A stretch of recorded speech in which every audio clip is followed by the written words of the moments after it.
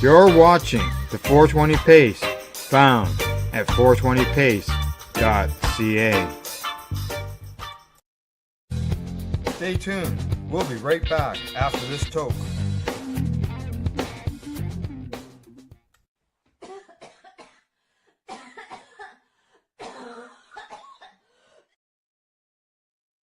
You're listening to the Pace Radio Network here at paceradio.net. The views expressed by the individuals during this broadcast are their own opinions, and they may not be the same as those of their group or other organizations they may be involved with. All medical advice during our broadcast is not a medical opinion and should be checked with your medical physician.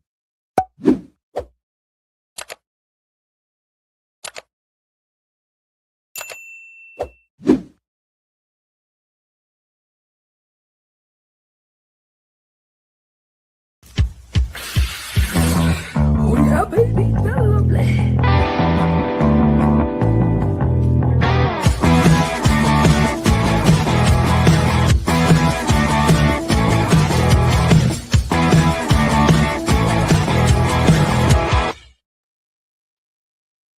Good morning and welcome to Psychedelics and Cannabis Educational News for March the 3rd here at paceradio.net and 420pace.ca.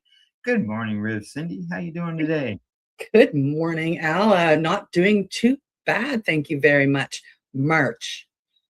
That's right, but I'll tell you, it still feels like friggin' February out there. Minus 25 this morning. Oh yeah, it's cold here. Not that cold. I think it's right now. It's like minus 10 with the feeling of minus 17. So. Oh yeah. Well, long range though, within the next week, we're talking like 7, 8, 9, even 10 degrees. Yeah. And a pile of rain on top of that, along with a couple feet of melting snow. What's there to worry about? Well, I remember a few years ago here in Nova Scotia, 3 years ago, we hardly had any snow. And when we came out of that, our spring and summer were horrible. At one point in time, somewhere between a sixth and a fifth of my little tiny province was on fire.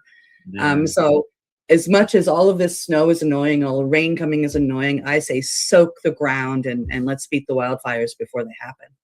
Yeah, and fill the swamps. I know that we went by several swamps there last year when we were out, and they were dry. There wasn't any water in them. So that's I was thinking along the same line as you, as we did. The ground does need that water.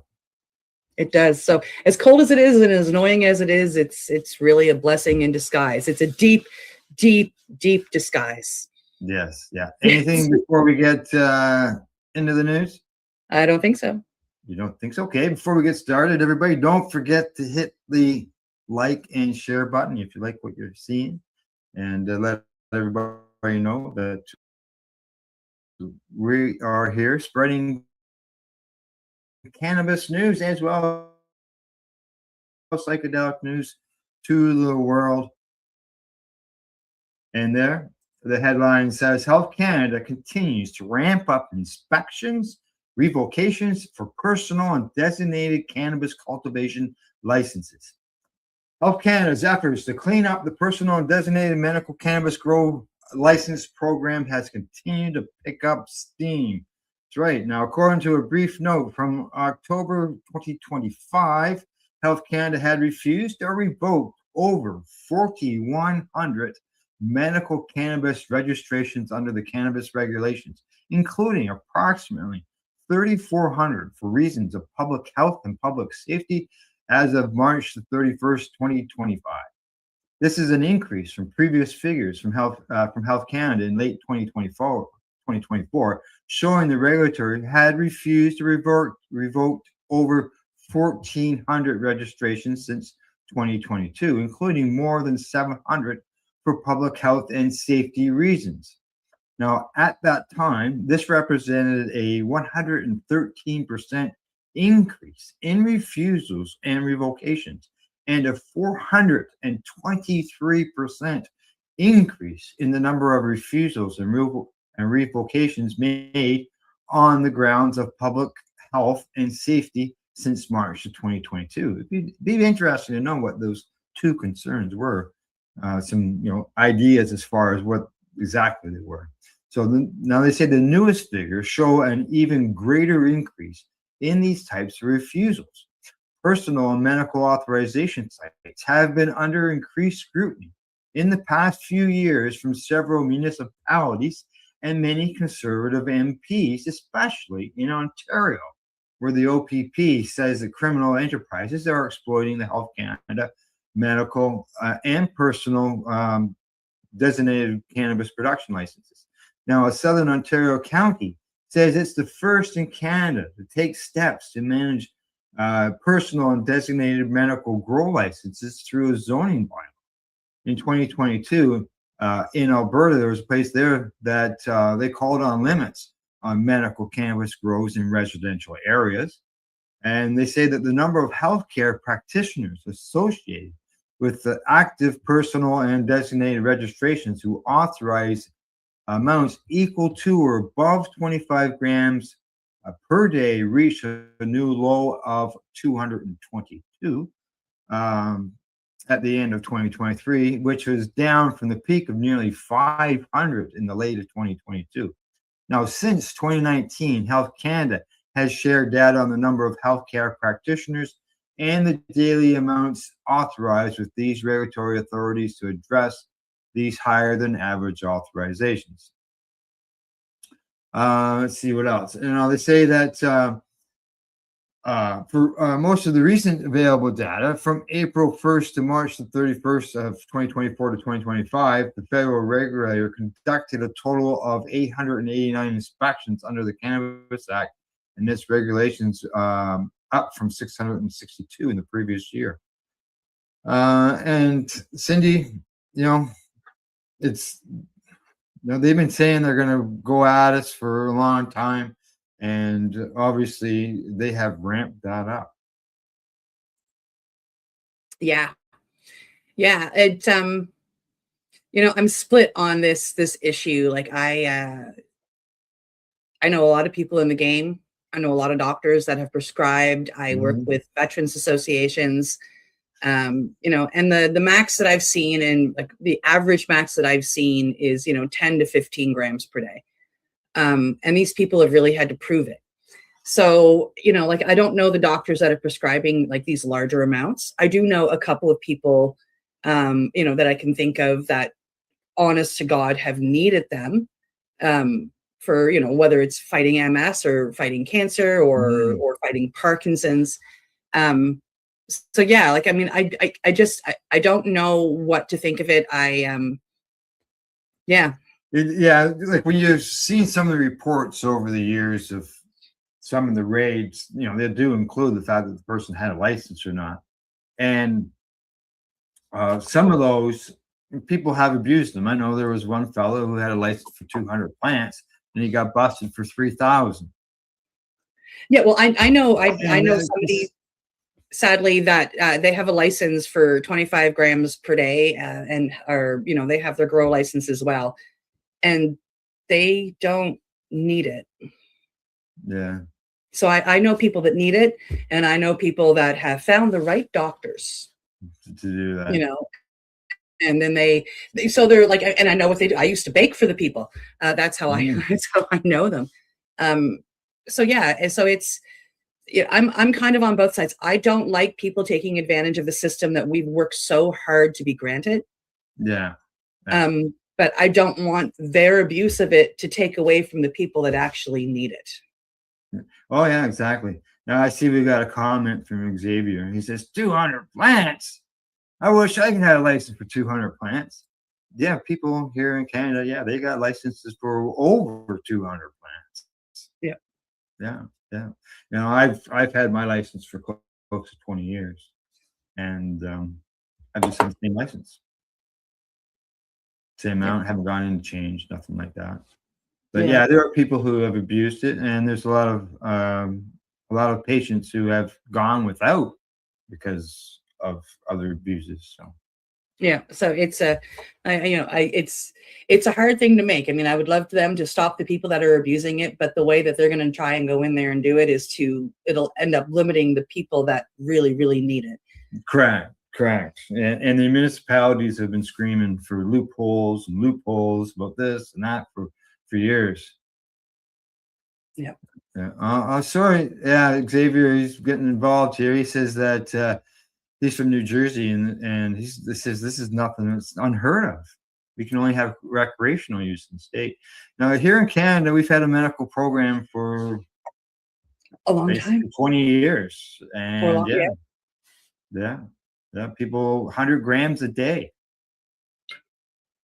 And you get five plants per gram. Wow. Do the numbers if you're growing indoors, right? So Yep. yeah. Yep, All right. sure. From there, we should move on to the next story. Absolutely. The next story is coming to us from Cannabis Health News. Mother of all cannabinoids, the rising potential of CBG and CBGA. I've recently been doing some work with this particular cannabinoid, and it's pretty amazing. While THC and CBD remain the most recognized cannabis compounds, researchers are increasingly turning their attention to a lesser known cannabinoid, often called the mother of all cannabinoids, CBG, and the acidic precursor CBGA.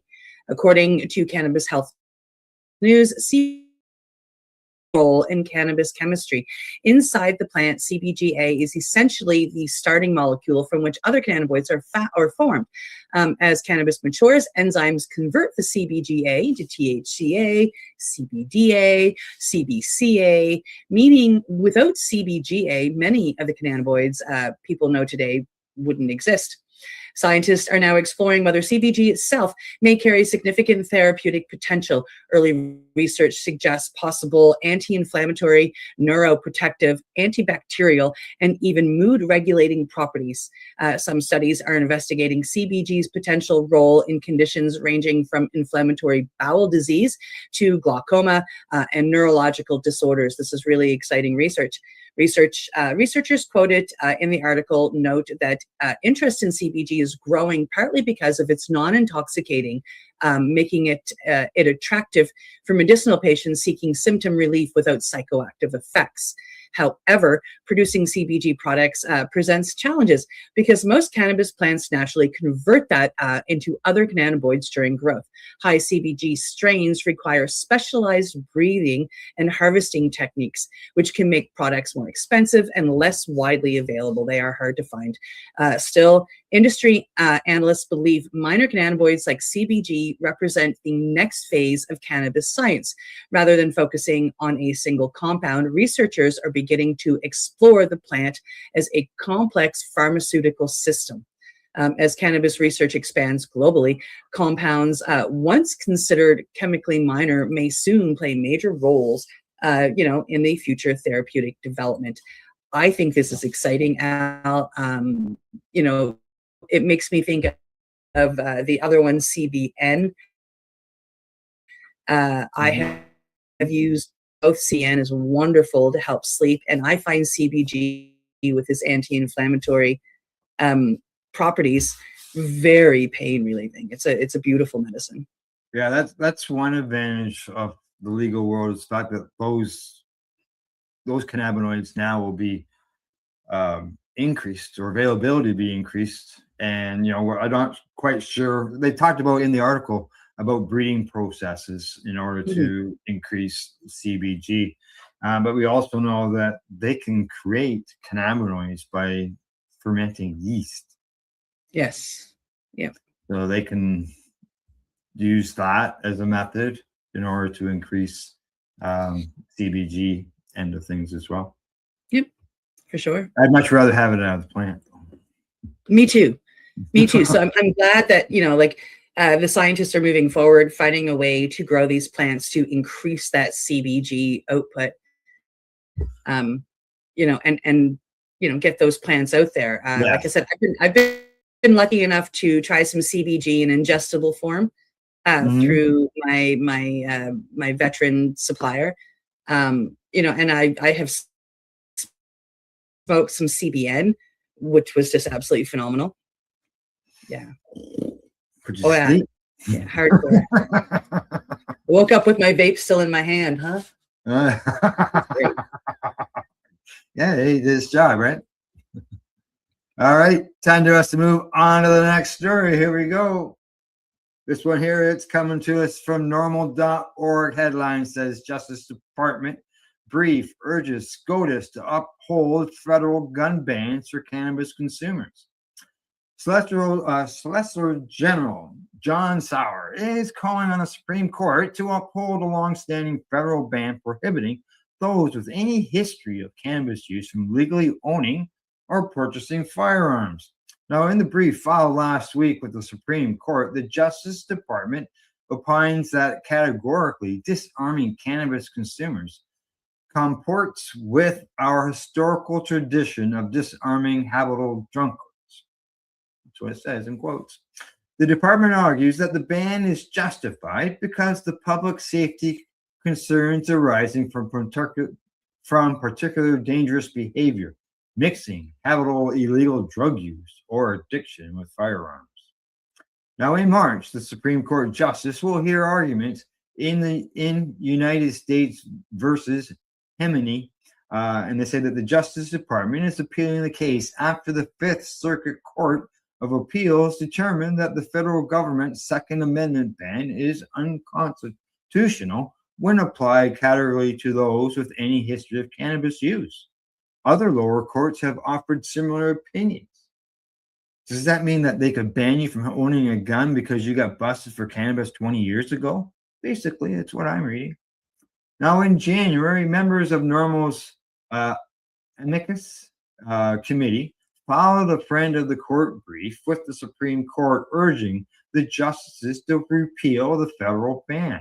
They say, for centuries, Americans cultivated, consumed, and prescribed cannabis without any suggestion that doing so warranted loss of firearm rights. And state legal medical cannabis users readily continue to do so today with the protection of Congress. Now, NORML's brief explains the historical analogs the government identifies concern temporary restrictions on carrying or firing weapons while intoxicated or on persons adjudged dangerous, not blanket bans for all users of a disfavored substance. Exactly. For decades, the federal government has asserted that the 1968 prohibition on firearm possession by unlawful users of federal controlled substances should be applied broadly, effectively criminalizing gun ownership based solely on past cannabis use, even absent intoxication or dangerous contact. Earlier this year, however, the Bureau of Alcohol, Tobacco, Firearms, and Explosives published a proposed rule in the Federal Registry revising its interpretation of unlawful users. Under the proposed rule, federal prosecutors would be required to show evidence of regular or compulsive drug use over an extended period before restricting an individual's amendment's rights. You know, Cindy, I'm not a big gun person. I've actually been on the wrong end of a gun crime, but I'm totally supportive of these people having access to guns. Just because they smoke cannabis, there's no reason to take their gun away. No. Like people can get drunk. They don't take their gun away because they might get drunk and have their gun. Whereas they're saying basically the same thing with the cannabis. No, and traditional, especially here in North America, traditional hunting trips involve a lot of booze. No, they sure do. They hardcore do, right? And I've been hunting. I've been using weapons since I was 7 years old. Taught how to properly use them, properly clean them, how to handle them. And I've got my pal here in Canada, so I mean, I'm baffled at that. It's coming from people who just are unknowledgeable when it comes to cannabis. Big time. Exactly.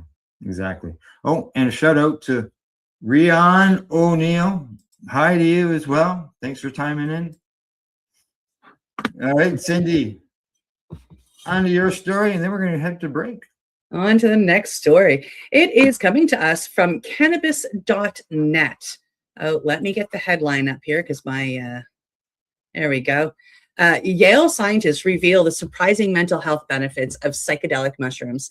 New research connected to scientists at Yale University is adding momentum to growing evidence that psilocybin, the active compound in psychedelic mushrooms, may significantly benefit mental health treatment. The report highlights findings suggesting psilocybin therapy can help reduce symptoms of depression, anxiety, and emotional distress, particularly in individuals who have not responded well to modern-day treatments. Researchers are increasingly interested in how psychedelics appear to work differently from modern-day psychiatric medicines. Rather than simply suppressing symptoms, psilocybin may temporarily increase brain connectivity, allowing individuals to revisit entrenched thought patterns from new psychological perspectives. One researcher described the experience as helping the brain become more flexible, interrupting rigid cycles often associated with depression and trauma. Participants in controlled studies frequently report lasting improvements in mood, emotional openness, and overall well-being following guided therapeutic sessions. Scientists believe these outcomes may stem from both neurological changes and the meaningful psychological experience reported during treatment, the trip. Importantly, researchers stress that these benefits occur with structured clinical environments that include preparation and integration support. It's not a casual or unsupervised use, and that integration is where the real work comes in. At regulatory agencies worldwide, or as regulatory agencies worldwide begin approving expanded psychedelic trials, institutions once cautious about the field are now actively contributing to the research. The growing involvement of universities like Yale, and here in Nova Scotia, the University of Ottawa, and one out in BC, signals how rapidly psychedelic science is moving from controversy towards medical legitimacy. For many researchers, the question is no longer whether psychedelics have therapeutic value, but how healthcare systems may responsibly integrate the use of them, in the years ahead. And I think that, I don't think it ever should have been taken out of medicine, but because it did, this is a fight that we have, and it's really great to see the universities getting on board, not just with the research, but with education. Yeah, exactly. They're coming at it from both ends, doing the research as well as educating people.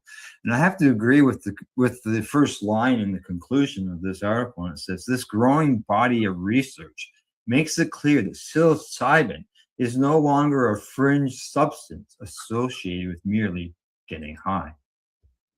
Which is an amazing quote. Thank you. Yeah. It's bang on as far as I'm concerned. The stuff that we're reporting every time we do a report twice a week. Yeah, it's more than just about getting high. There's no doubt about that. Absolutely. Yeah. All right. That's it for the first half of the show. We're going to take a break. We're going to pay some bills, and then we got 4 more stories when we get back, including one on why we get munchies. That's in there, as well as some more studies on psilocybin. We'll see you in 3 minutes. You're watching Psychedelics and Cannabis Educational News. You're listening to the Pace Radio Network here at paceradio.net. Limestone City Hydroponics is Kingston, Ontario's hydroponics shop. Take your growing to the next level and create the optimal environment with a tent kit, or maximize your yield with an ebb and flow flood table kit. Either way, Limestone City Hydroponics has more sizes and options to fit your needs. Are you looking for the power of the sun that adapts to your budget? Then look no further, as they have professional grow lighting. They have indoor grow systems that are easy and cost effective, with many options to fit your living space and lifestyle. Cultivate your growing potential. We have everything you need to succeed. And if you can't make it to the store, they offer local delivery to the greater Kingston area. Remember, when you're looking for experts to help you grow, then look no further than the locally owned Limestone City Hydroponics, 105 Sunderland Drive in Kingston, Ontario. Call them at 613-548-0420. Are you looking to get your medical cannabis grow license? Limestone City Hydroponics can help patients through the process of obtaining their license to grow medical cannabis. What's that? You don't have a doctor. If you meet the medical criteria, Limestone City Hydroponics has a nurse practitioner who can assess and provide medical cannabis prescriptions. What are you waiting for? Contact Limestone City Hydroponics at limestonecityhydroponics.ca or call them at 613-548-0420. What do you find at paceradio.net? People advocating cannabis education. Enjoy the buzz of legalization with Campbellford Lifestyle Shop. From lights to plant nutrients, books, consumption accessories, and more, we've got all your basics to grow or consume cannabis. Visit our info center or take a look at our piercing services and body jewelry, now available in-store through Campbellford Lifestyle Shop, 17 Bridge Street West, Campbellford. Rerolled Saturdays. Check it out. Nothing but non-stop cannabis and psychedelic programming. Find it at 420pace.ca.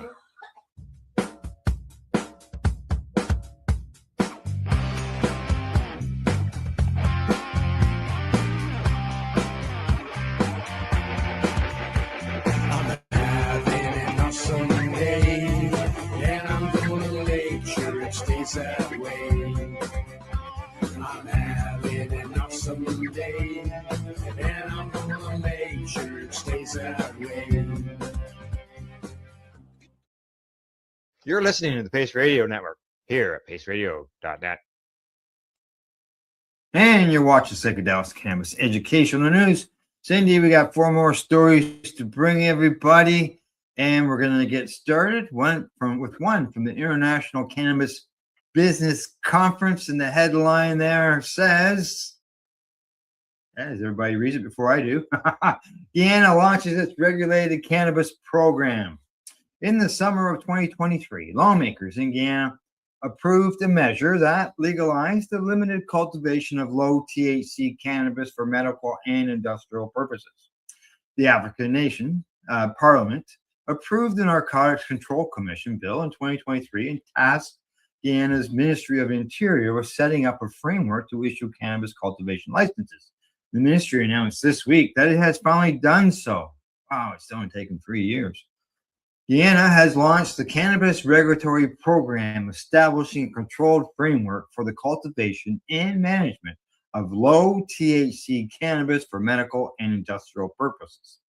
The announcement came during a brief press briefing in Accra, where the Honorable Muntaka Mohammed Mubakar, Ministry for the Interior, declared the program open for implementation. It says that Guyana's Ministry of the Interior wrote in a news release that this low psychoactive hemp is the same type legally cultivated in countries like Canada, the United States, the United Kingdom, and Germany for fibers, seeds, textiles, food products, and therapeutic applications. Now, during the press conference, the minister pointed out to the economic boost that Canada's legal cannabis industry has provided the nation. Canada adopted a national adult use cannabis legalization measure in 2018, with Canada's regulated industry model being far more robust compared to what Guyana has adopted. I'd say so. Now, the ministry outlined key anticipated outcomes, such as reduction in illegal high THC cultivation as farmers transition to legal alternatives, significant local and foreign investment, thousands of jobs, particularly for rural youth, and substantial state revenue from licensing fees and export. Now, in July of 2025, Guyana's current cannabis industry regulatory body, the Management of Narcotics Control Commission, engaged with the Moroccan ambassador, Mrs. Quadrille, to discuss Guyana's cannabis policy implementation plan. Now, additionally, members of Guyana's emerging cannabis industry are planning a trade mission trip to the Czech Republic as part of an ongoing effort to develop the country's cannabis industry and boost collaboration with other nations. Now, I don't know about you, Cindy. Yeah, with the way that was going there, it sounded like they were just going to allow hemp, but then they start explaining the Canada end of things and legalization. Yeah, they're definitely going low THC, but what is their low THC? Yeah, yeah. Right? Like, It's, are they going with the 0.3, which would be hemp, or Mhm. are they allowing it to go up to like maybe 3 or 5% or something like that? yeah, and yeah, well, that's like trying to restrict the limit of the height of the plant, like they tried here in Canada. It's hard to restrict unless they constantly Well, test no, it. but I mean, like all the growers that I know that when that first happened, and they're like, "So you just want us to keep topping our plants?" And fine. No restrictions on width. Right. So I know a lot of people that they ended up with bushes, like huge bushes. I mean, the same with me, right? Like my plants, I don't know what I do. They usually grow tall, so you have to keep bringing them down. And you end up with all of these tops, like all of these colas. It was really beautiful. It is. It's nice, isn't it? So yeah, it'll be interesting to see what happens. I'm sure that we will see follow-up stories. I'm curious to see what their low THC means. Yeah, yeah. You know, is it low cannabis, or are they going on the hemp side? Like that's kind And of. I gotta believe the cannabis advocates in the country must have celebrated 3 years for them to implement it. Like, I know people were, upset here in Canada because it was going to take a couple of years. Mm. It's like, Yeah. So I mean, like, and you know, as we know here in Canada, like once it's implemented, it'll be always evolving. So. yeah, and it needs to evolve more still. Yeah.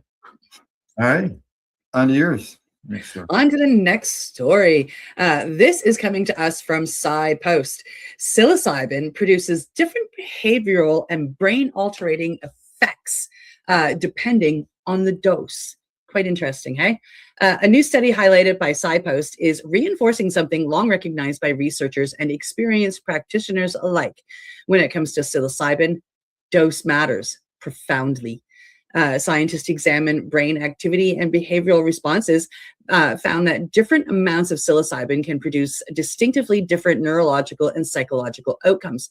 Lower doses appear to influence mood, perception, and cognitive flexibility in subtle ways, while higher doses produce much more significant alterations in brain communication patterns.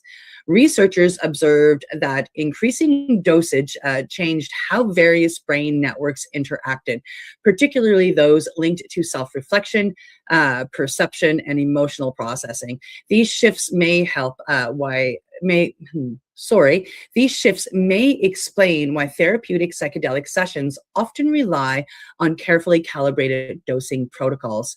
The findings also help clarify ongoing discussions around microdosing versus full therapeutic doses.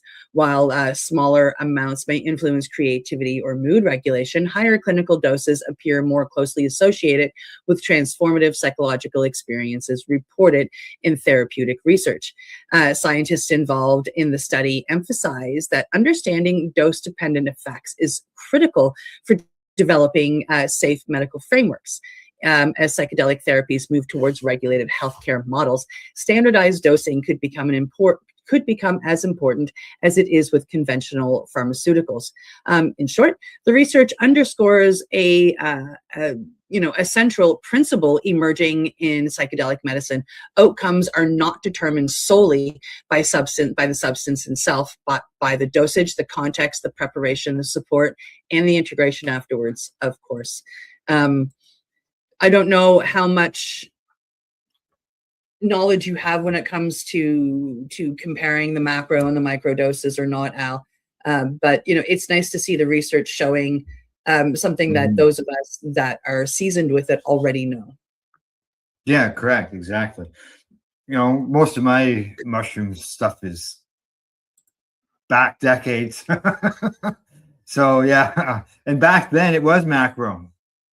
Yeah. There was, I never heard of micro dosing until, obviously later in life. But yeah, in the beginning, that's all it was macro dosing. Big doses. Yeah. Yeah. Big doses. And I've noticed, I work in a head shop here in Nova Scotia and chatting with some young people that come in. I've noticed that with, the 20s, era kids right now, it's still the same thing. Their psilocybin is very much macrodose. Yeah. Yeah. Yeah. It wasn't the mushrooms as far as the effects of them that bothered me. It was eating them. The squeaky. It's like curry, cheese curds. It's squeaky when you're eating it. I didn't like that. What I always did is I used to get mini pizzas when I was younger, and Yeah. some extra cheese, and then I'd cut up the mushrooms and put them on the mini pizzas and cover them with cheese. There you Then you go. can Hey. That helps. It All right. works. It works. Okay, on to our next story. This is coming to us from the Marijuana Moment. And the headline there says, scientists reveal what types of food the marijuana munchies may make you crave the most. Getting the munchies after using cannabis isn't just in your head. It's a real biological phenomenon that could hold important real-world implications for people suffering from conditions associated with appetite loss, such as myself with Crohn's disease. Now, according to a new study that also identified some of the most commonly desired food items while high, researchers at Washington State University and the University of Calgary sought out to investigate the well-known cannabis experience, which is often comically portrayed in the media as a hunger-inducing side effect that's coupled with copious consumption of Doritos and other unhealthy snack foods. Yeah, exactly. Well, that might be how some people manage the munchies. The appetite stimulation associated with cannabis has the potential to meaningfully help people with serious health conditions, the researchers said in the study, which has recently been published in the Proceedings of the National Academy of Sciences. Getting the munchies after using cannabis isn't just in head, as I said. I don't know. See how I got stuff doubled up here. They say that people that might be how people manage the munchies. They say the appetite stimulation associated with cannabis has the potential to help people, as I mentioned. Now, the human clinical trial involved 82 volunteers, aged 21 to 62. Now, the participants were randomly assigned to vape either 20 or 40 milligrams of cannabis or a placebo for the control group, and were assessed to determine what kind of factors might impact the appetite effect. The study also involves similar assessments using a rat model. Interesting, the study found that people didn't universally gravitate towards one type of food option over another. Some participants were inclined to eat carbohydrate-heavy foods. Others preferred proteins, and some fell closer to the stereotype of choosing fatty snack foods. But there were some things in common, if unexpected themes. Beef jerky was the number one things intoxicated people gravitated towards, which this writer doesn't understand. I don't understand either, but I don't eat beef jerky. Honestly, they say I would have thought chocolate chips, Rice Krispies, treats, and things like that, according to the writer. He says, adding that water was among the most desired items. Water. Odd.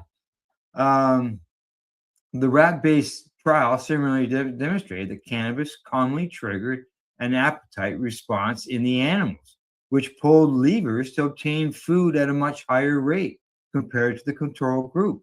The sober animals are kind of like, I'm full, why do I care? They don't put in any effort at all. They barely work in any capacity to get access to food. The University of Calgary's Matthew Hill says, but you get them stoned again, and even though they're now full and they've eaten, they get right back as if they're starving. The same thing we saw in the humans, we saw in the rats.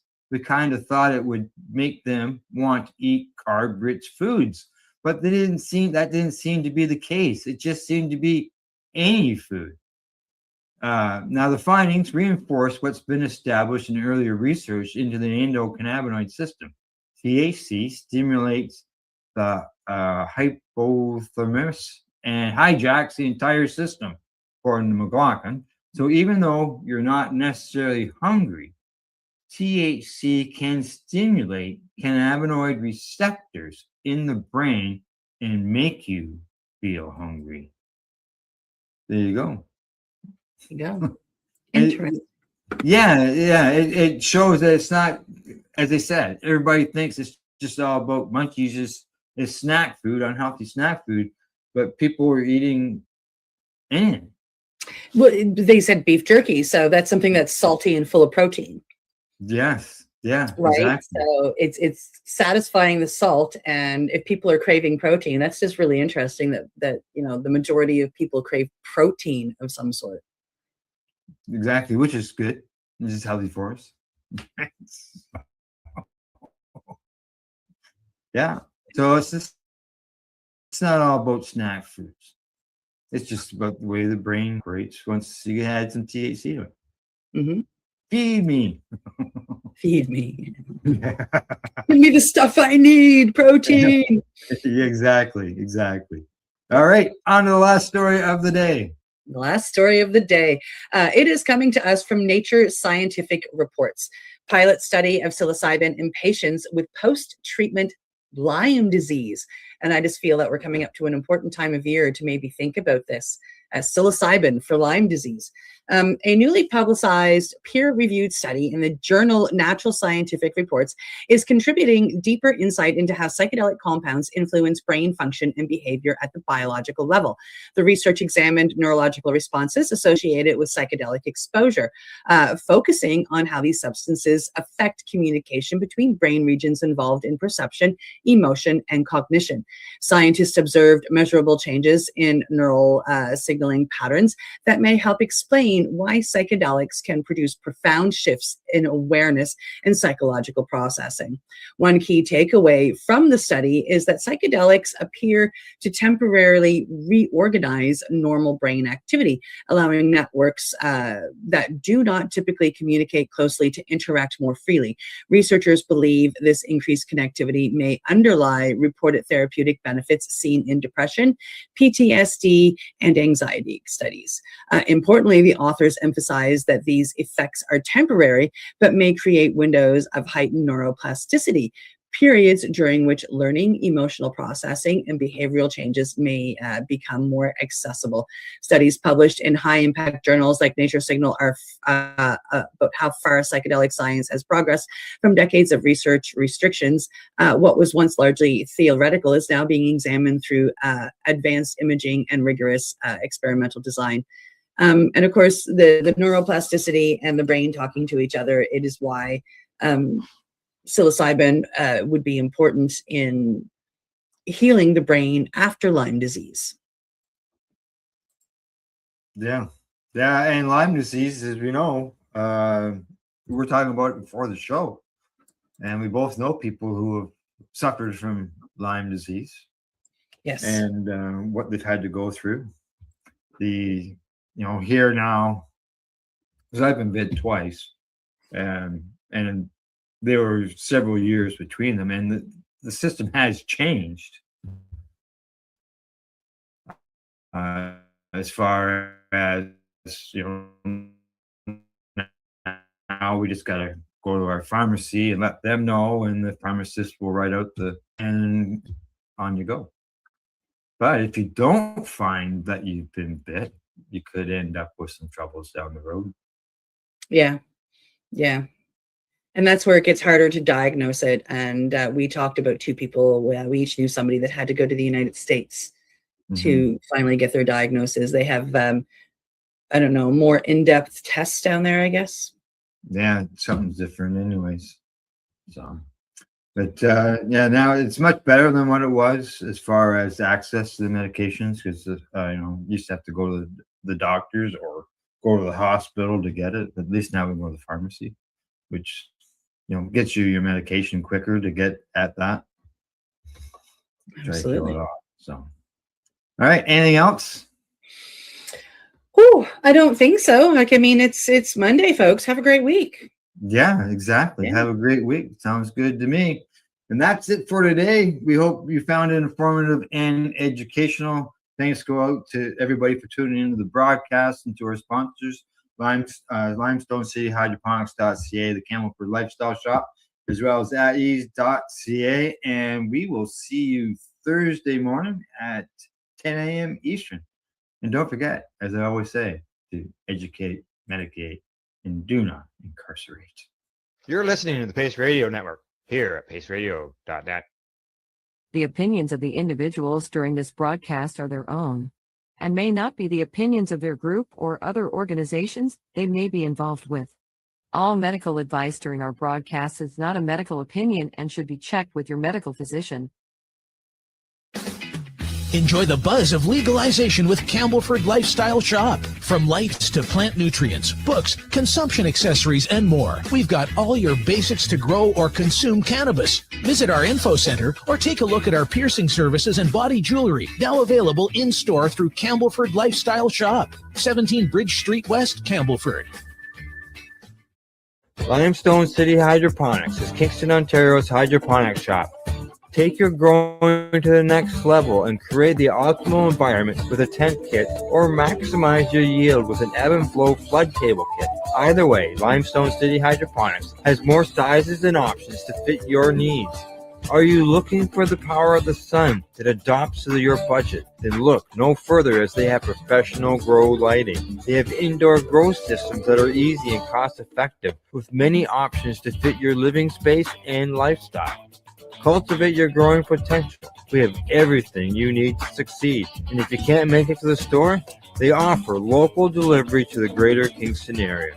Remember, when you're looking for experts to help you grow, then look no further than the locally owned Limestone City Hydroponics, 105 Sunderland Drive in Kingston, Ontario. Call them at 613-548-0420. We are people advocating cannabis education here at paceradio.net.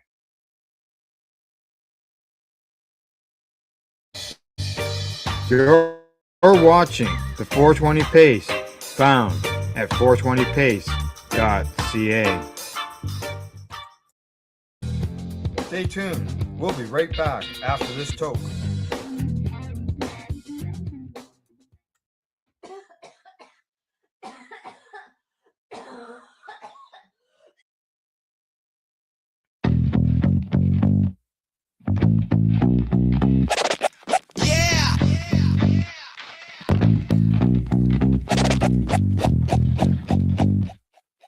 Crack the window, man. Crack the window, man. It's funky in there. Got that loud in the jar smell hitting through the glass. Pass once, eyes low, whole crew finna crash. Ash on my shirt, got burns on the couch. Neighbor at the door like, what's that about? Sticky on my fingers when I break that nug. Whole block know when we spark that thug. That funk in the room, got the paint all wavy. Head so hazy, talking slow, move lazy. Yeah, stanky weed in the air, yeah. Funk so thick, you can taste that flavor. Roll it up, pass that share. We don't rush nothing, we just tilt that prayer. Stanky weed in the air, yeah. Whoa, whole place jump when the smell get there. We just flow, don't care. Stanky, stanky, stanky in the air. Back porch vibes, old boombox knocking. 2 puffs in, whole crew start rocking. Cousin in the corner trying to freestyle sloppy. Laugh so hard that the ash hit the lobby. Grease on the pan, cooking snacks at 2. Munchie run wild when the pack came through. Eyes like slits, but the grin real wide. Got funk in my lungs, got love in my stride. Stanky weed in the air. Yeah. Funk so thick you can taste that flavor. Roll it up, pass that share. We don't rush nothing, we just tilt that prayer. Stanky weed in the air. Whoa, whole place jump when the smell get there. We just float, don't care. Stanky, stanky, stanky in the air. Got me sinking in the sofa, mind on mute. Homie talking about life like an old kung fu. Hit that. Room smell rich like $100 bill stack. Room smell rich like $100 bill stack. Stanky weed in the air. Yeah. Funk so thick you can taste that flavor. Roll it up, pass that share. We don't rush nothing, we just tilt that press. Stanky weed in the air. Whoa, whole place jump when the smell get there. We just flow, don't care. Stanky, stanky, stanky in the air.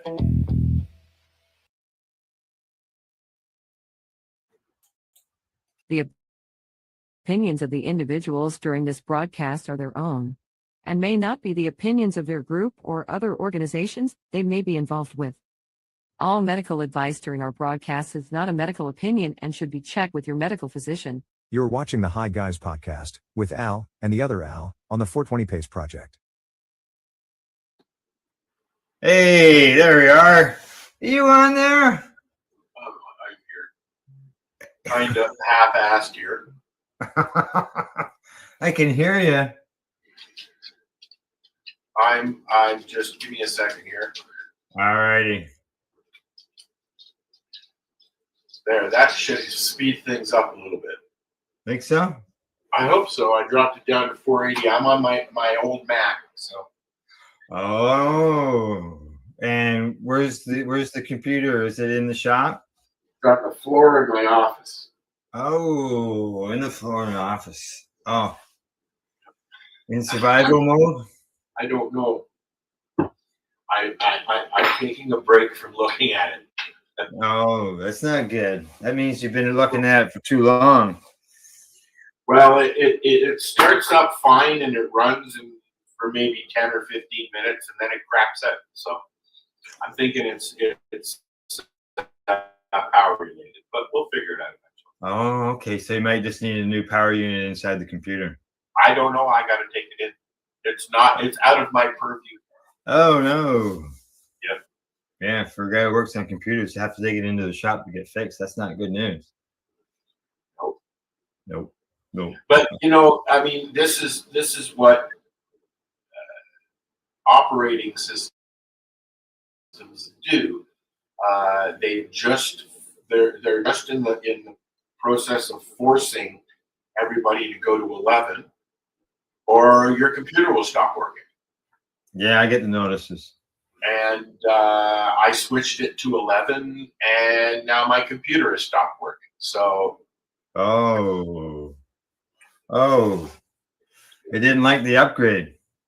Well, it runs great. Like I said, I think there's more to it. Yeah. Well, it runs great, but only runs for 15 minutes, right? Which makes me think that it's a power related thing. So. Right. Well, hopefully you got it up there in the north. You got a handy dandy computer shop. Yeah, we've got one here. Yeah. But unfortunately, that makes it being up in the north very expensive. Yes. It's not like I can go into the Best Buy down the road. No, that's true. Best Buy down the road is 3 hours away. 3 hours. Oh, mine's 30 minutes, but I might as well just go to Sault Ste. Marie for fuck's sakes. Wow, really, eh? Just as far? Pretty much. Yeah. And it's not as if you can just order the part online and hope that it's the right one, and that's all. Well, yeah, I don't know. I don't know what the issue is. I've upgraded. I've reset the system. I've upgraded the firmware. So time to take it in so I can stop festering about it. Right. Well, hopefully you can get her solved, and you don't have to run on the old Mac for too long. It's working. So yeah, it hasn't crashed yet. I was going to go outside, but it's like I said, it's very damp out there still. I mean, there's dew everywhere on the table. Well, I know that we finally got our first rain in quite a while. Even our weeds were dying. It was so dry. We've been getting a fair amount of rain. We've had a lot of storms. I lost another window on the greenhouse. Had to put it back in. Yeah. Thank God for gaffer tape. Oh, we finally got some rain late yesterday, after supper actually, and so the rain finally showed up, and it was, I don't know, friggin' downpouring for an hour. I got stuck in the garden shed. I could have I just saw that. Yeah, I saw that. walked through the rain. Like, there's nothing stopping me.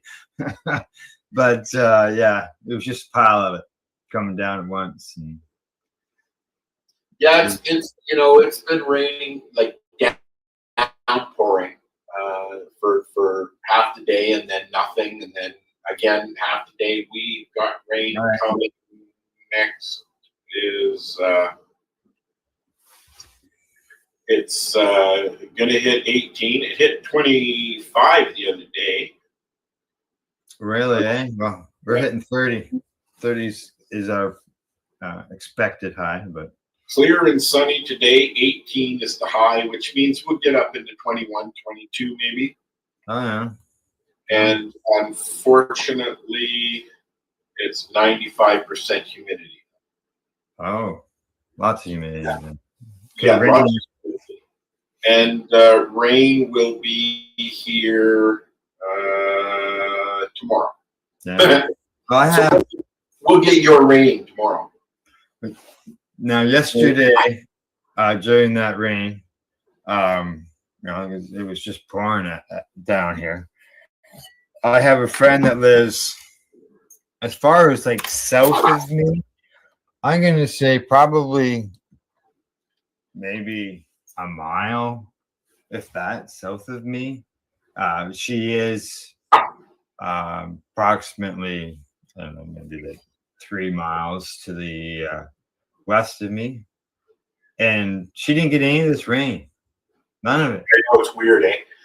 We just got, like it was running because the ground was so dry, it couldn't absorb fast enough, and it was just running across the yard. Like it was a stream where there wasn't normally one.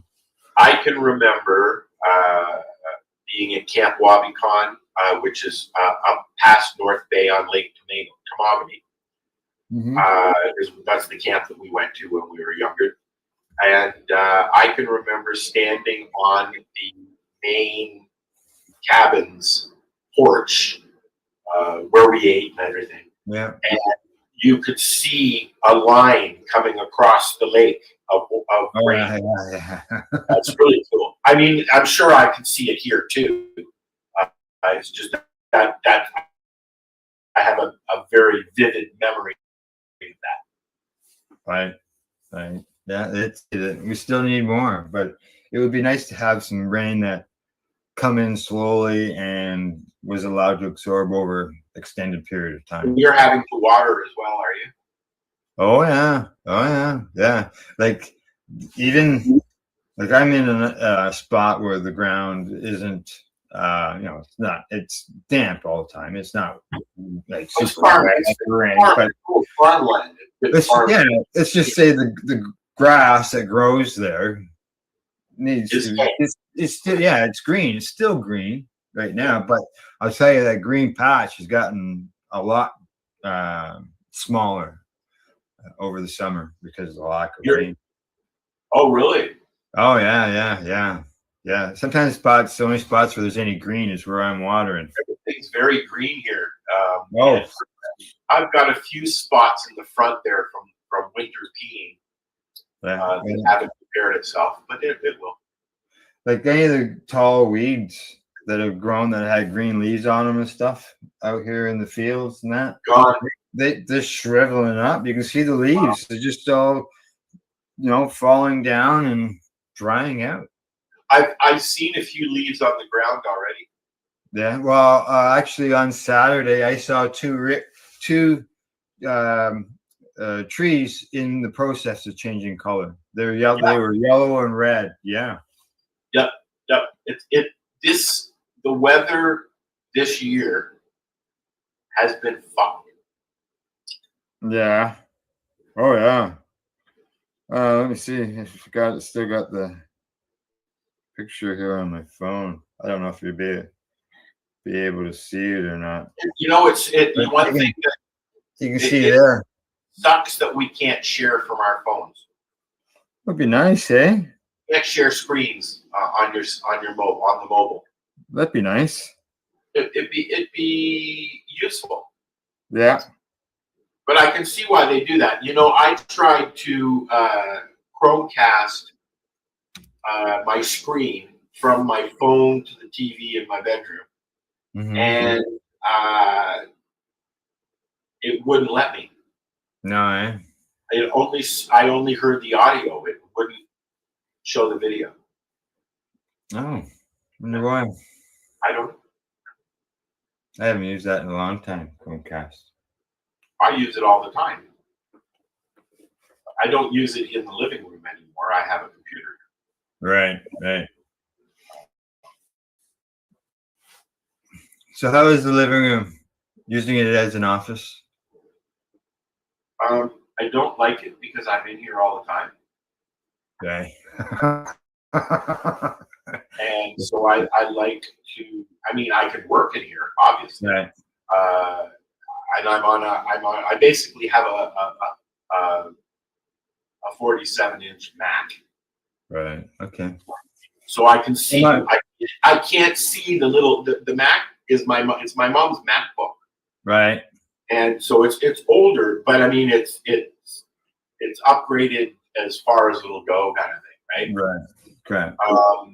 But the screen's only 14 inches. Oh, that's small. So my eyes have just gotten used to sitting in front of two 21-inch screens. Yeah.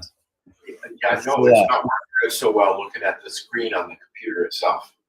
Mm-hmm. Okay. Okay. All right. I got a question for you. And I think you know what it is. Here it comes. Not doing it. What are you smoking? I think I'm going to change that. I'm going to make it an ape asking that question. Oh, yeah. An ape, did you say? Or a rooster, maybe. Rooster? So, yeah, what are you smoking? I got what's called a big bag of buds combo. I know you can't see it, but I showed it. And what it is it's an indica and it's a hybrid. No, an indica and a sativa this time. And what it is it is Thunder cookies for the indica. Yeah. And I can get 14 grams of that. And ultra sour for the sativa. The ultra sour is ultra sour and lemon margie.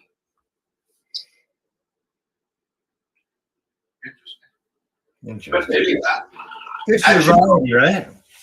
I like having more than one strain. I get very cranky after a little while smoking the same strain. It doesn't matter what strain it is. It just I get used to it. It doesn't work. Yeah. So last night I got up after a nap and I made cookies. Uh-oh. I'm going to get one in a minute. And I had a few of them, but because of the chocolate and the sugar and the cookies, I didn't sleep so well until I fell asleep. I didn't fall asleep. I wasn't like, oh. Right. But what I found interesting is I had 2 this morning. Mm-hmm. I threw a load of laundry in. I did a load of dishes. I've been up since 5 o'clock. I had a nap. 5. Oh, too early for me, man. 4:30 actually. No. Well, you know when the cat comes in and goes, wow. Right, Steve? Yeah, I do. I do know what you mean. He's having a nap at the moment. Right? Oh yeah, I was decided we wanted to throw a hairball. So. Oh, happens. 3:30, 4 o'clock. Yeah. That's okay. I wake up around then and go as well. So. I don't.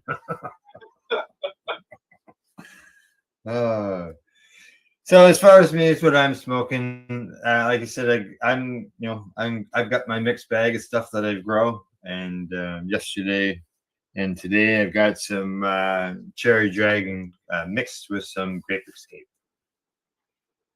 You know what really mixes nice of yours is that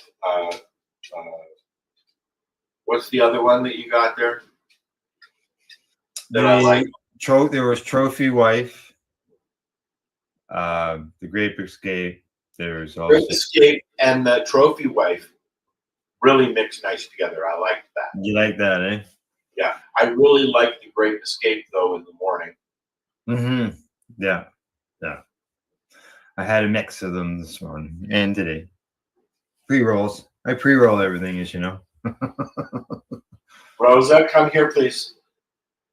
Uh-oh. What's Puppy getting into? The kitchen.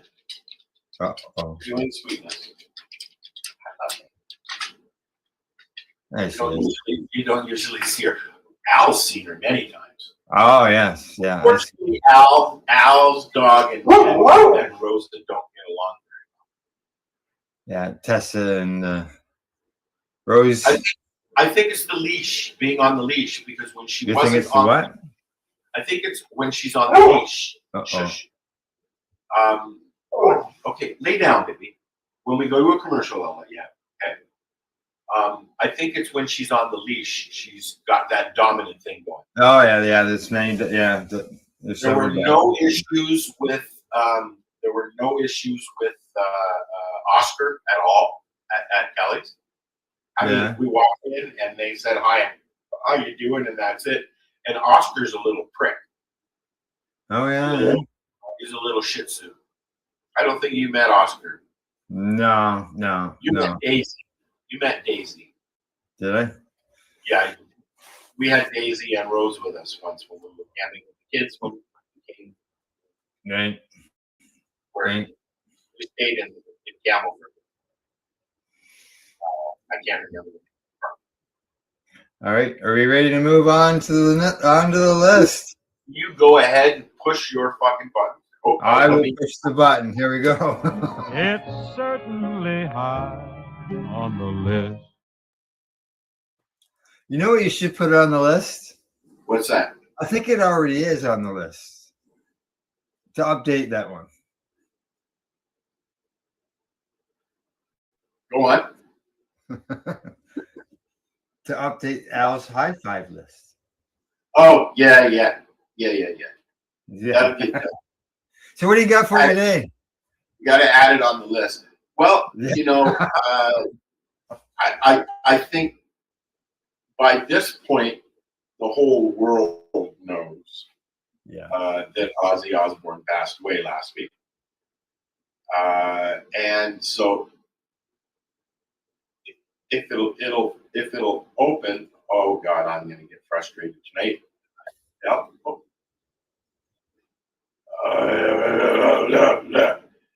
Okay, are we ready? I can bring it to What's the that? screen. Yeah. You want me to add it? Yes, please.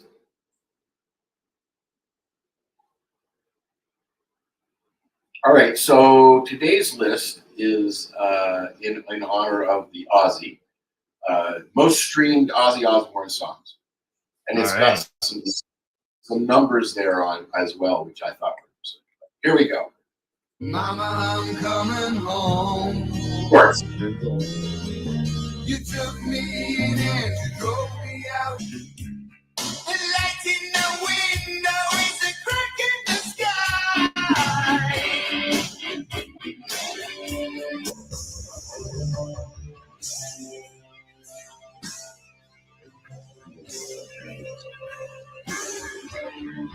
Can he walk and talk, or if he runs, why don't you take what you want from me? Take what you need from me. Take what you want to go. Crazy, but that's how it goes.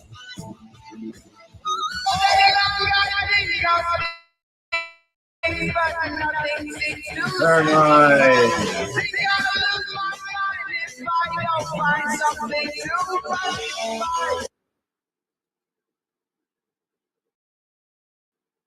All right. Good list. So, and just on the Ozzy thing, you know, I watched the procession. Yeah.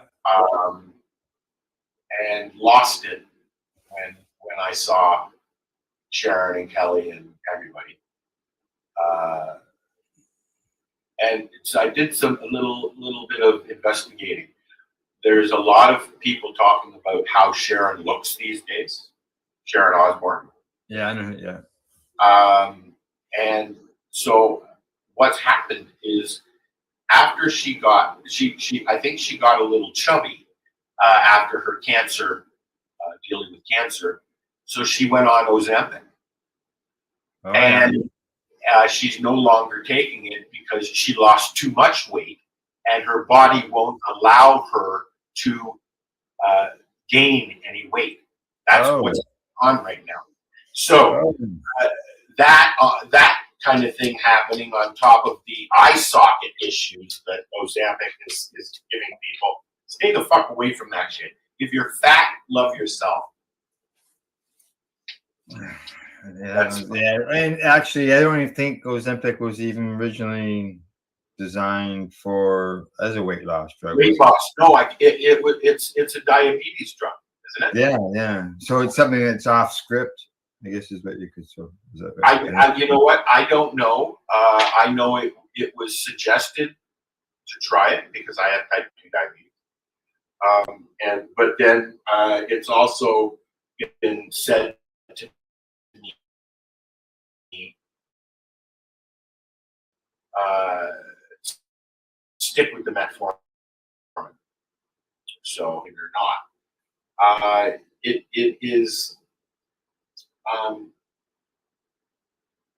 once you graduate to insulin, you can't go back. Oh, okay. Okay. I mean, I'm sure you can with help of other drugs, but generally, because you're taking over giving your body insulin, if you don't do that, it becomes an issue, obviously. I won't do it. I will stick to metformin and try and keep things at bay. That way. Looks like Stephen has appeared in the video. Stephen. Yeah, he's always been here. He was on the couch laying down. Oh, is he? Okay. I see he's right there front and center. He's usually within a few feet from me. Yeah. All righty. Anything else on your list? No, that was it. I thought that it was fitting to do that. I mean, I was a big Paranoid and War Pigs fan, so it was good to see them on the list. I wasn't prepared for that. I don't think a lot of people were prepared for that, especially after the big concert. Oh, of him passing? No, nobody was prepared for that. And as far as I have seen, it was they haven't given a cause. Yeah, I haven't heard of one either. They life flighted him and worked on him for 2 hours before they put him on the aircraft. So do you think that maybe he knew and this was his last, he wanted to do one more concert before he passed? Was it Keys Butler? Is that his name? From Black Sabbath. Okay. The bassist. Okay. Said in a comment that when he saw him after the show and leading up to the show, he was very frail. He could not walk hardly at all without some assistance. But he was there. He was Ozzy. Oh yeah. I recently watched all of the Osbournes, as well as the Basement tapes, which was done last year. Oh, okay. They finished up with 2 seasons last year. And some days he was very slow. Some days he was very garbled. You couldn't understand what he was saying. But that's what the medicine did.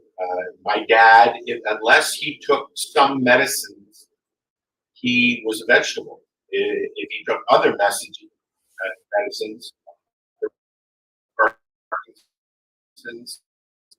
he could have a conversation and move. Cannabis, with cannabis, doing the whole thing, couldn't verbalize or anything. He smoked a joint. Within 20 minutes, he was having a conversation with his son. I worked with a patient whose daughter walked into her father, finding him shaving. He hadn't shaved in years. Somebody had to do it for him. Having some cannabis. Yeah. My dad said, I even walked in the house with cookies, and he said, no, thank you. I don't. Saying that, my father was a psychiatrist. Yeah. Old school. Got his doctorate at Harvard in psychiatry, and he was a pill doctor. He was a behavior modification specialist. Cannabis was not on the list. No. But funny enough, my first project in high school was about cannabis. That wasn't in high school. It was in at Jesse Ketchum Public School. Was about cannabis, and he helped me with that. I had that first project in school where you have to make something, a volcano, a slideshow, things like that. I made a volcano in those days. I put some boards together, put some pictures on a board, stuff like that. Yeah. Had a big speech. I was probably 10, 12 years old back then. Yeah. Things we can remember 50 years later, eh?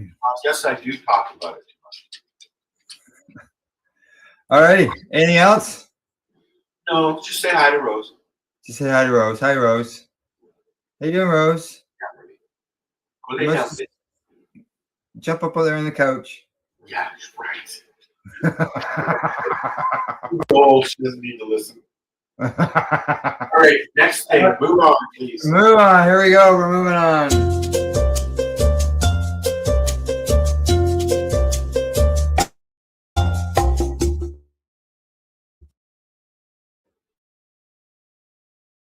And while you're doing your foods, I said about the cookies this morning, Al, I didn't wake up with any pain. Oh, that's nice, eh? You can do And that. even right now, I mean, it's there. I can feel it, but it's tolerable, and that's from. And so I just wanted to insert a little recipe of my own, if you don't mind. Oh, sure. Yeah, no problem. All I did was I took a pound of butter. Yeah. A gram of fecal, full extract cannabis oil. Yeah. Heated up the butter. Put a gram of oil in the butter. Yeah. And then used the Betty Crocker mix. Mm-hmm. Mixed it all up. 8 minutes in the fridge, or in the fridge. That wouldn't work out so well, would it? 8 minutes in the stove, and voila. Okay, so you go on. What do you got now? Peanut butter stuff? No, I got what I've got right now for everybody is maple syrup. How to make cannabis infused maple syrup. This comes from the 41 Cannabis Company, and they say what you need is a double boiler, a oven, some cheesecloth, a baking sheet, and tin foil or parchment paper, whatever you prefer that way. Ingredients is, let me just close that off there. Ingredients is 4 cups of maple syrup and 5 to 7 grams of ground cannabis bud. Wow. Yeah. Or if you want to make it stronger, I guess you could add more to that if you want. And they say to decarb your cannabis first, put it on a baking sheet. They suggest tinfoil. I prefer to use parchment paper because I have found with tinfoil is that it sticks to it. You know what? I used tinfoil trays that I got the other day, fresh ones, and I use they have little parchment. bevels where the cookies go. They have a little circle and little bevels, and it didn't Okay. stick at all. I use parchment paper and then wrap the parchment paper in tinfoil. So decarboxylate it, as I said. Set it up in a double boiler. Pour maple syrup into the top bowl and let it heat up until it's 160 degrees. So get a candy thermometer. Once cannabis is decarbed, place it in the cheesecloth and tie it up into a bundle and make sure no cannabis can escape. Submerge the cannabis cheesecloth bundle in the heated syrup for 1 to 2 hours. After the time is up, remove the cheesecloth from the syrup, squeeze out any remaining syrup from the cheesecloth, and let the syrup cool before serving. Pancakes, please. Pancakes, everything. So simple, easy recipe, and I am going to put that in the chat. Okay. Look at that. I just used full screen for the first time. Did you?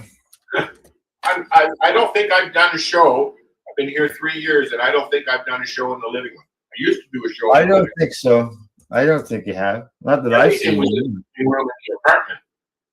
Even in the trailer was in the living room. Okay, so maple syrup. That's in the chat. Everybody get that? All right. Now I've also got another one, and the maple syrup. Not only can you use maple syrup on your pancakes and your waffles, but don't forget you can put it in your ice cream too. You know what? I like maple syrup is a very, very strong flavor. A very heavy flavor. Strong flavor? Yeah, it's a little much for me.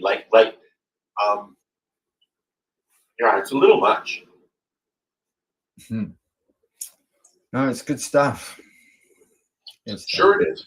Not when you're diabetic, though.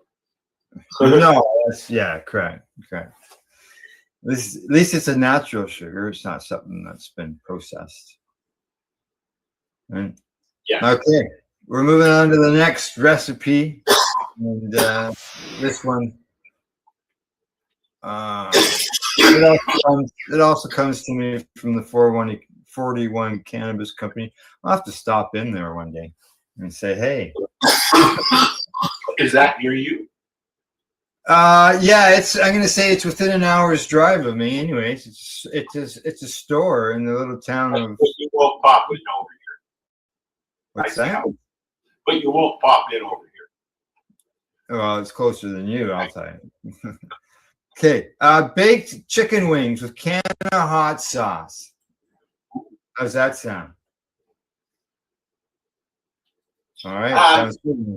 I'm not a big chicken wing fan. Oh, aren't you? Holy smokes. I gotta think bones. I can't do bones.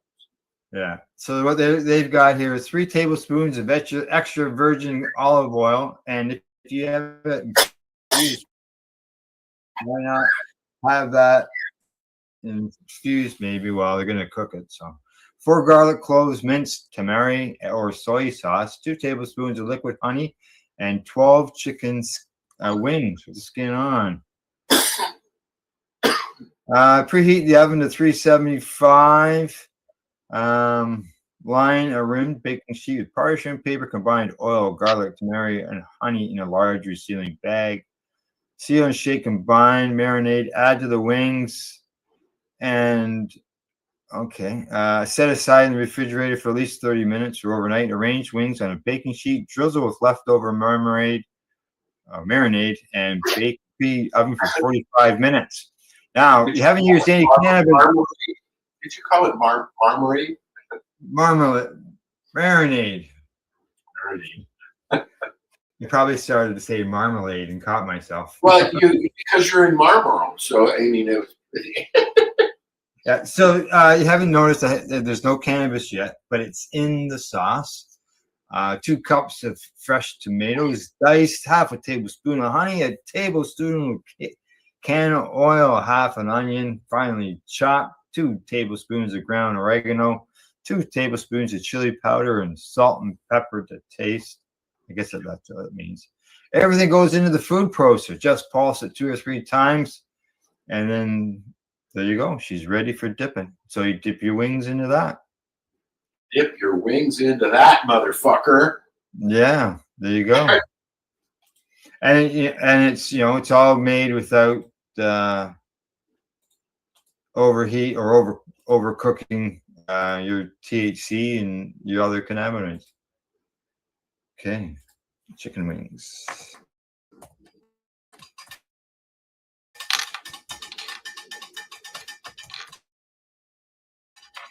Chicken wing. Not a fan, like I said. Oh, yeah. Well, I'm not really into bar food, right? Unless there's roast beef there.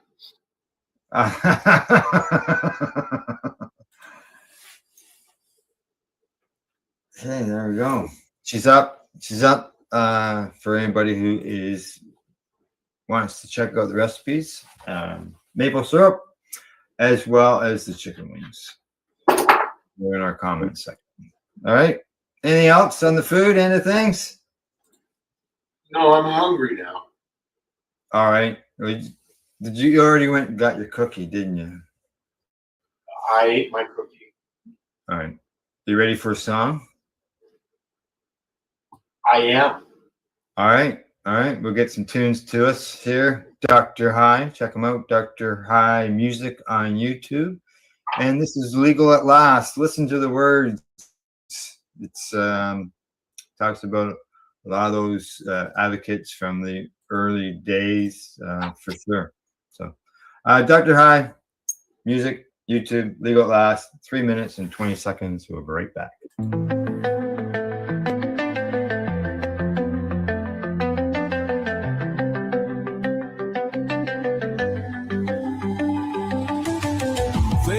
Us up, they took our names for rolling dreams. They gave us chains, families torn, lives erased. A war on truth, a war on race. The cells were filled, the streets ran cold. The laws were written in blood and gold. 1 billion lost, but no one paid, except the ones they locked away. Then the walls fell down, the smoke poured through. Suddenly they said it's safe for you.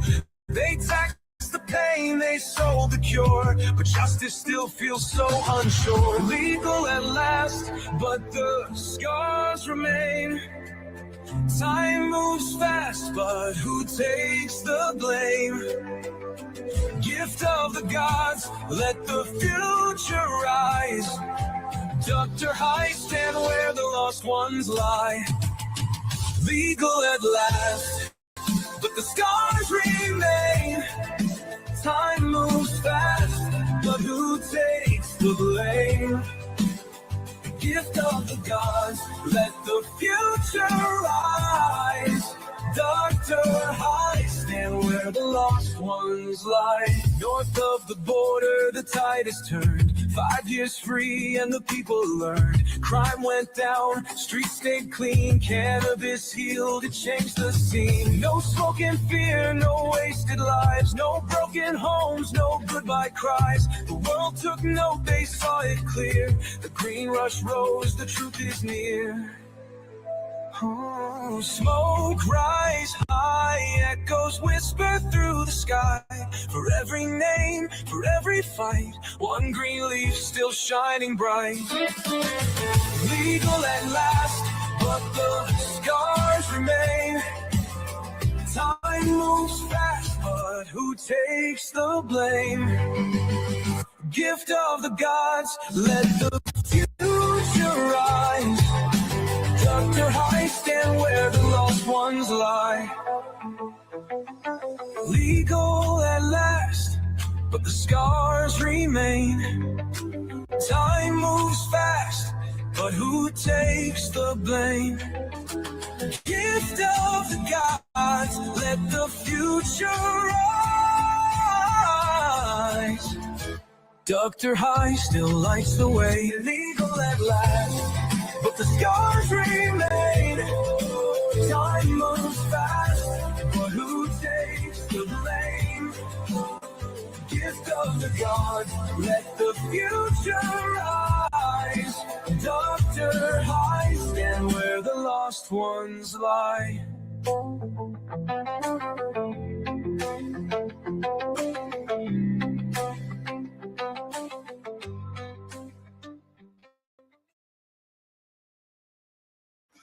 All righty, there you go. Legal Lost by Dr. High. Check him out. Dr. High Music on YouTube or Dr. High's emblem on Spotify. Do a search for him on Spotify and you'll find. There's a few places where he's at, and I see he's been putting up new stuff quite frequently. Yeah. Dr. High's Anthem. I think that's what it is on Spotify. So, all righty. From tunes to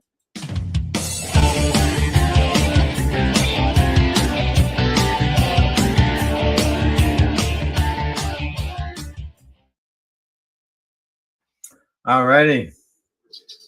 I don't think I did this in the last show. If I did, let me know.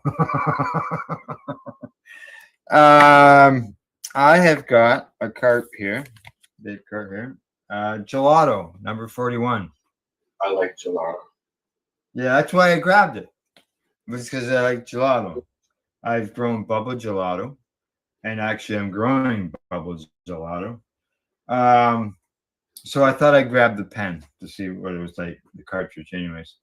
This one is, it's a gram. It's resin.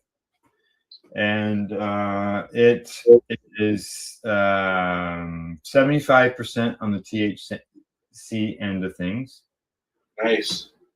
And price? Price? The normal. Yeah, $47 with tax. So yeah, $50. Yeah. CBD is 2.5%. And they say that terpenes is almost 11, 10.75, 10.5. Nice. Let's see what else.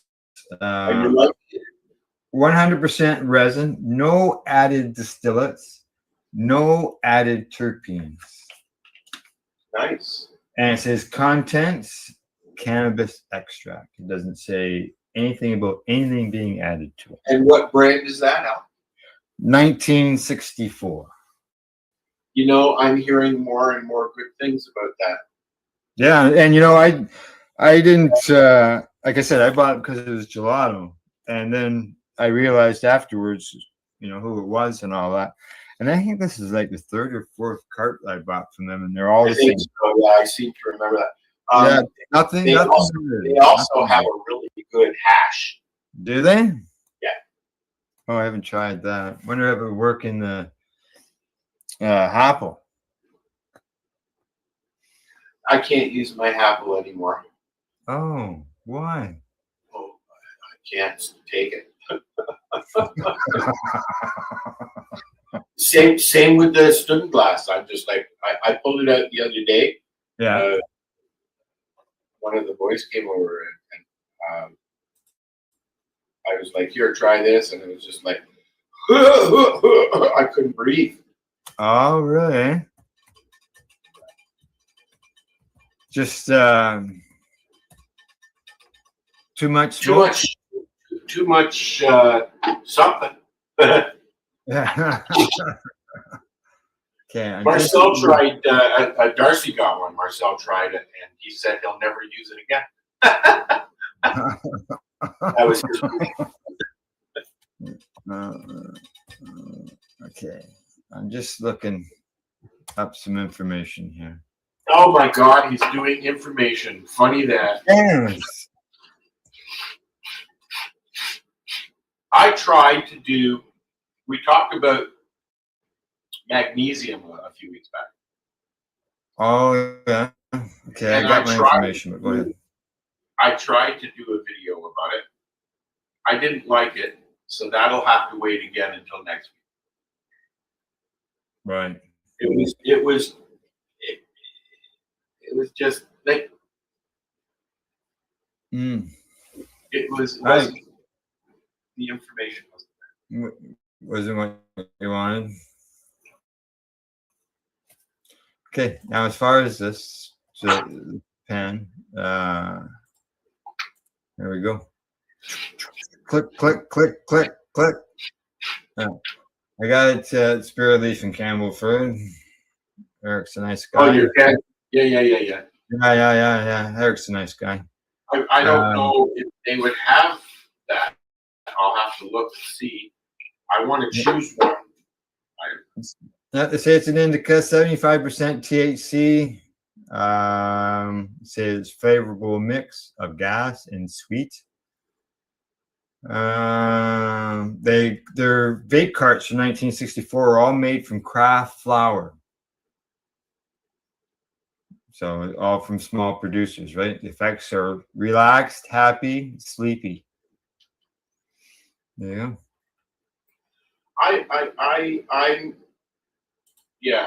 I'm trying to find something that's going to get me through the day and not make me crash on the couch. Oh, then you want to probably lean more towards the sativa end of things, or find the hybrid. You know what? I'm finding a hybrid, mostly hybrids, kind of like a 50-50 seem to work. I know I always say I frown on White Widow. I had some shatter and I didn't mind it, but I could see why I call it angry weed. Yeah. Sativa, to me anyways, I could see that being called angry weed. Yeah. Okay, so what am I'm looking for pot line, right? What did you say, 1964? 1964. That's the manufacturer name.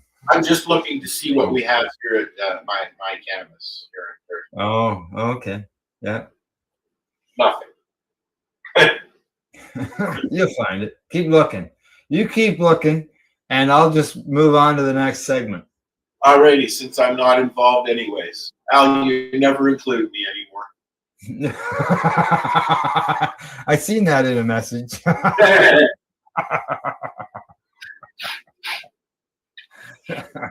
All right, here we go. It's time for that. So, I was reading this article this morning, and you won't believe what happened. Tell me.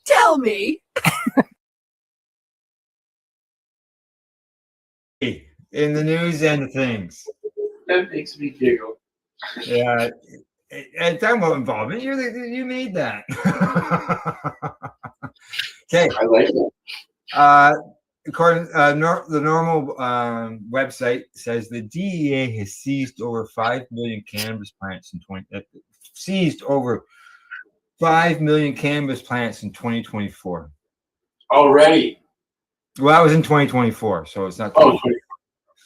Yeah, 5 million cannabis plants, 6,000 cannabis-related arrests, according to the DEA's. This is in the U.S. or Canada? In the U.S. Yeah. So much legalization.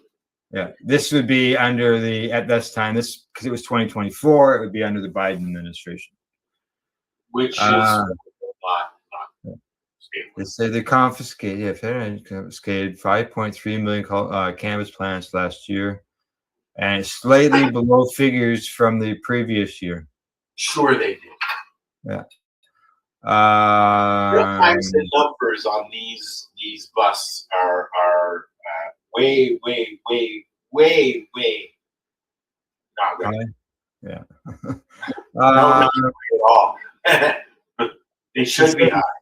They say between 2011 and 2020, cannabis crop seizures from the DEA and their partners fell nearly 33%, before rising in 21 and 22. I was just going to say, yep, they started rising again. Yeah. Right after they said they were going to not actively be going after cannabis anymore. In 2011, they had 8,500 arrests. That's gone down, obviously. So is that do you think that that's going to change with the current administration? Do you think that they're actually going to do something? Seeing if I don't have. a polling thing. What? When I look at things that are happening, I look at action instead of words, and the action shows the continuation of prohibition as far as I'm concerned. When you name an anti-cannabis person as your DEA, you name an anti-cannabis person as control of the OA. They did the same thing here with Bill Blair. You know, making him the drug czar here in Canada. At the very I don't think this is exactly the same. At the very beginning of legalization in Canada, we had a gentleman, Bill Blair. Yeah, he was the head of the Toronto Police at one time. He was commander in the Toronto Police, was he not? Yeah, big wig there. Yeah. Yeah. So I mean, and they turned him into the drug czar, basically, in Canada, who was the advisor to Health Canada in legalization. He was involved. Yeah. Never smoked a joint in his life. Name that's one person, but down south, naming multiple people. One person that they named in the administration says that if you call cannabis medicine, you're a joke. Well, you know what? If you look at the Health Canada website, it's still spelled wrong, and it'll always be spelled with an H. The H will always be there, guy. You think so? Oh yeah. And they say that's the U.S. spells it with an H as well. So. Do they really? Yeah. So it's only Jamaica spells it with a J, and Canada. Yeah, with a G too, ganja. Now I have seen marijuana spelled with a G, but no, I have. Yeah, I honestly, I just don't see it. I'd be surprised. And to tell you the truth, when Trump has talked about legalization, he talks about it as state rights. He doesn't talk about it as federal. So state rights, that means you can have a state where it's going to be fully legal, and the state beside it, you'll get 5 years in jail. Look at what's going on in Texas. They're banning THC in hemp and cannabis, just THC. Like, what the hell is that all about? Right. Yeah, as I say, action is speaking louder than words, and what I'm seeing isn't good. Not good. Craziness.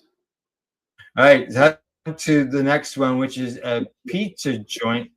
A pizza shop has accidentally served pot lace slices. How in the hell did you do that? I have no clue. They said at least 85 people, including 8 children, suffered accidental cannabis intoxication after eating pizza, sandwiches, and garlic bread from a Wisconsin restaurant. 7 of them were rushed to a local hospital with symptoms ranging from dizziness to anxiety. None of them knew that they were consuming cannabis. Investigators are checking for carbon monoxide exposure to track down to the source. Let's see. Okay, hold on. Back up 1 minute. Yeah. Explain that again. Yeah. What's that? Say it again. They laced some pizzas. Is that what you're saying?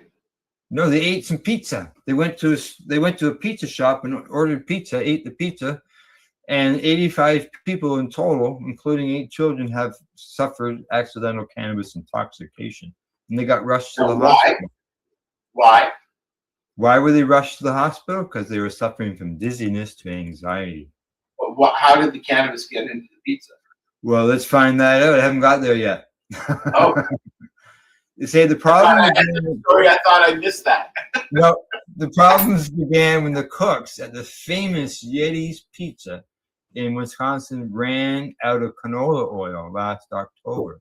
Instead of buying more oil, the restaurant workers grabbed cooking oil from a shared commissary area, also used by a company that makes marijuana edibles. The owner initially thought the oil was plain canola oil, but later realized it might have been infused with THC. Oh, and it's illegal in Wisconsin. So what are the charges? Okay, let me see. They have anything else in here as far as charges? I'm not seeing anything. They're more about talking about the people getting too stoned and taking them to the hospital. So what kind of issues were there? Well, I would think as far as charges, could they be charged with assault?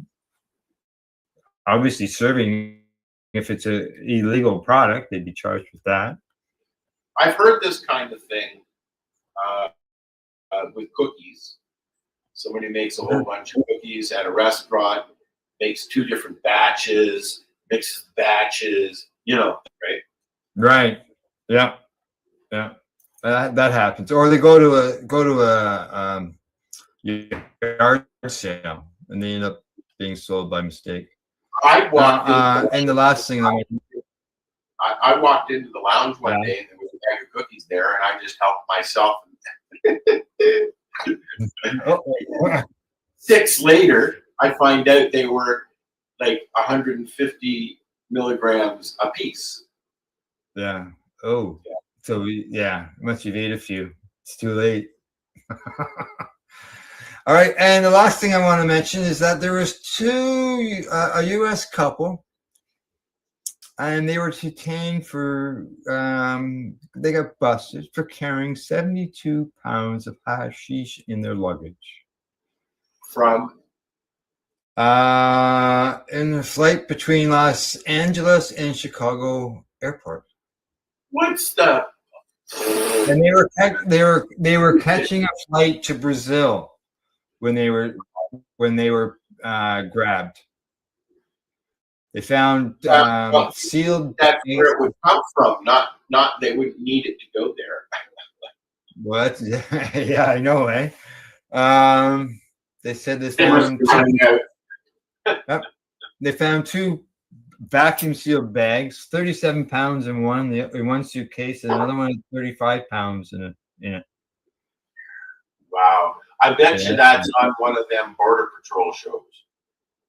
Could be. And it says that in total they have busted 60,470 pounds of drugs at the port of entries coming in and out of the U.S. There was just a big cocaine bust not too long ago. Yeah. All right. Anything else in the news that you want to mention offhand that you heard? Yeah, I think there was. Hang on one second. Here's this book. No, this is more entertainment related. Oh, okay. Well, why don't we wait till the entertainment section of the show? I will. Yeah, dude. All right, we'll do that. Then we'll go from news on to the next segment, which is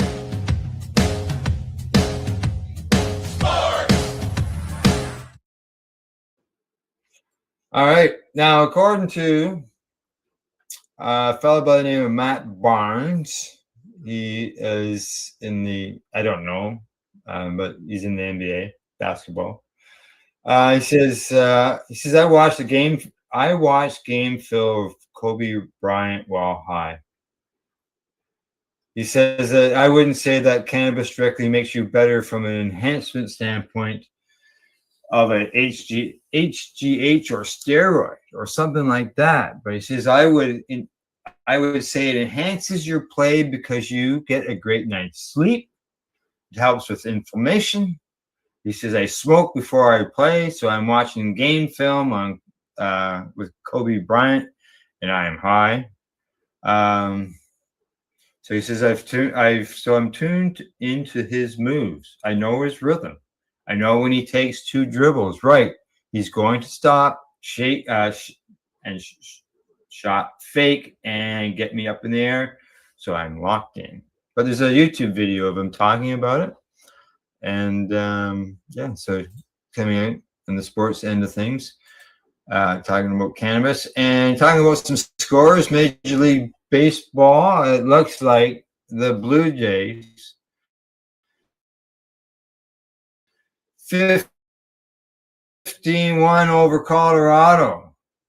That's not even, that's a friggin' football score, isn't it, Al? They are. They sure are. Let me see. They are doing as well as they did in '94 when they won, and that's what they are talking. they? Yeah. Here I got this. I'm gonna get the standings up on the. I recently saw a picture of that day, dude. I was down there. Couldn't see. Yeah. So they got a 3-game lead over the Boston Red Sox. Their record is 6.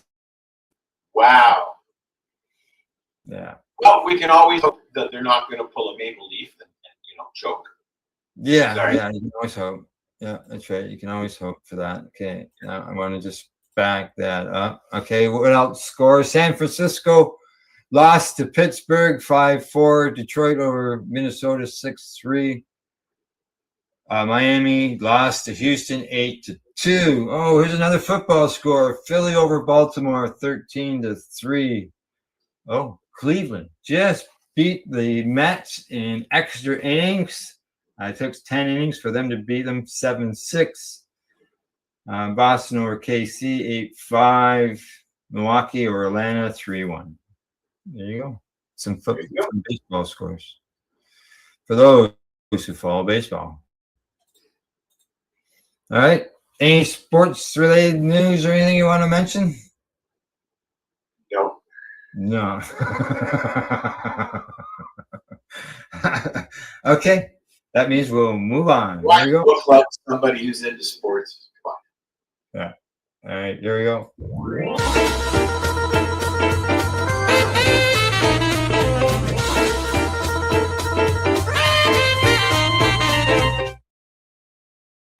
There, yeah. One last little sports thing. It's more of a local thing than anything. Not allowed to do that. Don't take backsies. Is that the new local arena in Campbellford is getting apparently some new banners. So that means if they're getting new banners, that means I will have a new banner hanging from the rafters or wherever at the new Campbellford arena. Let's see. Here we go.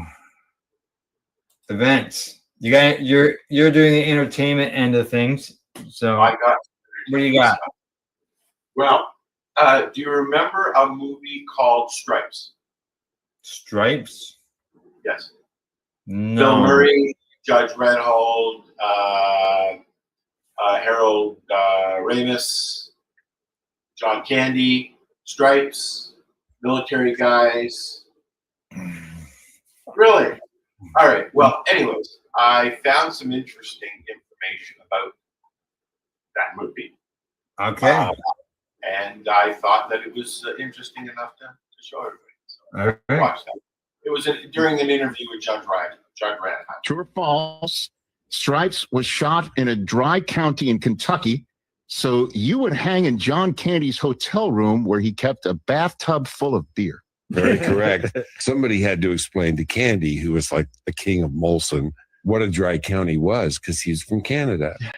And so when I first told him, no, a dry county is a place in the United States where you can't, a county you can't buy alcohol. And he's like, yeah, right. I said, no, it's true. And he goes, beer's not alcohol. Next day, he just had the Teamsters in on it. And so he got an adjoining room, and that was kind of the party room. And he just kept a bathtub full of ice and beer. And you rehearsed the razzle dazzle rifle scene? Razzle dazzle! 1, 2, 3, 4. 1, 2, 3, 4. Red, brown, fox, jump over the lazy dog. Start.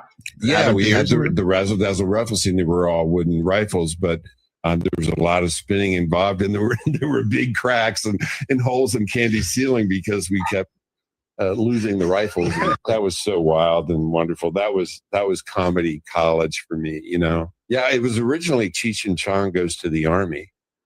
What? That's what that was? Yeah, and then for some reason the deal didn't make with Columbia. They were out.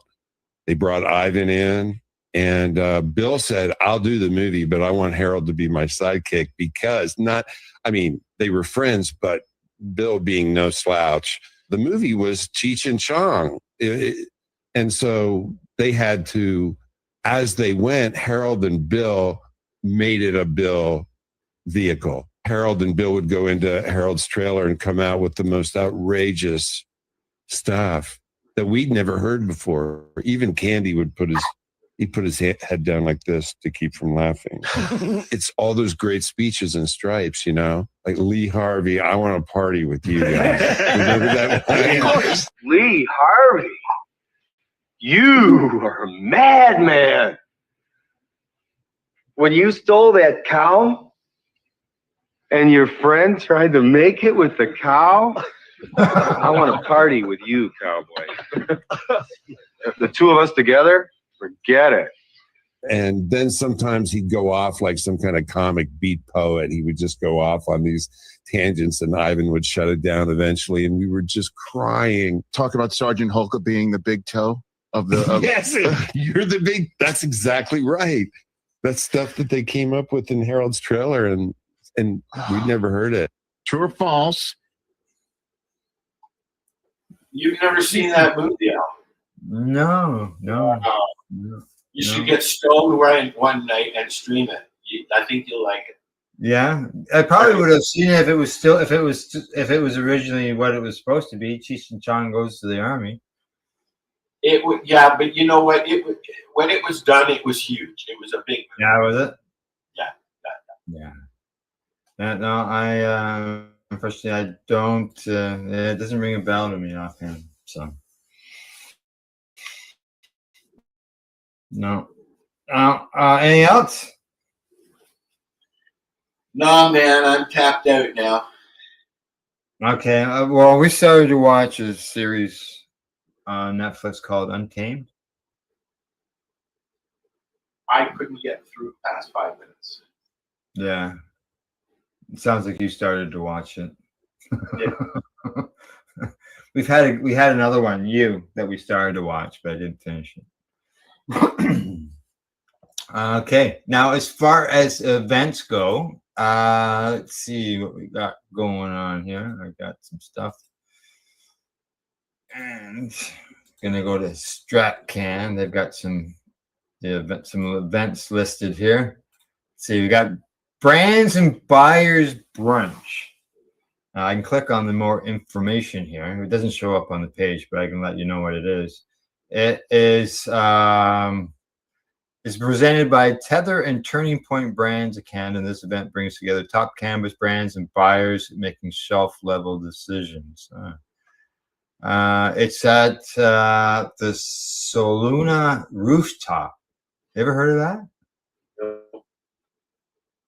No? I haven't heard of it. No. No, Toronto? It's in Toronto, yeah. Correct. It's in Toronto. I know that there are several new places that have opened that are consumption style places, but I've not been. Obviously, I've been there for 3 years. Yeah. So. I see New Brunswick having a farm gate tour. Cool. That'd be cool, yeah. Camp Canna, Alberta, that's happening around the same time, middle of August. All these are happening basically in the middle of August. And then in Ottawa, growing relationships with Tether. That's far enough ahead, I think. So there's some stuff going on there. And as well as Kind Summer Fair that I mentioned before is happening August 12th to 13th. So another week. It's a 2-day celebration of culture, community in the heart of Toronto.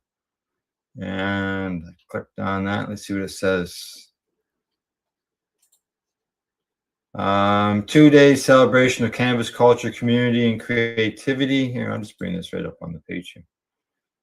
And then that way you can see it yourself. I don't want to see it. Don't want to. Well, you look the other way and I'll show it to everybody else.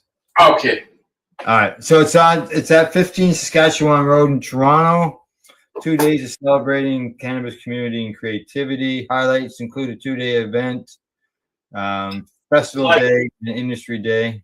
3rd or 4th Kind. That used to be the Kind Winter Fair. That was what it was called. In the winter, yeah, and they had the Kind Summer Fair, and that's what this is. Kind Summer. Oh, okay. I see what they've done. So they're going for a 2-for Live music with 2 stages, 30 plus cannabis brands, Canada's largest licensed outdoor patio with pools and cabanas. This is. Wonder if they changed the name of the event place. Educational sampling for industry attendees, production drops, and industry-only promotions. Held at the Grand Bazaar in Toronto. Is it legal or legacy? This is be legal. This would be a legal event. Now, do you remember there was Kind had an event a few years ago that I went in the summertime that had pool and all this stuff in it. And it was down off of Cherry Road, near Cherry Road in Toronto. I know where you're talking about, down in Cherry Beach. Yeah, okay. Yeah, so I wonder if it's big, the same they had a big club down there. It used to be not RPM. I can't remember what it was called. Let me see what it tells me. I'll look it up on my phone. Across the street from there is where they had the at one time it was the parking lot for the fund. But anyways, yes, it's down Cherry Beach. Okay, I've got it on my phone. And it is Dufferin, bottom of Dufferin Street. That's not Cherry Beach. That's no. But this is on exhibition grounds. Yeah, because I'm seeing Better Living Center, Aqua Supper Club. Oh yeah. Really? Medieval Times Dinner. I just searched for 15 Saskatchewan Road. So. Oh well, yeah, that's down there at the X. Yeah, no, I just don't know. I'm looking forward to speaking of events. The every year at the exhibition, the Canadian National Exhibition, they have what I've been going to called the Air Show. Canadian National Air Show. And this year again, last year they did it for the first time. They're streaming the first 2 days, the Saturday and the Sunday. Oh, the Air Show, so you'll be able to watch it. I watched it last year. I sat here and I got stoned and watched the Air Show, kind of what I used to do when I went down to the Air Show. We would sit in a tent. We had a sunshade tent. Yeah. And we'd set it up and sit in the tent and just hotbox ourselves. Nice. That's the thing, eh? At the Gold Marijuana March, you always saw people doing that hot boxing in the tents. Yeah. I don't know I don't know how it would be received down there now, because it is a family all ages event. But the law states if you can smoke a cigarette, you can smoke a joint. So at that point, as I tell people, by the time you smell it, it's just that. Just that, yeah. I just on a side note, I had a young lady book my room here through Airbnb, and then about a week before the date, she messaged me. I noticed that it says that your home is cannabis friendly. How does that affect the room? I said, I don't allow any smoking in any of the bedrooms, in the living room, in my office. She said, okay, shouldn't be a problem then. And then canceled. No. Yeah. So some people are affected by it, and some people realize that, by the time you smell it, it's just that, a smell. Well, at least. Speaking of smells, have you got busted yet? Have I got busted yet? Yeah, speaking of smells. For what smell? Well, I noticed you haven't been doing your show outside on the porch. Oh no, the reason I haven't done doing my show outside in the porch is because of reception issues being in the steel. Oh, I thought it was because you're a wife issue. No. You think about the window, the smell coming in the window? No. Yeah.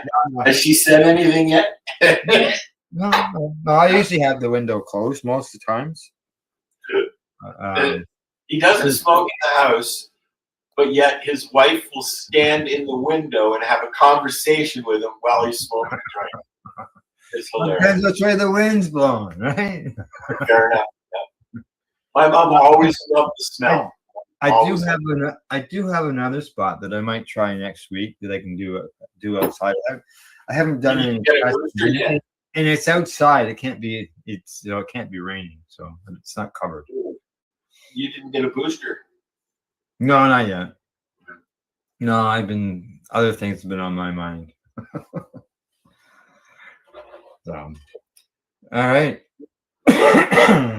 Anything else offhand that you want to talk about? We got. No, I'm empty. I'm on empty. You're on empty. Oh, cough. Al's got allergy issues.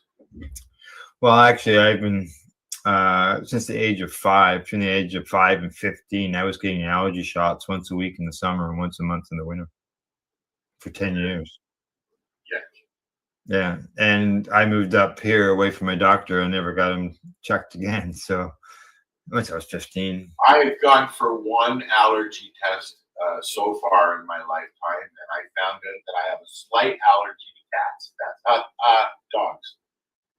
Oh, dogs, yeah. Which I don't care, obviously. Yeah, I had like even carrots. I had environmental and carrot issues, and I ate carrots, which oddly enough, and I still. Well, a lot of people eat things that they're allergic to that they don't even realize it because they don't get affected by it. Yeah. Like dogs. Chocolate is deadly to dogs in large amounts. Sometimes even small amounts. But most of the time you don't even notice anything. Like, chocolate can make a dog very, very sick. There's a lot of, like, grapes can make a dog really sick as well. But some dogs it doesn't affect at all. Yeah. No, yeah, and it might depend on how much chocolate they consume. Correct. Right. But yeah, I don't give my dog any chocolate. So. No, I don't either. Although she's had. No, there's times where they get into things, right? Well, she got into my Dutchie the other day. The Dutchies have raisins in them. Those aren't good for dogs. Oh. The now how did she get into your cookies? Wasn't a cookie, it was a Dutchie. Oh, Dutchie, sorry. Don't let her get into those cookies that you're eating. She has gotten into cookies. Yes, she has. Yeah. It was I had been I got a treat we have a country style express at the hotel here, and they have Dutchies there, which I love Dutchies, the donuts. Right. And I had maybe a quarter of it left, and I got up. I went outside for a second. I came back, and it was gone. Uh-oh. Swallowed. And then you saw Rose over there with a big smile on her face. And no, because instantly I get upset with her, and she goes into that. Yeah. Uh-oh, Dad's mad. It was Steven. I did it. I'm guilty. All righty. Well, what do you say? At the end of the day? I think we should. All right. I am so sick of flies, Al. You need a fly swatter. I want to get a salt gun. A salt gun so you can shoot flies? Uh-huh. Get some of those gross looking yellow strips that people hang. Well, yeah, that's what I need. Yeah, but Matt at Shatterizer has a bug gun, and it shoots salt. Oh, Oh. and it just explode in the air. Do they? That's if you're that good of a shot. It must be hard to shoot a fly. Flying. Well, I don't. It's like an air shotgun for salt. You know, you just use table salt. Oh, okay. It shoots it compressed air. It's CO2, right? Yeah. I've never heard of that way. Yeah, they have them on the line. You can buy them online. I used to have one of those tennis racket things. Well, last weekend we were southeast of Ottawa, and at a bit of a family and friend gathering, and the guy down the road all day long, who happens to have a large dairy farm, taking these massive amounts of shit down the road to a field. And the shit wagons, yeah. Oh, and the flies! Holy fuck! The flies were just down here. It was more flies than what we needed. I contributed to this fact that the guy just down the road was disturbing a lot of shit, so there was a lot of flies around. No, thank you. I've been I try and do my lawn now once a week. I find the flies are more controlled when you cut your lawn down. Oh, well, we haven't had any grass to cut in over a month because we haven't had any rain. So my lawn's been doing all right. Yeah, nothing here, man. Even like I said before when we started the show, even our weeds are dying, and weeds can survive with no rain, right? So, okay, time to say goodbye. Goodbye. Bye. See you all later next week, same time, same place, same channel. Other than that, later. Absolutely.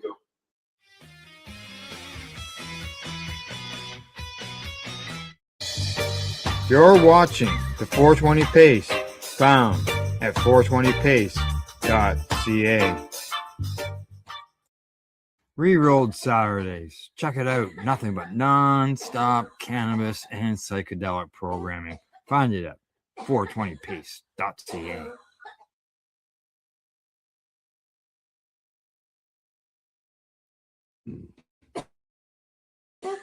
You're watching the 420 Pace Reroll Saturday. You're watching the 420 Pace, found at 420pace.ca.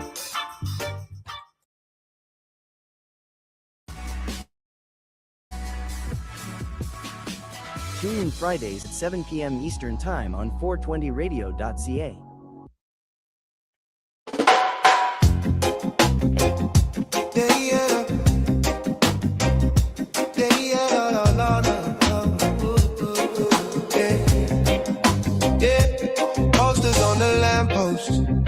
Jack signs on the ground, friend rolling up from every side, filling up downtown.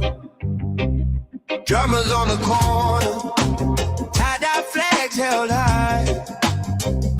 Mamas with their strollers, sharing lighters, sharing time.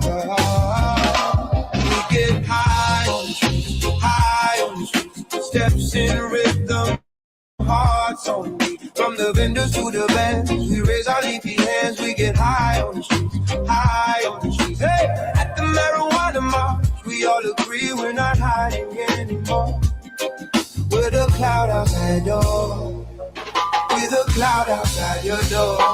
Glass pipes on a blanket, brownies in a pan. Clipboards, pens, petition, change starts hand to hand. Saxophone is wailing, kids dance on the curb. Cops watch from a distance as we chant each burning word. We get high on the streets, high on the streets. Steps in rhythm, hearts on beat. From the vendor to the bands, we raise our leafy hands. We get high on the streets, high on the streets. Oh, at the marijuana all agree we're not hiding anymore. We're the cloud outside your door. We're the cloud outside your door. This is more than smoke and joke. This is laws that choke out folks. Grandma's paid herself for that. Tell me how you justify that. Side by side we blaze a path. Turn that stigma into laugh, into living, into rights, into days in open life. We get high, high on the stars. Steps in rhythm, hearts on the window to the bed. We raise our leafy hands, we get high on the street, high on the street. So at the marijuana march, we all agree, call it protest. Call it peace. We're a marching, laughing flame. Yeah, till the law remembers our name. Oh, got trinkets and things. Musicians are jamming on electric guitar strings. Friends gather round now with stories to tell, breaking these old laws. Yeah, yeah, yeah, yeah, yeah.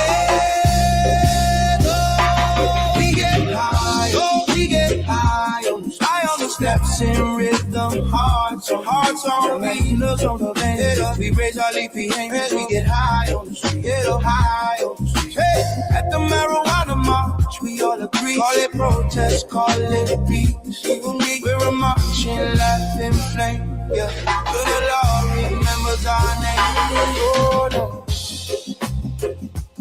oh no, no, no, no, no, no, no, no, no, no.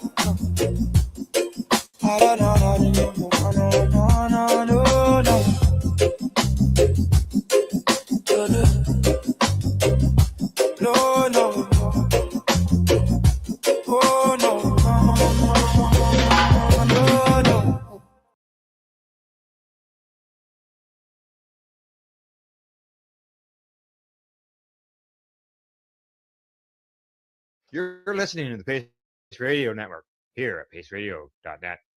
The views expressed by the individuals during this broadcast are their own opinions, and they may not be the same as those of their group or other organizations they may be involved with. All medical advice during our broadcast is not a medical opinion and should be checked with your medical physician.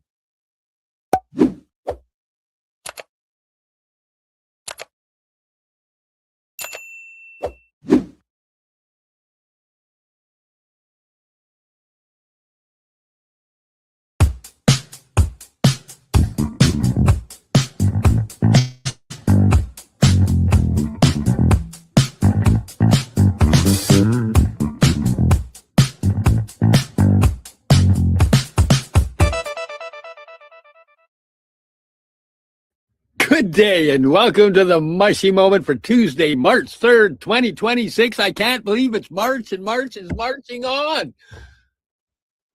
That's what happens. Time moves forward.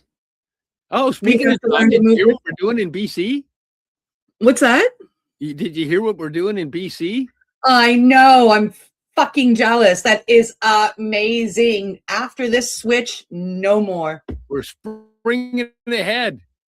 Are you going to say for the last time? Yeah. Yeah, that back and forth stuff is insane. Yeah, I'm excited for you guys. I'm excited to see that happen. Second province in Canada to actually have it happen, and I can't wait to join you. Yeah. Yeah. So how are you?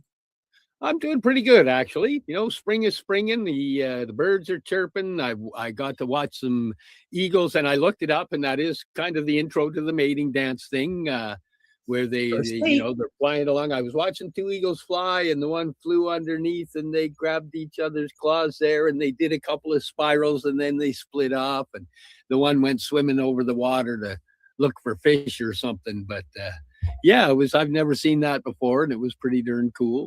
And American bald eagles, to be exact, in the eagle. But yeah, it was pretty damn awesome. So yeah, you got to witness the first date. Yeah. Very cool. That's very, very cool. I'm sure that was down at the dog park at McDonald Beach. It definitely was. Nice, nice. I'm sure you will be able to watch them over the next few months, and eventually there will be babies. Yep, that'll be pretty cool. It'd be pretty awesome. Yeah, very cool. We get to see, I'm not sure if it's the same eagles, but I mean, I usually go out in April every year and visit Steve out in BC, usually for 420. This time I'm going out for training. I will be in training over 420, so I won't be at that. But every time I'm there in April, we go down to the beach. We take his dog down to the beach. At first it was Mika, and now it's Chica. And we have the two birds, the two eagles that sit on top of that electrical radio tower. That's what it is. And I'm always curious too, like if we see them every year, is it the same couple? Is it one of them that's mating with maybe somebody new? Like I'm just curious. I'm always curious. There's no way to really tell, but I'm always curious to know. Don't they mate for life? I thought they mated for life. I thought they did too, so that's why I was kind of curious. Is it the same ones that are always there? That would be my guess. Yeah. Yeah. Yep. Very cool. Very cool. Yeah. I hear it's very cool out there in Nova Scotia. When I woke up this morning, it was minus 22 before the wind chill. Well, then I won't cry about this light rain we got that isn't that cold. It's now gone up. I think it's like 3 degrees outside, feels like 0. But yeah, when I woke up this morning, it wasn't just cold, it was fucking cold. We have another 10 to 15 centimeters of snow coming tonight. Really? Yeah. But then we go into like weeks of plus temperatures. So I think this might be one of the last big hurrahs coming from winter. So yeah. Fingers crossed. Ouch. That's I would say ouch. Yeah. Yeah. So last we spoke, I was a guest on your show out in while I was out in Toronto. Yeah. Yeah. What do you mean a guest on our show? That was for the Sweet Pea and Mayhem podcast. Well, I said your. You might have heard our. No, but I got it. No, I'm just yeah. blowing us a big ad here for the Sweet Pea and Mayhem podcast. Oh, okay. Which will be on I'll next set up Tuesday because we're alternating. And this week you get the mushy moment. Next week you get Sweet Pea and Mayhem. And every week you get to see Steve.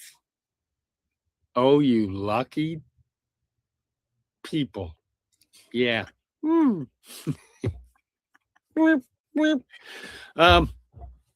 Yeah. Yeah. Yeah. And then there was radio silence. Wait, hang on, because I'm going to grab that. Hang on.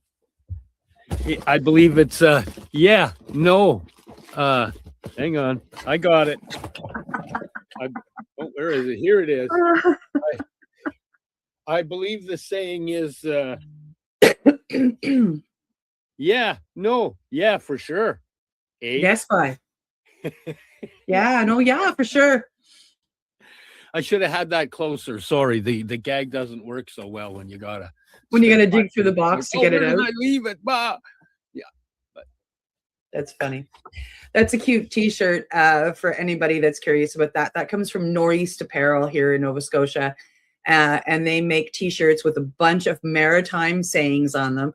This one means yes. This is how, those of us in the maritime provinces say yes. Yeah, no, yeah, for sure. Can you do that for me? Yeah, for sure. You want to meet at the game? Yeah, for sure. That's how we say yes here in the Maritimes. Yeah, no, yeah, for sure. That's exactly it. Yeah, and I like to get Steve cute T-shirts.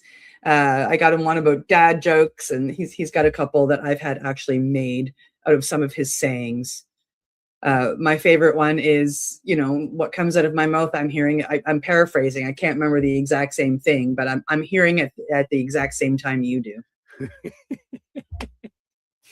Yep. Hey, that thing that really surprised you that came out of my mouth, it surprised me too. I had no idea that was coming out. It was the things expressed by this mouth are not necessarily those of the opinions expressed by this mouth are not necessarily those of the owner. That's the one I got you. Yeah.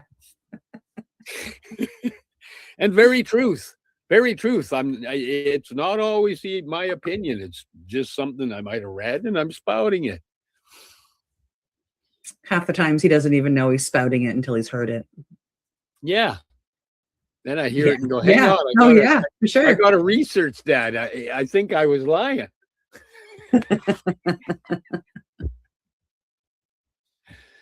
Oh, that's so funny. We were thinking maybe that because there's been some pretty kind of cool long-winded news about some of the medicines that we have utilized and studied and done things with, and that new concept that is honestly, because we hadn't spoke about this, and I find this a weird concept. Don't you find it a weird concept that they talk about hallucinogenic medicines that don't have any psychedelic ability? Hallucinogenic ability, yeah. Oh, sorry, psychedelic medicines that don't have hallucinogenic. Yeah, sorry, I got them backwards. Because if it's a psychedelic medicine and it doesn't have hallucinogenic properties, isn't part of it being a psychedelic is that it has the hallucinogenic properties? Isn't that kind of what makes it fit Well, into the psychedelic? traditionally, yes. But we have learned through research, whether it be, research in the labs, like scientific research, or through, just personal experience, things we've done, things we've seen. Psychedelics aren't meant for everybody. The hallucinogenic psychedelics are not meant for everybody.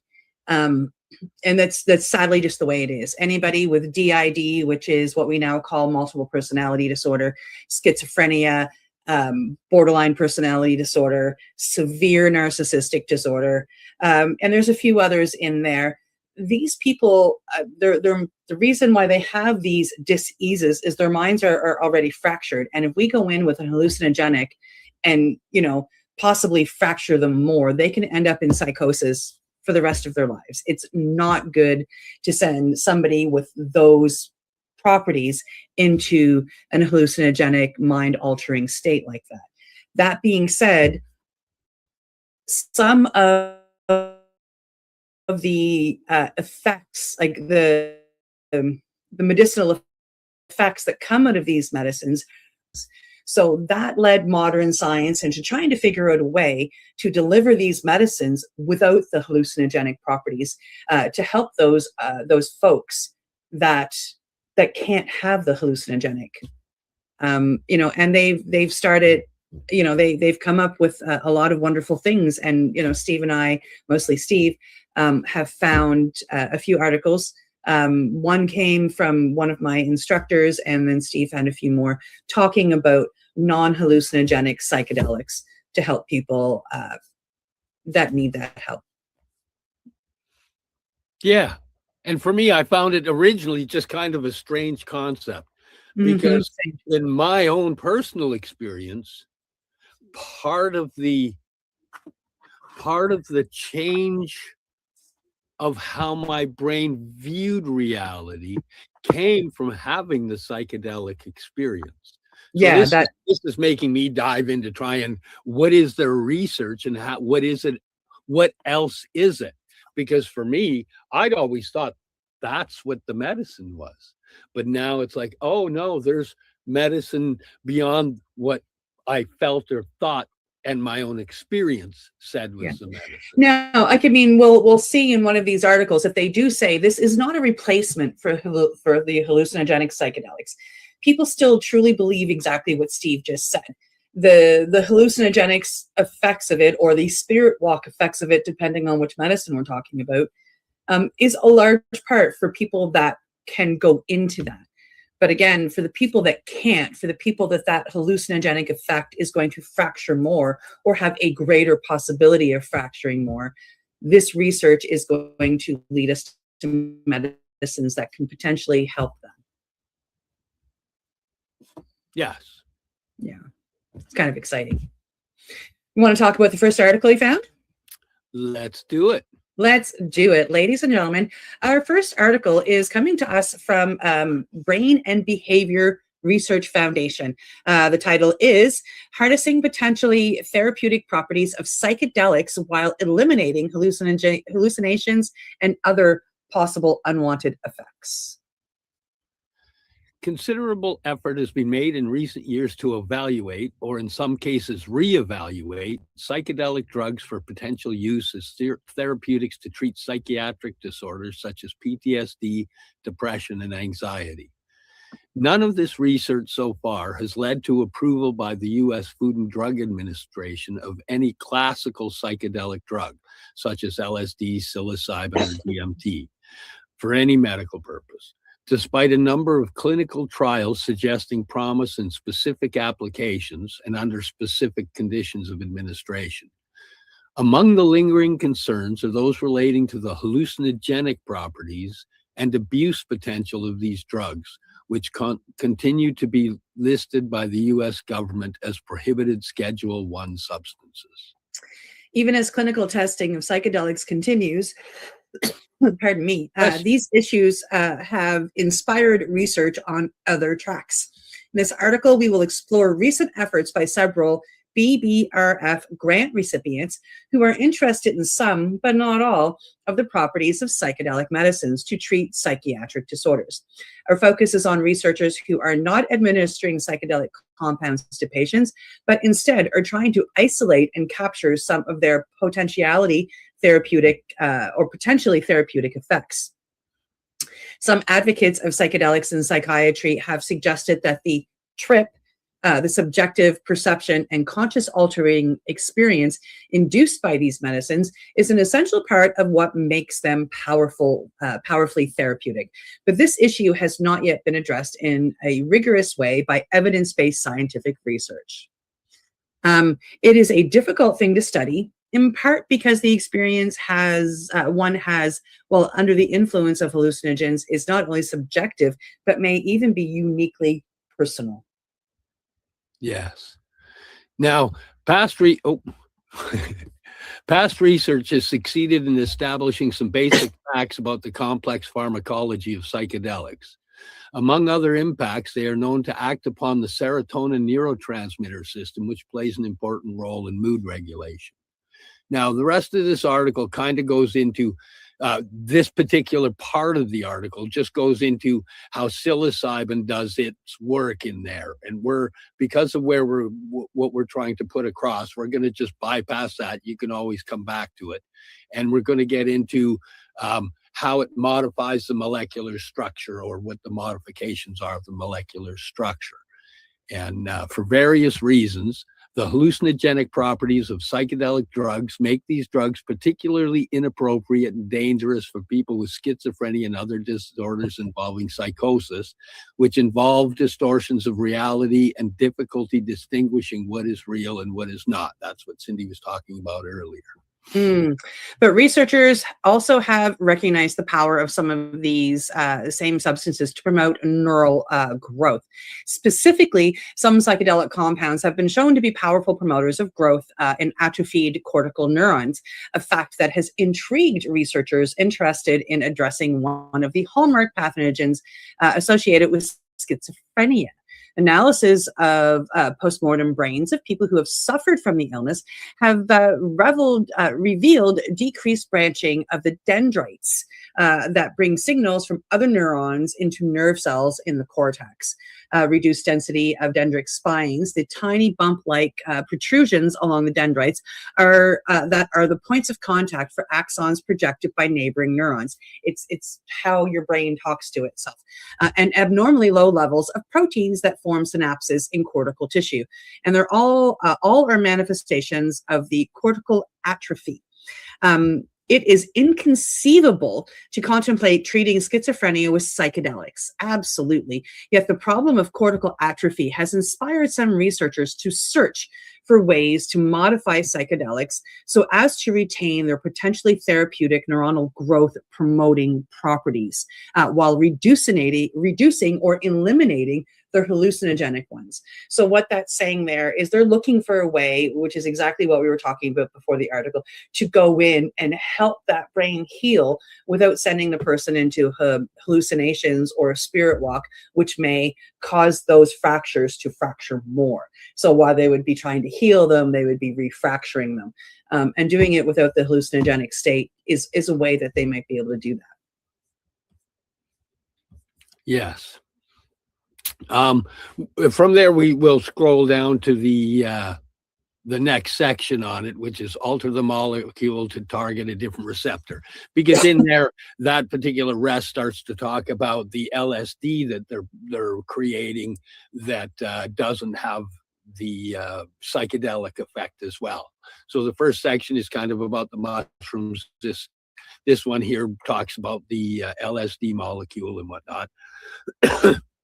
And in here, it has been suggested that LSD, psilocybin, and other psychedelics called tryptamine hallucinogens exert both their hallucinogenic and therapeutic effects when they bind at the serotonin 2A receptor. But those and some other psychedelic compounds also engage with a variety of other receptors in our brain, including the serotonin 1A receptor. In such cases, what roles do the various receptor targets play in the drug's effect? One psychedelic that engages both the 1A and 2A serotonin receptors is 5-MeO-DMT, sometimes called 5-methoxy-bufo-toad venom, 5-MeO-5. It's a toxin found in the glands of a toad found along the Colorado River. It's very similar to the powerful psychedelic DMT, the active ingredient in ayahuasca. It is a form of DMT, and like it and others, is being considered for possible use in certain psychiatric conditions. A small study conducted recently in Mexico with U.S. Special Forces veterans tested 5-MeO-DMT in concert with psychedelic ibogaine for relief of acute PTSD and depression. Both are Schedule I substances currently banned for human use in the U.S. I think we know people that might have been involved in that from the facilitator side. The type 1A serotonin receptor is a validated target for several FDA-approved drugs, including anti-anxiety and antidepressant agents. We all know the SSRIs. Yet, say a team of researchers led by Daniel Wacker, who's a PhD of the Icahn School of Medicine at Mount Sinai, Dalibor Sames, who's a PhD of Columbia University. Little is known about how psychedelics engage it and which of their effects are mediated by this receptor. The recent published results of a study in which they and colleagues performed a detailed structure and functional exploration of mechanisms through which several classical tryptamine psychedelics, as well as 5-MeO-DMT and several prescription drugs, bind to and activate the 1A serotonin receptor at the molecular and atomic levels.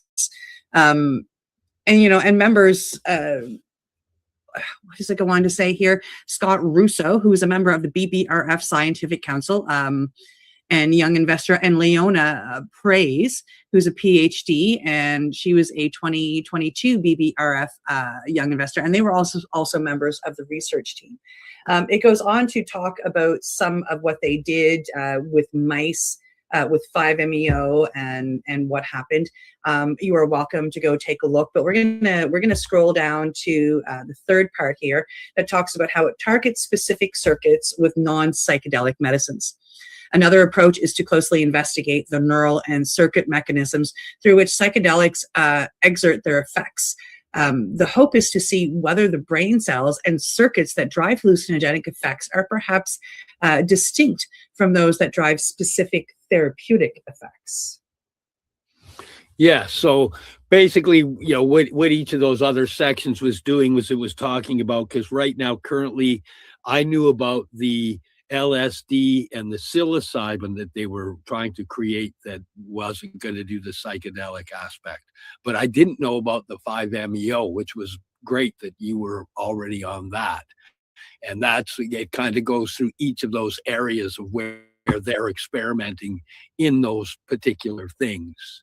The new research of this kind reported in 2024 in the journal Science was led by 2021 BBRF young investigator, UC Davis collaborator of Dr. Olson.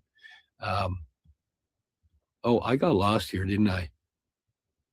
Oh, you were right there. You're talking about Christina Kim.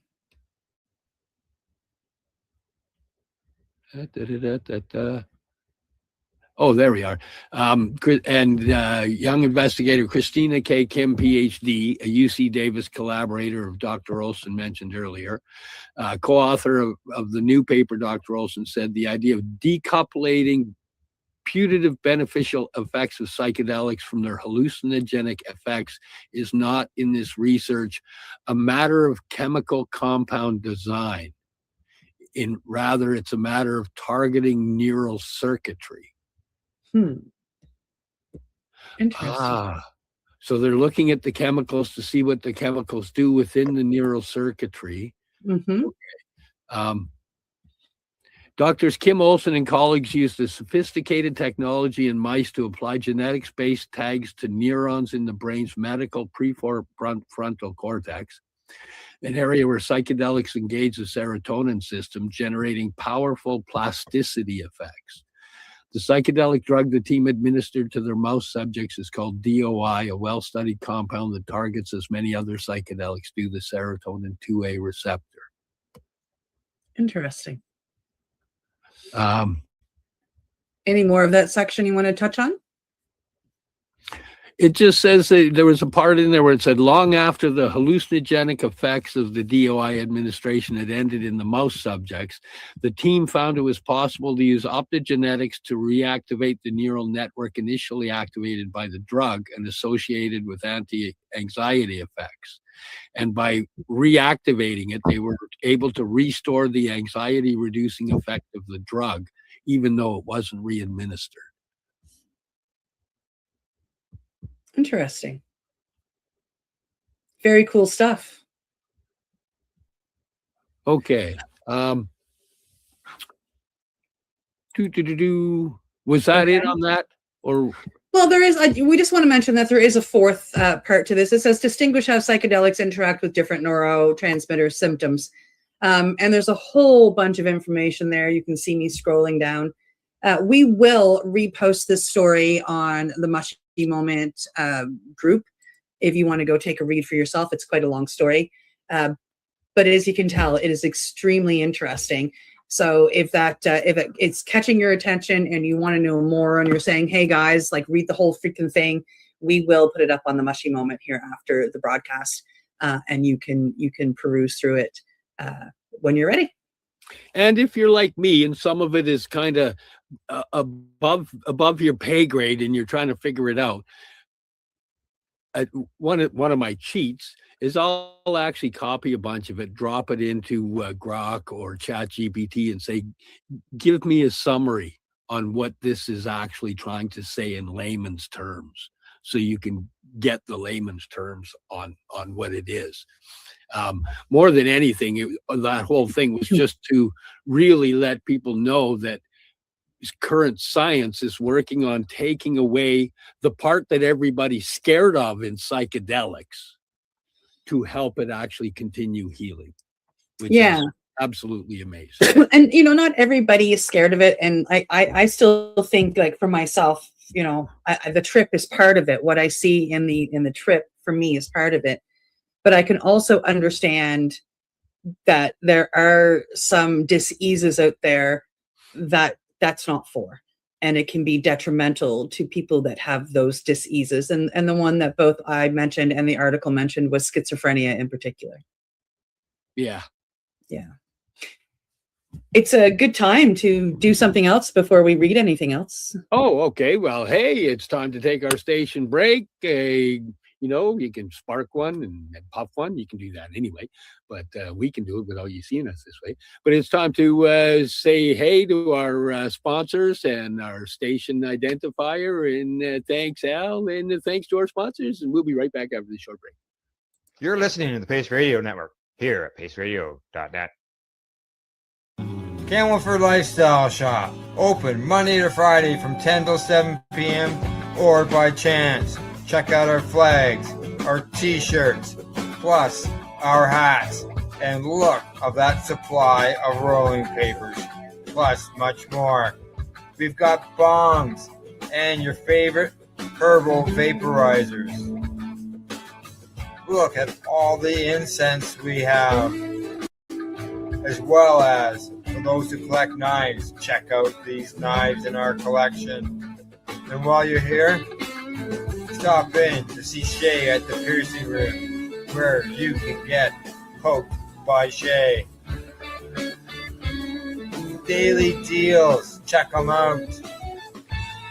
Camel for Lifestyle Shop, 17 Bridge Street West, Camelford, Ontario.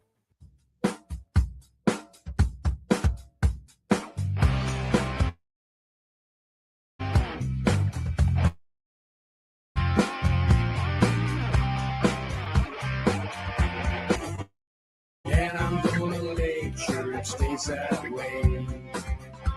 I'm having an awesome day, and I'm gonna make sure it stays that way.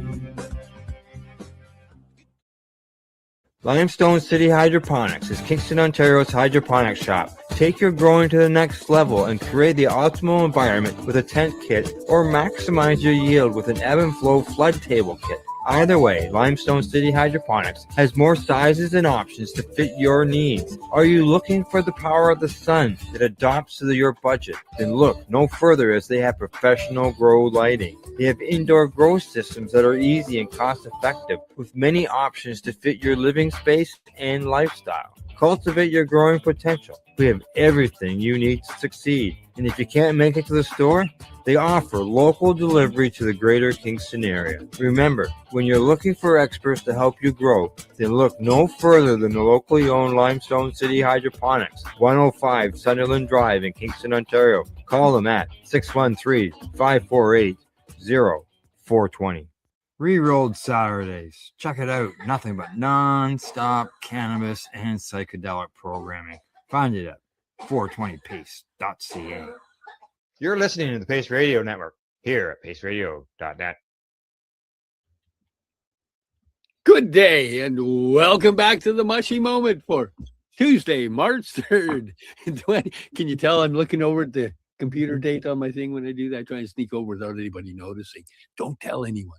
Well, March 3rd, 2026. You're freaking hilarious, my friend. Yes, so we're going to continue on. We've got a couple more stories that we found. The next one, for me, it's I'm gonna actually share the Facebook post first, and then we can go into the story. For me, this is a big one because this is coming from one of the teachers, the owner of the school that I went to in Mexico, where I studied 5-MeO, DMT, and Bufo. And it's just really cool what they're doing. And when I read the information, I was super excited. So, I mean, here's just what they posted on Facebook. And this is coming from the 5-MeO Information and Vital Education School that I went to. The gentleman over here in the salmon colored t-shirt, this is Joel. He is one of the owners of that school and of Tandava Retreats. He has come together with his two colleagues from the Kaval,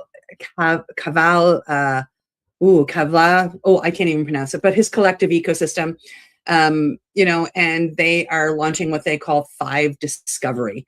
And it's really, really interesting. This is on their Facebook page. So it is Dr. Grin, Joel Briere. So it's Manson Gurn, I believe it is. He is the Chief Science Advisor, Joel Briere, who is the co-founder of 5, and Corey Firth, who is the 5 Strategic Director.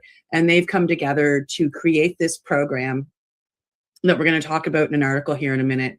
And I'll make sure to share this particular post in the Mushy Moment as well. I find it just really cool that they're doing this. And last week they were in the United States at a at a convention where they announced a lot of stuff. Again, we'll talk about that here in just 5 seconds when we're probably a couple minutes before when I bring the story up. And just as somebody who knows, who has worked at this school, has gone to this school, I should say, gone to school. I know Joel, and I know his heart, and I know where he's coming from. I'm really super excited about this program that they are launching. Shall we read about it? Let's read about it. Let's read about it.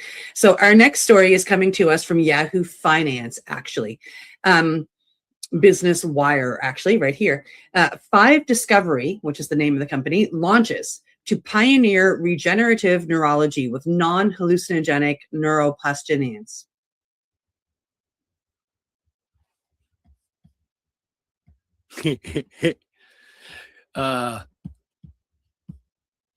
Charlottesville. Charlottesville, sorry, I started watching the show. Charlottesville, VA, February 24th, 2026. 5 Discovery announces its launch as a biotechnology company developing small molecule therapeutics to repair dysfunctional brain circuits in neurodegenerative disease and brain injury. The company will introduce itself at the Psychedelic Therapeutics and Drug Development Conference in New Orleans, Louisiana on February 26th and 27th, 2026, where Chief Executive Officer Dr. Manesh Gurn will present on February 26th at 3:30 p.m. a talk titled Beyond Mood Disorders, Reframing Non-Hallucinogenic Psychedelics as Neuroregenerative Therapeutics. Yeah. 5 Discovery is advancing regenerative neurology, an emerging therapeutic discipline focused on restoring and stabilizing dysfunctional neural circuits rather than solely managing symptoms. Its approach leverages non-hallucinogenic neuroplastogens inspired by the neurobiological mechanisms of the psychedelic molecule 5-MeO-DMT. These small molecules are designed to preserve the validated neuroplastic and anti-inflammatory effects associated with serotonergic psychedelics, which eliminating hallucinogenic activity, enabling scalable clinical development. Exciting. The company's lead program targets levodopa-induced dyskinesia. LID, which is a debilitating complication of long-term EVOPA therapy in Parkinson's disease. LID represents a significant unmet clinical need and a strategically focused regulatory entry point with eligibility for orphan drug designation, FDA-validated endpoints, and efficient trials. Clinician validation in LID will establish a foundation for further development in broader Parkinson's disease and additional CNS disorders. Neurodegenerative disorders are fundamentally disorders of circuit dysfunction, said Dr. Gurn, who is the co-founder and CEO of 5 Discovery. Our objective is to translate the well-characterized plasticity biology of rapid-acting serotonergic therapeutics into small molecule medicines that stabilize and restore dysfunctional neural circuits without the hallucinogenic effects that limit psychedelic therapies. 5 Discovery emerged from the Cavalia Ventures ecosystem, which established a global platform spanning clinical education, therapeutic training, and applied research in the 5-MeO-DMT field. Building on the world's largest real-world data set of 5-MeO-DMT human observations, 5 Discovery has bridged emerging clinical insights into a structured and regulatory-ready drug development roadmap. 5 Discovery is a regenerative neurology biotechnology company developing non-hallucinogenic neuroplastogens inspired by 5-MeO-DMT biology. The company's small molecule portfolio is designed to restore and stabilize dysfunctional neural circuits in neurodegenerative disease and brain injury. Its lead program targets levodopa-induced LID, with planned expansion into Parkinson's disease and broader central nervous system indications. Wow. That's like, for me, I find it a weird concept. I find it a weird concept that somebody, you know, that's in the medicine, although it's a doctor, but a person that's in the medicine and utilizing 5 to watch the experiences and transformations happen in the environment they are, but still took the time to go, there's people that this can't help, but there's certain aspects, because it doesn't just do the psychedelic experience, which enables a person to see from a different perspective, but it actually genetically heals these positions within the body. There's got to be something in here other than that psychedelic experience that does it. Let's find it. Yep. Like, that's an amazing brain to me. That's just, wow. Yeah. You're buried in the box, working within the box, looking outside the box. How do you do that?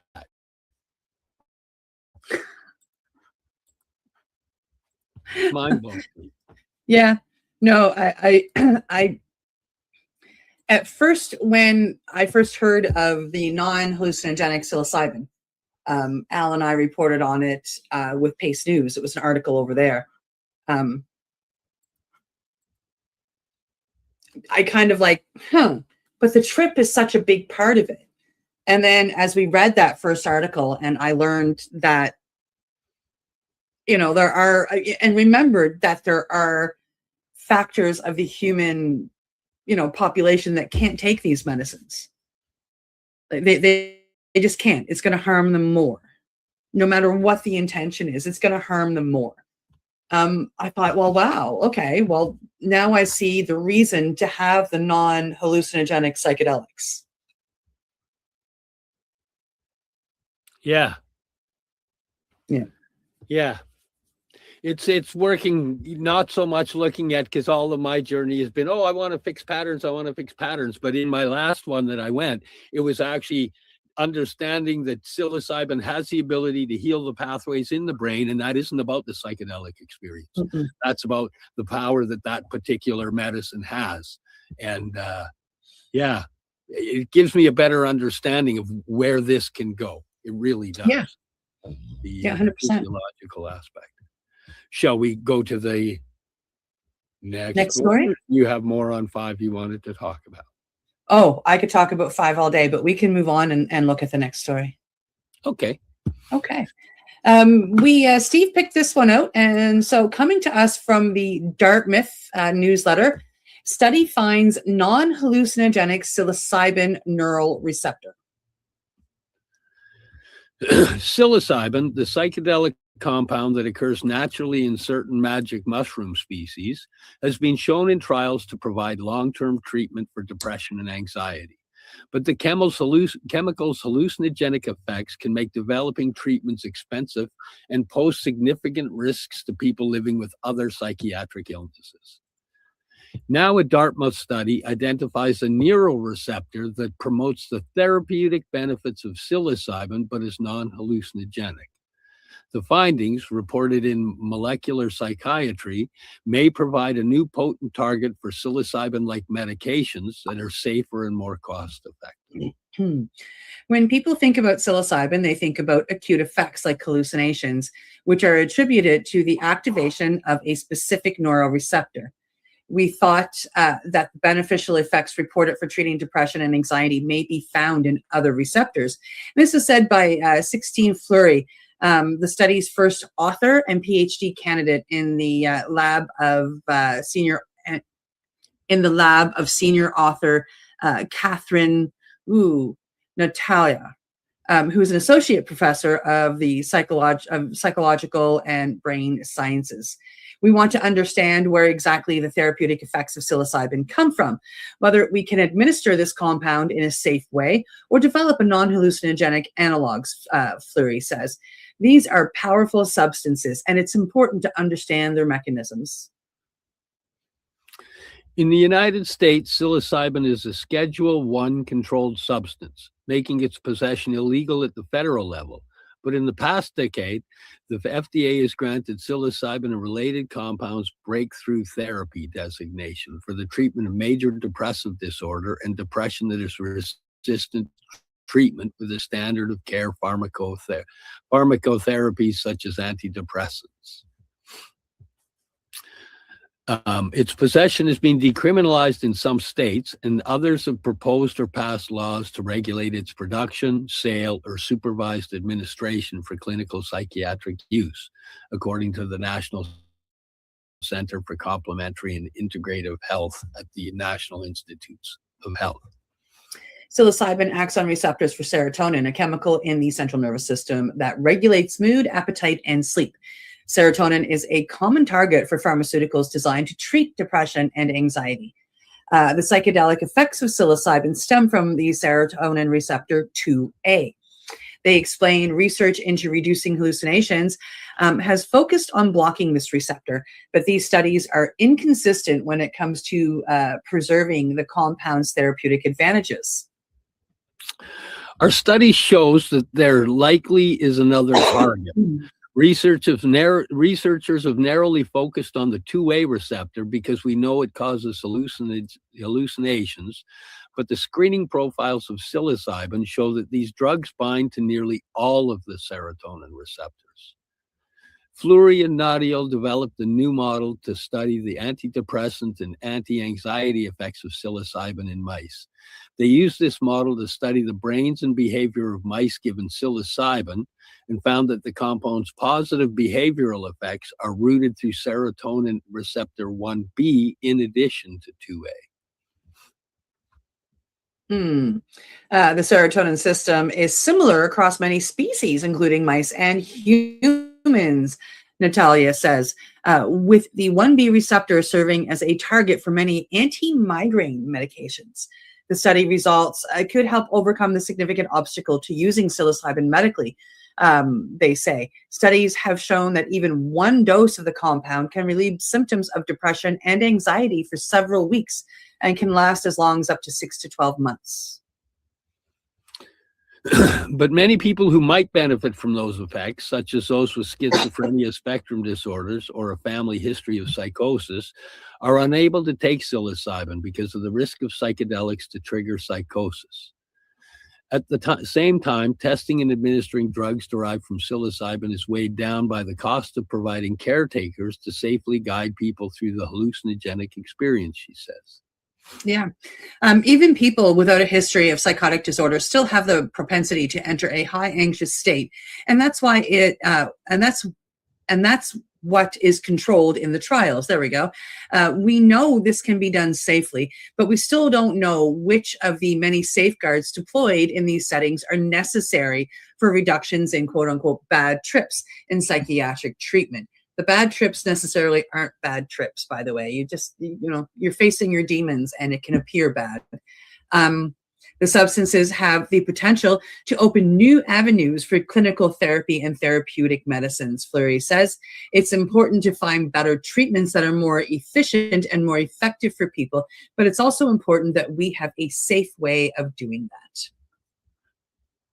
Well, as someone who microdoses and has used psilocybin for a lot of my brain healing, both for post-concussion and for PTSD, I could honestly say if I knew there was a safe method of doing mushrooms without getting that high all the time, right? Because that's what microdosing is, taking smaller amounts and not getting that high. But if a person had the ability to do the bigger amounts to instigate the healing of the neural pathways and the damaged areas in the brain without having the high, I'd have been on that train a long time ago. I would have been on that. Oh, what? So, this is, I love that we're doing this because it's also giving me, as we're going through, it's giving me a better understanding of the potential that it has, because they all heal areas of the brain. And 5-MeO able to heal off areas that are in atrophy. Atrophy is just you're not using it, it's rotting. That's what that is.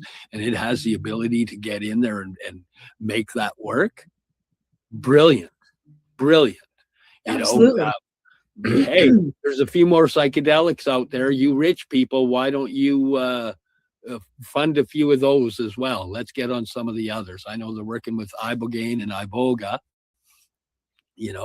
There's other ones out there. Let's get that train rolling. Let's find all the little things that are because the difference is it's not medicating. It's healing pathways. It's not medicating the symptoms of damaged pathways. Yeah, it's healing pathways. It's a big difference. Yeah. Yes. What are you reading? Oh, one of the comments in there. Where are we rating Hidalgo on a scale of 1 to 10? I don't get that one. No, nor do I, but that's okay. Okay. AI throwing in questions for us, eh? Might be. No, I think this is actually it's neat because what it did is for me, it separated that aspect of psychedelics being the psychedelic experience in the healing. But no, there's a lot of healing through the mechanism of the ingredients in those mushrooms or those medicines, in the ingredients of how they enter our body and what they trigger for the physiological processes of healing. Yeah. That's I mean, big. I know a lady in Ontario is she helps to heal and she helps to control her MS by using large amounts of cannabis and psilocybin. And she takes a large amount of psilocybin weekly. And she doesn't get high on it anymore. She could eat 10 grams and it doesn't, like, the hallucinogenic effects, as we know, of course, because magic mushrooms are anti-addictive and the hallucinogenic effects stop after you've been taking them for so long. But she still gets the anti-inflammatory and the help with the cannabis to fight the pain and the shakes from the MS. So it just, like, I mean, as I was reading along and learning about this on the Pace News, I thought of her and I'm like, yeah, okay, yeah, like she takes a large amount of psilocybin every week and never, like, just doesn't get high anymore, but she gets amazing effects, medical effects from it. So yeah, I can see how maybe finding a way to treat people with large doses of these medicines, like hero doses or full doses, as we call them, without those side effects could be therapeutic for some disorders or some diseases. Yeah, ones that we currently don't have a whole lot of help for stuff it, besides over medicating somebody with pharmaceuticals. Yeah. And which, like, I mean, most of those people that have those diseases, like, I mean, one of the most common things that they go through is that they'll take the medicines for so long, it'll help balance things out, but they don't like the side effects. So they throw the medicines away and a few weeks later, they're back to where they started. Because the side effects from those medicines are just so bleh. Yep. Yeah. Yeah. So I'm one of those guys. Yeah, to help heal them without all that, with that like had the SSRIs and the SRIs. Yeah, same. Yeah. Same. It's like, yep. You know, when you find one that works for a while, boy, is that a beautiful thing. But then it eventually stops working. Our bodies create a tolerance to it, and it's like taking a sugar pill, a placebo. Yeah. And unfortunately, when you read the side effects of any of them, they're mind-boggling. That was disgusting. Yeah, that was the One of the worst side effects for all of my SSRIs was death. I switched it out for mushrooms, laughter. I'll take laughter over death any day. Yeah. Yeah, that's a hard side effect to fix. Wow. Yeah. Very interesting. What a concept. But I could see, you know, even in my own healing path, I could see if those were available with the some people do like to do psychedelics as a recreational thing. I did when I was younger, not knowing really what all was going on, but I'm realizing now that a lot of it was just doing resets on a already problematic brain, and but I can see if you have the ability to do them, it gives more room for healing. How do I say that correctly? It gives more opportunity to those that didn't have the opportunity to start with. Is the way I see it. There is a very lovely gentleman in my town that 90% of the people are scared of because he's got schizophrenia. He doesn't want to take the medicines because he hates the side effects, which I get. I've met him both on those medicines when he's been quote unquote normal, and off those medicines when he's his normal. And the big difference is when he's on the medicines, he's fighting his demons in his brain. And when he's not on those medicines, those modern, whatever they are, he's doing it outwardly. That internal dialogue is coming out of his mouth. So he's walking along and he's fighting with the demons. He's telling them to fuck off and out of his way and fuck you. And so people are thinking that they're being yelled at, but he doesn't even know that they're there. Swear to God, right? And, he's out and he panhandles and he does his thing. And, he's a completely harmless guy. And really he has a lovely heart about him. I've seen him protect kids and, stop kids from being bullied in a weird way, but still, he does it. And if he could be offered something that could help him and not have those disgusting side effects and help him heal, I just think that would be a beautiful thing. So then it would give other people the opportunity to see the beautiful human that he is without hurting him. Yep, it opens up a lot of avenues for a lot of people that just don't have the avenues. Because you're right, they still are fighting in their head. Yes, the fight is still on. You've still got even if they're on these medicines that numb it or dull it or quiet their outward thing, they're still in there arguing, and that those broken pathways are still broken. Yeah. Right. Wow. And then for those of us that can use even the psychedelic end, it gives more options, so you don't have to use as much of the psychedelic end. You can, if you don't want to utilize more. If you don't want to risk doing a quote unquote full release to be able to go into medicine without the hallucinogenic side effect of it would be beautiful. Because last week, I think a way you could introduce, like, some of the older people are scared even of the microdosing aspect of mushrooms, but if they could experience the mushroom without the psychedelic and get comfortable with the mushroom, then they may just end up wanting to do one later anyway and experience the psychedelic. Yeah. And the brain is healed.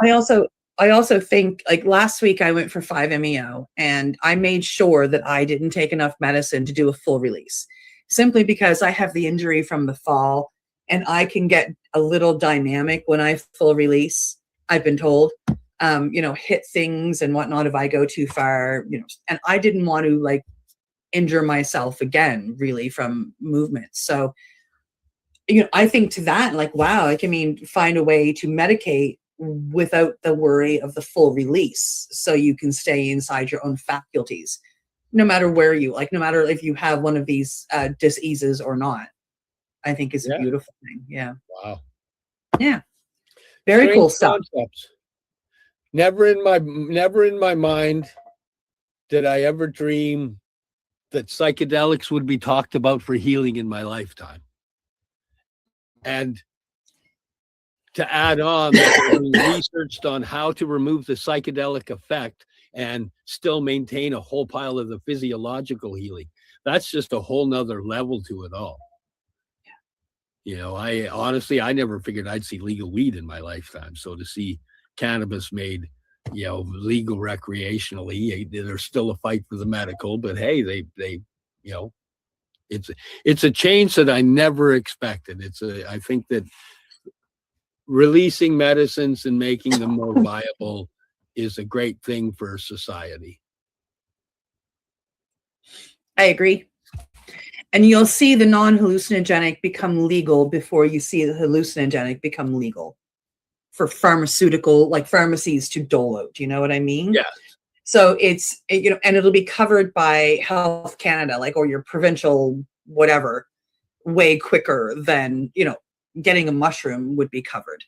So, that's another benefit for those people that can't afford it. Like, this is something that could potentially become covered and therefore more accessible for those people that just don't have the money. Wow, we can only hope and dream, eh? We can only hope and dream. Yes. I never dreamt that this would happen, and look at it now. Wow, what's going to be happening in the near future? I never dreamt that we would see legal cannabis. I never dreamt that we would be studying these medicines for therapeutic purposes, let alone trying to find a way for everybody to be able to have these medicines. And then I take a look inward at my own personal life, and I never thought I would be here with a podcast and serving medicines and doing my own healing. I thought that at a very young age, I thought that I was in for a life of torment and fighting my demons until the day I died, which I, figured would be a hell of a lot earlier than the 54 years I'm at now. So, yeah, it's incredible to look back 10 years ago and let that Cindy look forward and see everything that's happened. Like, she's just in freaking awe. Yeah. I've been walking the path, so I am in awe, but in a different way, because of course we've been walking with it. But if I take a look at my past parts, they're like, holy fudge nut, look at what the world has become. Yeah, never could have seen that coming. Mm-mm. Yep, that's why to keep walking the path. You never know what's coming. Sometimes it's glorious. It is. Hey, we're up to that time. We are at that time. I guess we should say goodbye and thank you to everybody that's hanging out with us. Thanks to Al for letting us be on the station. Thanks to our sponsors for sponsoring us to be able to have this show. Thanks to my awesome co-host, Rev Cindy. And thanks to life for living. Yes. See you in 2 weeks, folks.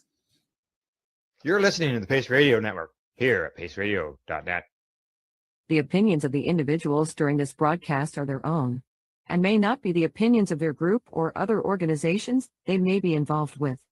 All medical advice during our broadcast is not a medical opinion and should be checked with your medical physician. Enjoy the buzz of legalization with Campbellford Lifestyle Shop. From lights to plant nutrients, books, consumption accessories, and more, we've got all your basics to grow or consume cannabis. Visit our info center or take a look at our piercing services and body jewelry, now available in-store through Campbellford Lifestyle Shop, 17 Bridge Street West, Campbellford. Limestone City Hydroponics is Kingston, Ontario's hydroponics shop.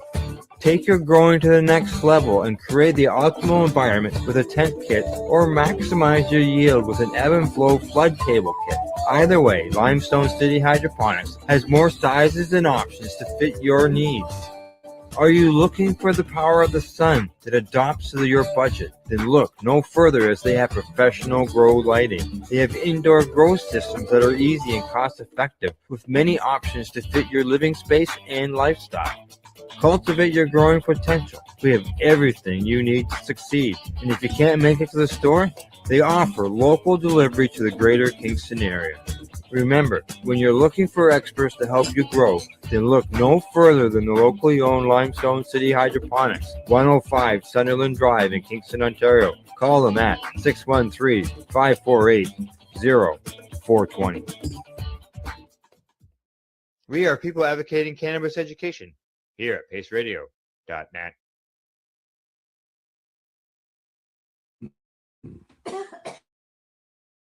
You're watching the 420 Pace Reroll Saturday.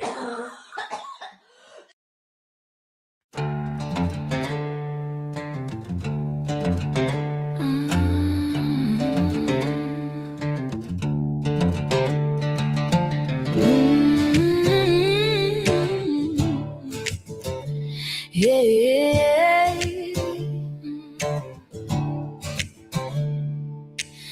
Sunrise kisses the morning dew. Green leaves reaching for sky so blue. Tiny crystals, they catch the light, growing stronger day and through the night. Oh, sweet green medicine, you're my good friend. Every day you bloom, chasing away the gloom.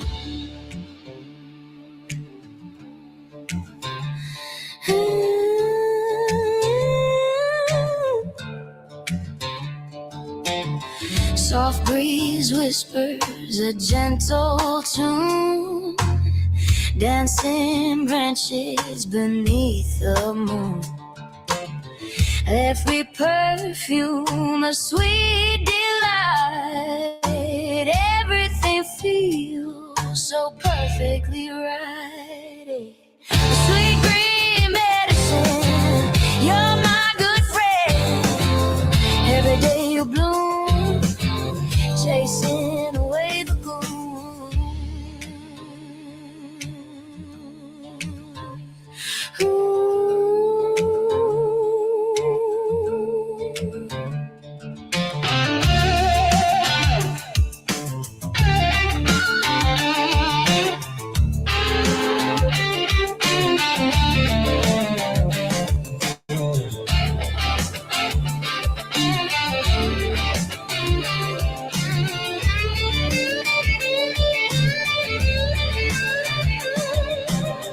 From a small seed, a giant grows. Nature's magic, everyone knows. Healing power in every part. You're a true work of art. Oh, sweet green medicine, you're my good friend. Every day you bloom, chasing away the gloom.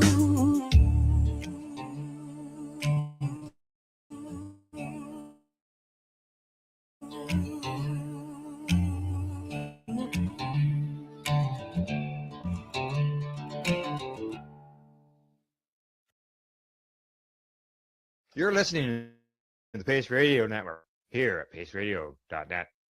The views expressed by the individuals during this broadcast are their own opinions, and they may not be the same as those of their group or other organizations they may be involved with. All medical advice during our broadcast is not a medical opinion and should be checked with your medical physician.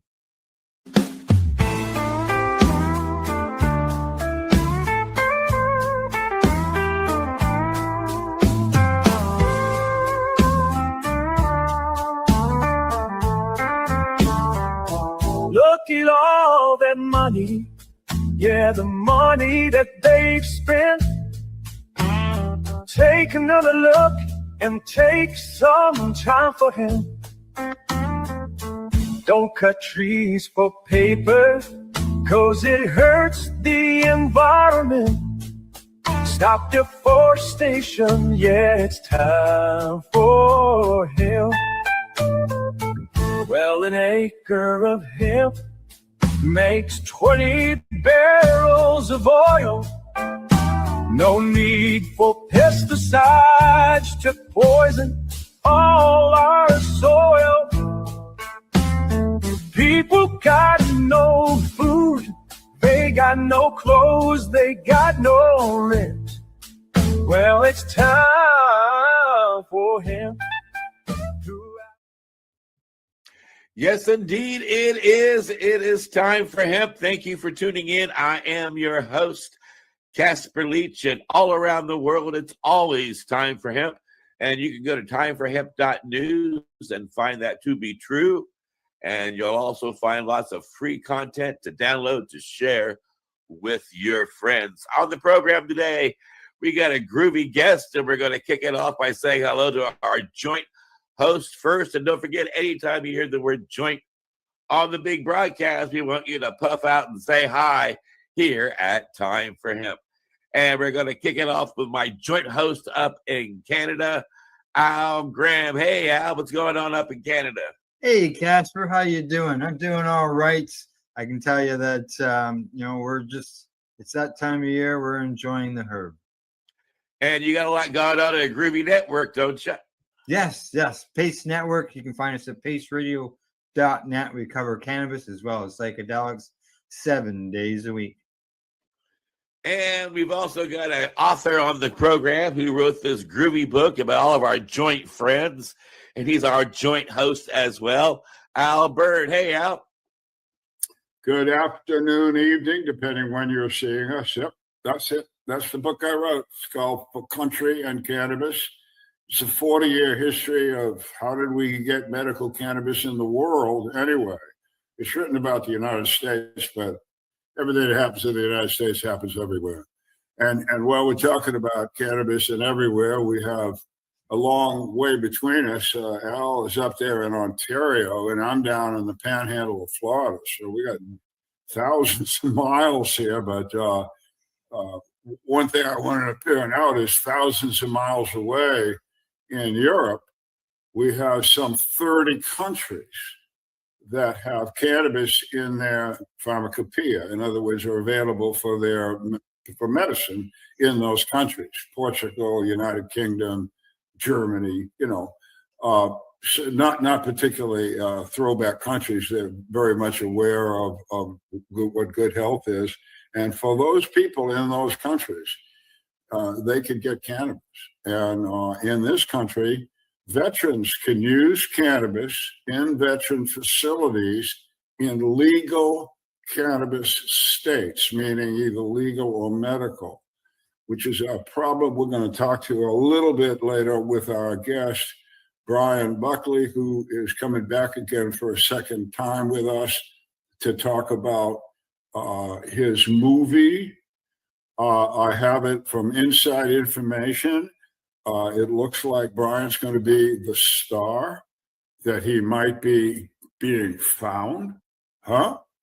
So maybe we could bring Brian on. Hey, how are you? Welcome, Brian. Thank you very much. Great to be back. Good to see you. Well, listen, the movie, although we're making some fun here, and it is fun to do that to a Marine. The other thing is, this movie is a pretty serious subject. Not as serious subjects I've had to deal with in my lifetime, and it goes on every day and every night, everywhere, and we got to stop it somehow. So one of the approaches, apparently, and I'm going to let Brian tell you about this, is he has an acquaintance, a friend, and they have a movie. And Brian Buckley, please explain to us where you are and where this is. And I think Al Graham, you can bring up something on there. Yeah, here we go. I'll do that. Yeah, go ahead, Brian. Go ahead. Yeah, no problem. So, friends of mine that I served with in the Marine Corps were doing an ayahuasca ceremony, and they met this great Army veteran named Jason Baldwin. And Jason has been in, the acting industry, if you will, for quite some time now. And, has done some things on CBS that shows SWAT and some other roles here and there. But I believe after what happened during August of 2021, during that chaotic, quote unquote, withdrawal of Afghanistan, really hit a lot of veterans very hard, especially the veterans of the global war on terrorism. Essentially we went into Afghanistan and, we leave 20 years later and it's probably in a worse place than it was when we got there. So he wrote this script for a movie called Tourniquet. And why I really wanted to get involved with this is the massive problem we're having with veteran suicide.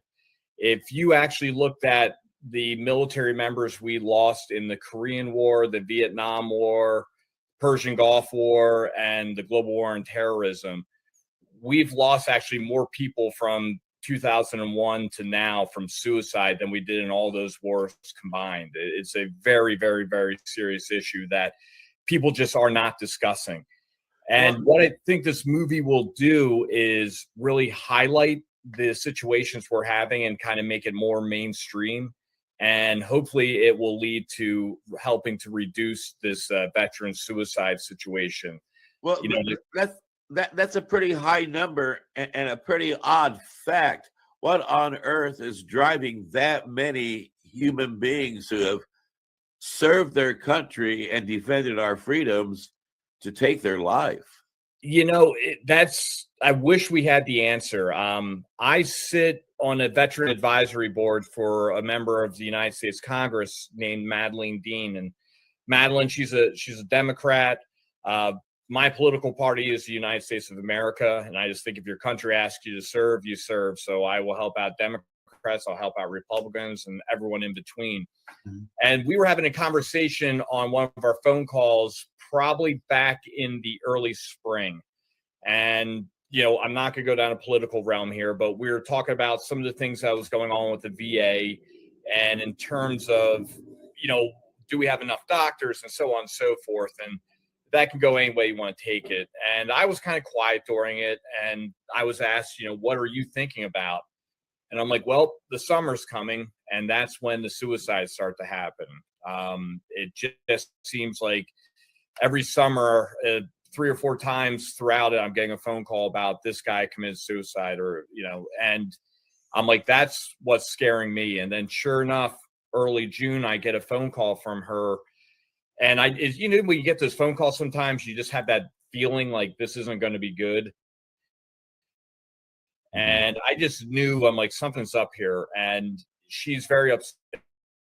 And she told me one of the members on her staff, who was an Army veteran, committed suicide the night before. And she's like, Brian, you called it. You said the summer's coming and this is going to happen. And she's like, and I just can't believe it happened to, one of my members of my staff.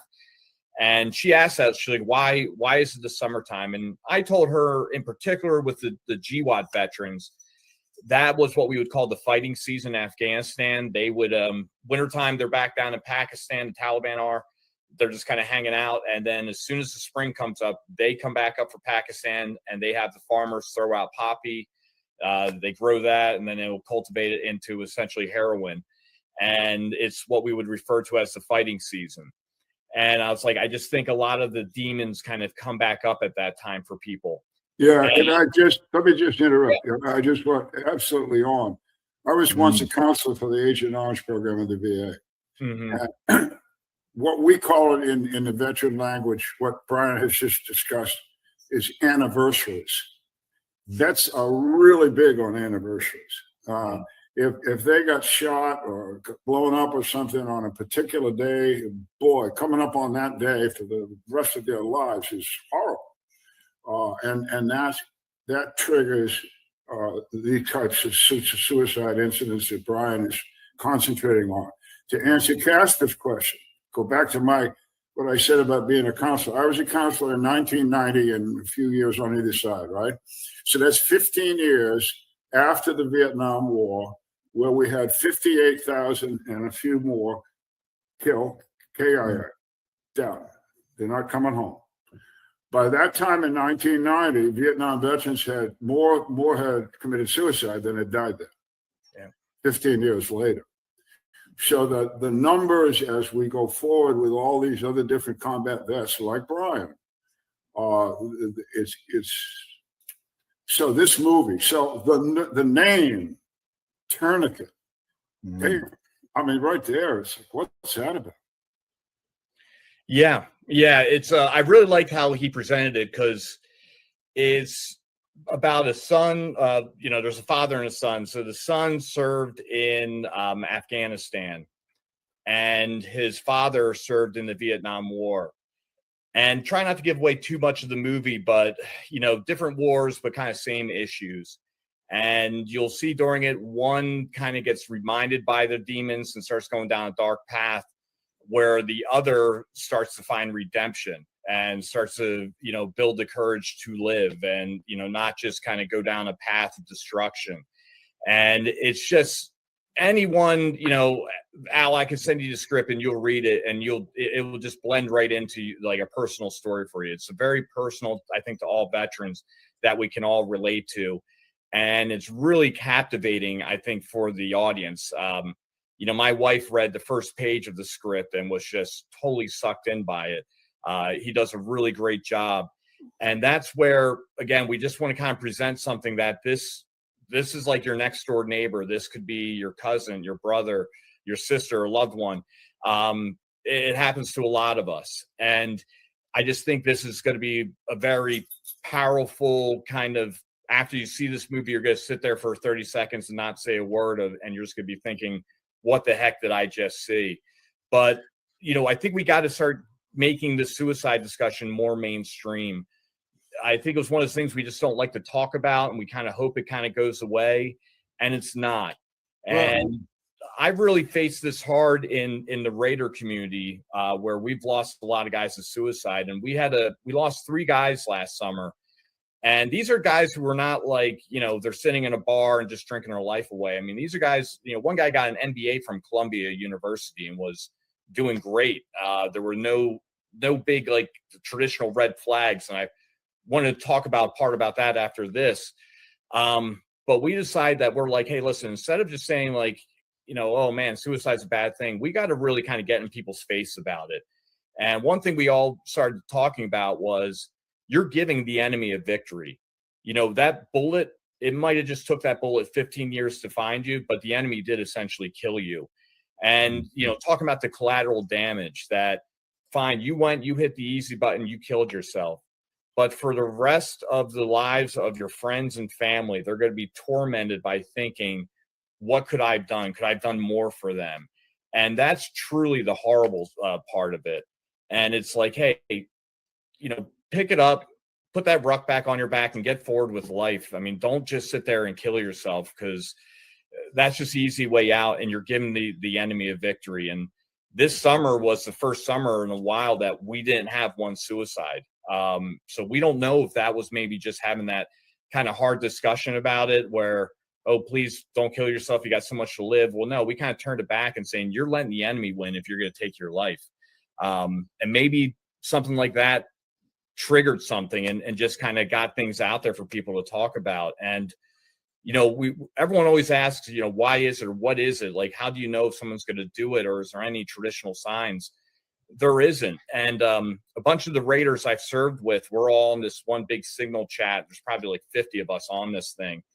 And we started talking about the suicides. And one guy said, he's like, I want to share something with you. He's like, I got up one morning, all the bills are paid, life is good, not an issue in the world. I made a cup of coffee and I'm ready to walk out on my porch and just take in a beautiful San Diego morning. And he's like, as I walked outside and sat down, a voice in my head said, today you're going to kill yourself. And he's like, and I put my coffee down and I was ready just to walk in my house, walk up my stairs, grab my gun and do it.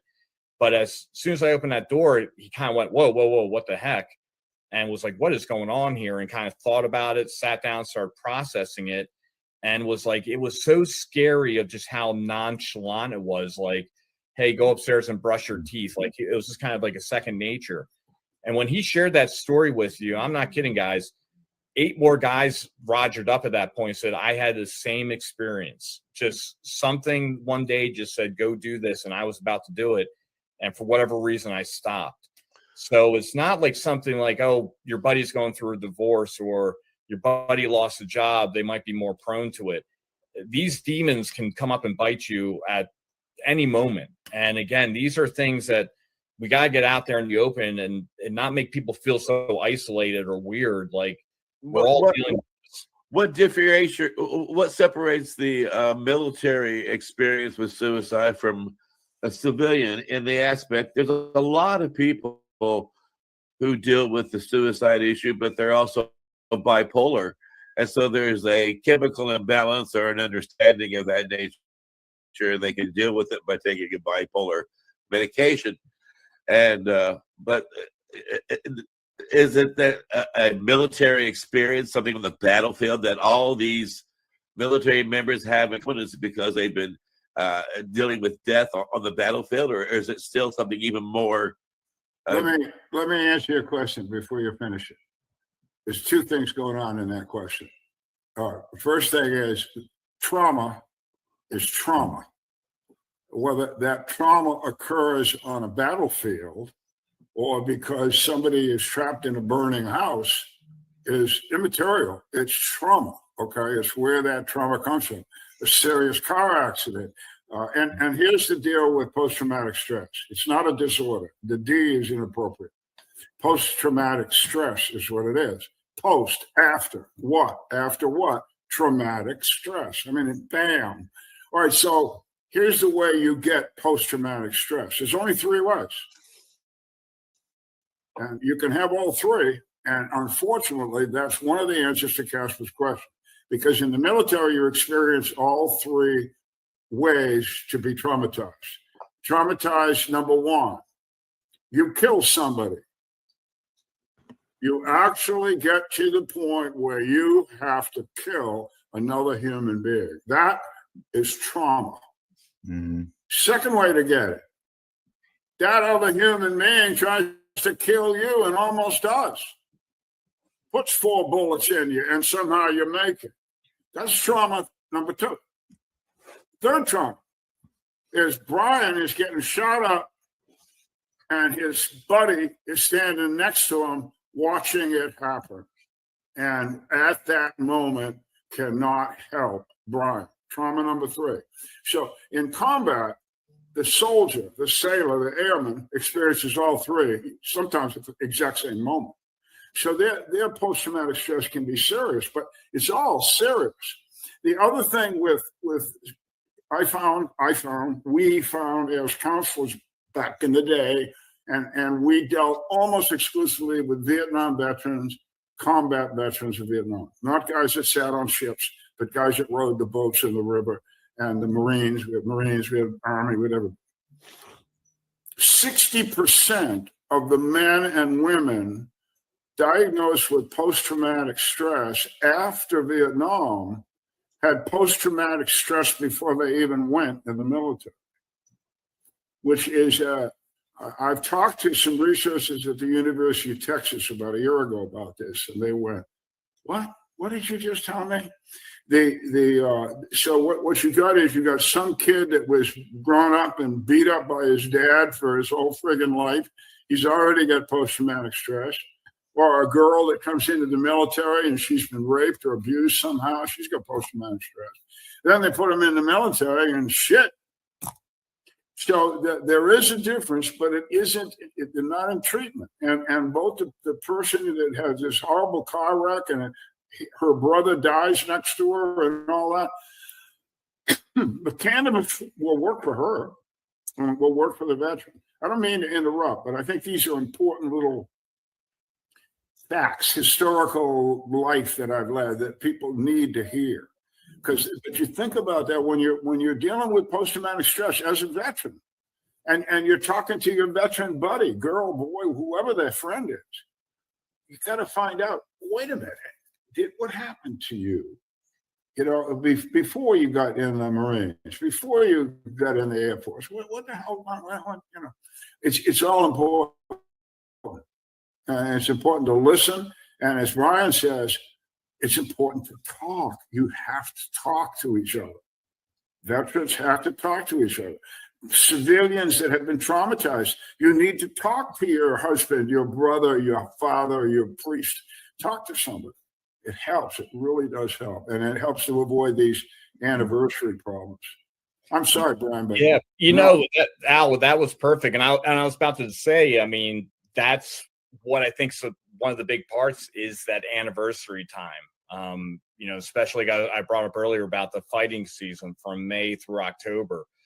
You know, I'm sure, Al, you probably have the very similar experiences. I mean, you know, first thing I wake up and I think about is usually combat. And before I go to bed, the last thing I'll think about is usually combat. You know, I still have the dreams and everything. You know, war is it's exciting and terrible. And it definitely, you know, I think it envelops itself around your soul. It's always going to be a part of you. You know, even when I first got into Marine Corps, and I don't care what people say, when you see people with a bunch of medals and all this stuff, you're like, man, that looks so cool. And I want to be like that. And, you get into these units, and trust me, I loved going to combat. I loved being in the infantry and reconnaissance and special operations. Like, I wanted to do that. There is no play a little violin for me, like what they do to you. No, I wanted that. But it comes at a cost, and you're just never going to be the same person again. And I think, to Al's point, you got to talk about and have these conversations. For me, it's very therapeutic just to have conversations with people and talk about things I experience. I know other people, they don't like to, and that's fine. That's their journey. But it's definitely something that will always be with me. It's always going to be with every veteran. And you're going to have these demons that you're never going to beat. You just have to learn to live, to fly above them. And it's literally one day at a time. So I think having these conversations and getting it out there that, hey, you're not some weirdo or you're isolated and you're the only one. There's hundreds of thousands of us who are dealing with the same issues that you're dealing with. And are you taking this to the VA right now, this issue? Yeah, so to kind of circle back with Congresswoman Madeleine Dean, when we were having this conversation, I'm like, hey, are you ready to, think differently? And that's one thing I really respect about her. You probably never heard of her. She's not out there trying to get the cool little sound bites and all that stuff. She's there to represent the people that voted her in. And, to even give her credit after the Afghanistan debacle, I had some long conversations with her, and she was the only Democrat going into the meetings in Congress. It was all Republicans and one Democrat, but she went in there after the conversations her and I had.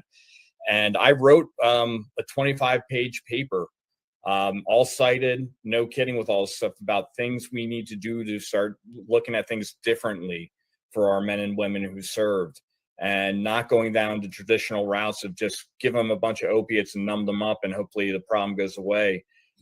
There's no kidding, Al, you've said it many of times during our conversations. There's been no plant that's been studied more than a cannabis plant. There's a ton of research out there showing the benefits. We're seeing the benefits of psychedelics. These are things we need to start looking at, and, helping veterans out to help rebuild them, to help them get that purpose. We're all essentially working dogs. I mean, we all want to go out there and do things. Well, we got to find something that veteran really wants to do, not just give them money every month and again, hope the problem goes away. Give them that purpose in life again. So her and I have been working on this. She was very upfront. She's like, Brian, it's Congress. This is going to be a long slog of a fight to try to get through there. But she's advocating for our research. She's doing a lot. And hopefully we can get Congress to stop looking at this little stupid sound bites they always try to go out there and do, and, circle back on the people that we really should be looking at first to help. And that's our men and women who served in uniform. So hopefully we can get it there one day, but it's going to take all of us to keep talking about it, get things out there. And that's why I'm so hopeful we can get this movie made, because I think it's going to be a really big punch to the gut to everyone that's saying, boy, like, I've kind of turned my back on the veterans, not in a mean way. You just think about other things, but there's these men and women who went out there and signed a blank check payable with their lives, and we're not doing much for them when they come back home. So, we'll see what we can do. I never understood that, because I being in the military, I can certainly tell you every member of the military matters, and every member of the military is a strong character individual who has really put forth a lot for the people they love. And you would think that their participation, even if it's for just 2 years, would definitely be forever remembered by their country. Yeah. I noticed before we get, I know we're getting close to the end here, but I noticed in the write-up on the movie, it mentions that any profits from the movies would be going to veteran organizations in order to help vets. Yeah. This isn't like hey, let's go out and win an Oscar and be famous. This is something that, we want to put forward to help the men and women who served. And again, this can be some sort of launch pad to help them go live that new life. That's what we're here to do. So no one, we don't really, the only time we're talking about money is, man, we need to get some money so we can make this movie. But no one's saying, hey, what kind of car are you going to buy afterwards? That's right. not even on the table. It's Good. how can this help men and women who served? That's the goal.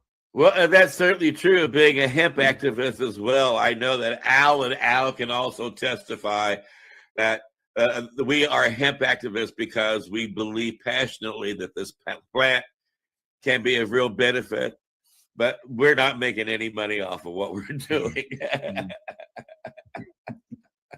We do it because we love the people around us and we care about the future. So, Yeah. With that said, Brian, why don't you let people know how they can reach out to you if they care to?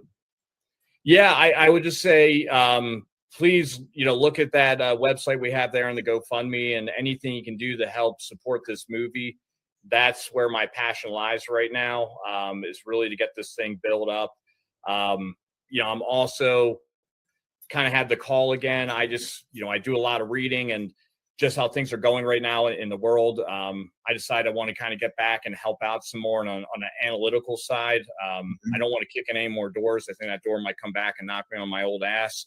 So right now I'm just working on a master's program in Homeland Security and Counterterrorism. And I'm actually using my VA benefits to help pay for that. So there's a lot of things out there to all the veterans. There's a lot of money on the table that you can use that you more than deserve. And I'm going to Penn State, and they actually kind of really helped me find the right bucket of money to pull from. I'm a 100% disabled veteran, a heart, got shot up in Afghanistan, and I was going to use what they would call your Chapter 33 benefits to pay for school. And they're like, well, why don't you use your Chapter 31 or see if you can. And the Chapter 31 is not more or less, hey, go out and get a college degree. It's use this money to get a degree so you can find a job. And what, I need to get this master's degree so I can go work for Homeland Security or one of the other agencies out there. So I'm actually using my Chapter 31 benefits that I didn't really know existed. And I still have my Chapter 33 if I want to use that later in life, if I want to get a PhD or things like that. And there's also things that like my family can use off of this as well. My wife can go get another degree. My kids, their schooling will be paid for. So there's a lot of benefits out there. So I just really advocate for people to go out there, go meet with a counselor on your VA benefits and just find what is out there. Because unfortunately, the government will not advertise the money you can get. But if you work hard at it, you can find ways to get that taken care of. So and just in case anybody's worried, every benefit that Brian is talking about, cannabis will not interfere with it. Right. Cannabis has nothing to do with anything. The VA doesn't care about your use of cannabis other than they want to know therapeutically how well it does for you. But you won't lose any benefits. So we just have to repeat that. So that means that they can, if they're out there listening, that means they can also be for country and cannabis, right? Absolutely. There you go. Yeah. And for country and cannabis. And in order to read this, they're going to have to be able to keep the pace of the educational system around them. And to do that, there's a groovy network that can help in Canada, right, Al? Yes, there is. Pace Network. Find us at paceradio.net.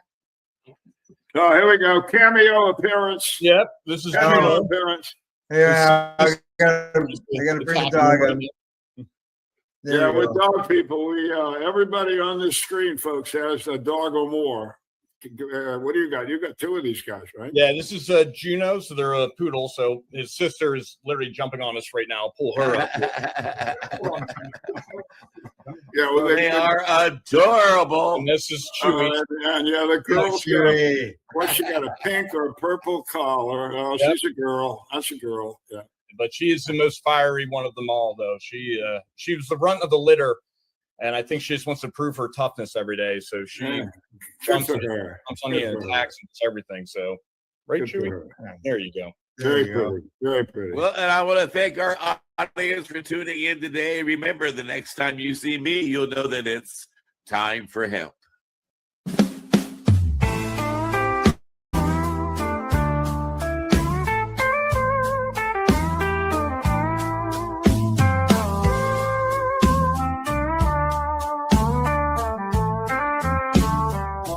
Look at all that money Yeah, the money that they've spent. Take another look and take some time for him. Don't cut trees for paper, 'cause it hurts the environment. Stop deforestation, yeah, it's time for hemp. Well, an acre of hemp makes 20 barrels of oil.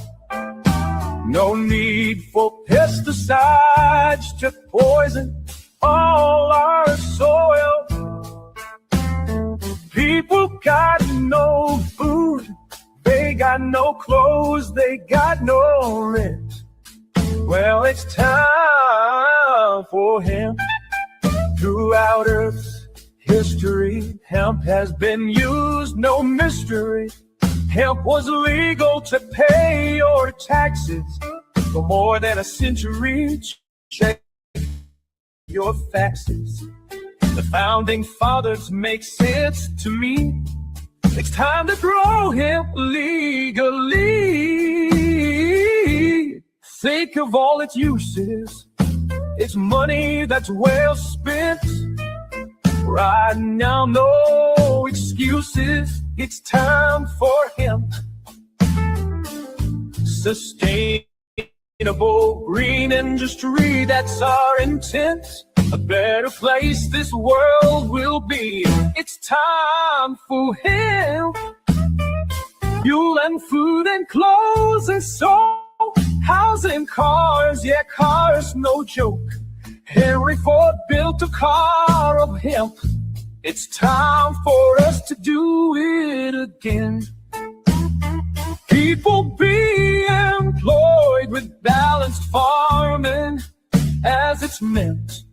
Right now, it's time for hemp. Hemp is a true necessity for the wealth and protection of this country. These are words of Jefferson Thomas. He grew hemp. Why not us? It's time to lift the hemp ban. It's time to lift the hemp ban. Yes, we can. I know we can. We can make a difference. Yes, we can. Yes, I know we can. We can work together and lift the hemp ban. Look at all that money. Yeah, the money that they've spent. Take another look and take some time for you. Don't cut trees for paper, 'cause it hurts the environment. Stop deforestation. Yeah, it's time for hemp.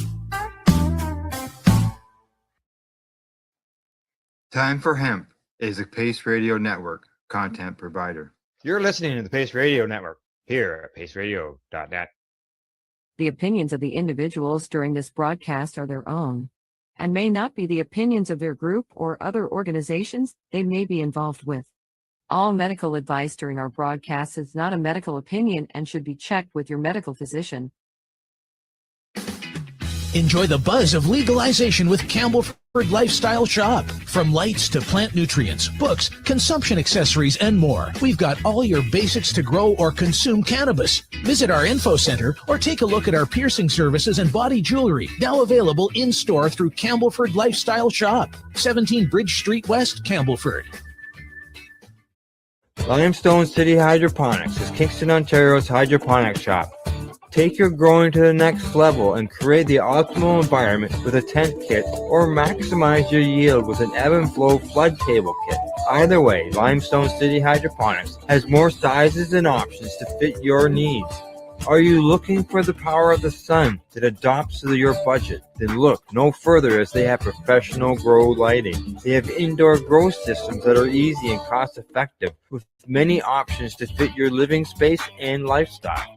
Cultivate your growing potential. We have everything you need to succeed. And if you can't make it to the store, they offer local delivery to the greater Kingston area. Remember, when you're looking for experts to help you grow, then look no further than the locally owned Limestone City Hydroponics, 105 Sunderland Drive in Kingston, Ontario. Call them at 613-548-05 420. We are people advocating cannabis education here at Pace Radio. Stay tuned. We'll be right back after this toke.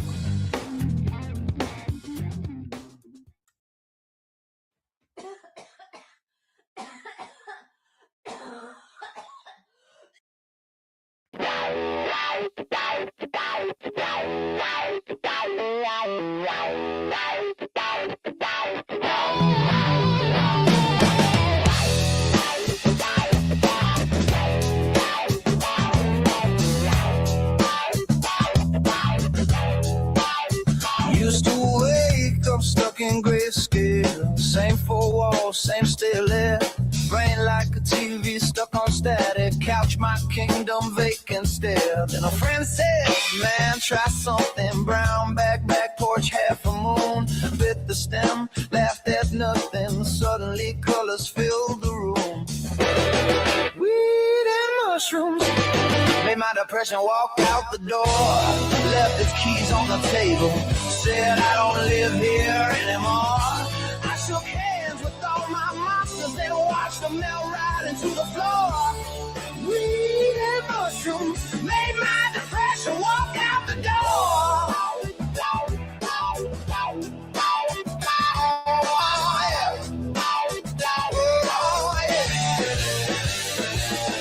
Heartbeat drumming in my ribcage. Floorboards breathing with my feet.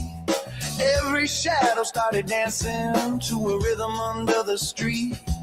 Saw my scars turn into rivers flowing out beyond the blame.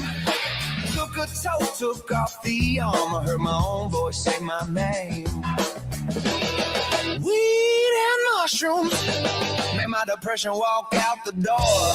Left his keys on the table, said I don't live here anymore. I shook hands with all my monsters and watched them melt right into the floor. Weed and mushrooms made my depression walk out the door.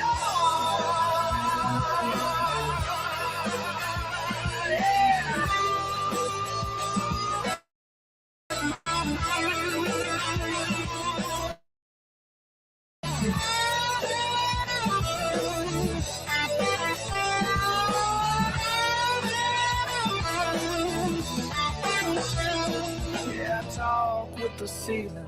Said I've been down here too long. Then the lamp turned to a lighthouse, flashing out a four-note song. Oh, yeah. I was barefoot in the backyard, every heartbeat on the one. Laughed so hard I broke the handcuffs, felt my body weight like lead.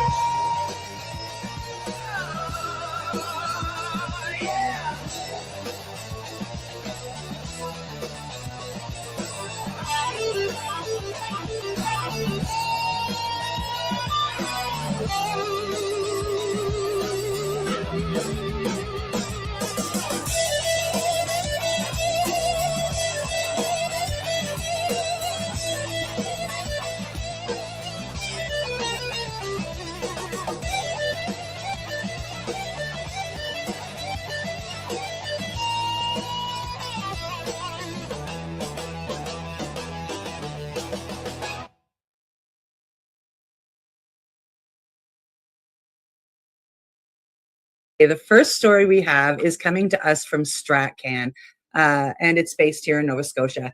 The RCMP in Nova Scotia conduct inspections at 5 Indigenous cannabis storefronts. The Northeast Nova Scotia District RCMP say they conducted inspections at 5 Indigenous cannabis storefronts and seized illegal cannabis on March 3rd. Officers conducted inspections at these cannabis storefronts in Eskasson First Nation, Potlotek First Nation, and Paknaket First Nation, as well as Waikoba First Nation under the authority of the Nova Scotia Cannabis Control Act. Officers issued summary offense tickets and seized cannabis products. The investigations are ongoing, and more information will be released when available. Nova Scotia's provincial government recently called on law enforcement to take action against unlicensed cannabis stores selling cannabis products. The Nova Scotia RCMP responded to this announcement by saying they have no plans to change their approach to addressing illegal cannabis in the province. A Nova Scotia RCMP spokesperson noted that in 2025, officers charged 21 people with more than 50 offenses after executing search warrants at 13 unlicensed cannabis storefronts in the province. And just so you know, employees at those storefronts, most of them have had their charges dropped. I just know a couple of them. Nova Scotia RCMP have also pushed back on recent claims about illicit cannabis from the provincial government, including claim that the police have found fentanyl in cannabis from illicit sources. In a post on Facebook, on March 3rd, here we go.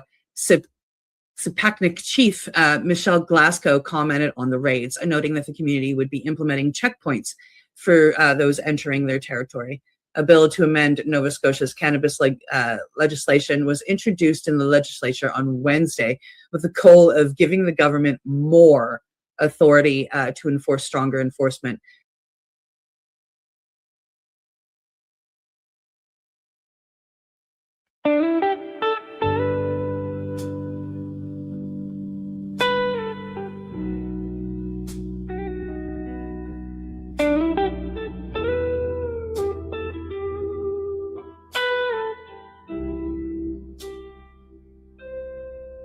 Clipboards, sneakers,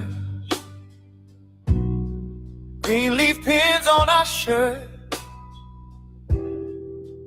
waiting at the crosswalk, counting out the hurts, name tags, diagnosis, stories written on our skin. They call it a crime, call it medicine. We walk for our medicine, feet on the ground like a heartbeat rhythm. Patience teaching, patience again. Pass that truth like a torch in the wind. We walk for our medicine, risk on our backs, but we still step in. If care is a crime, then here we are. Here we are again.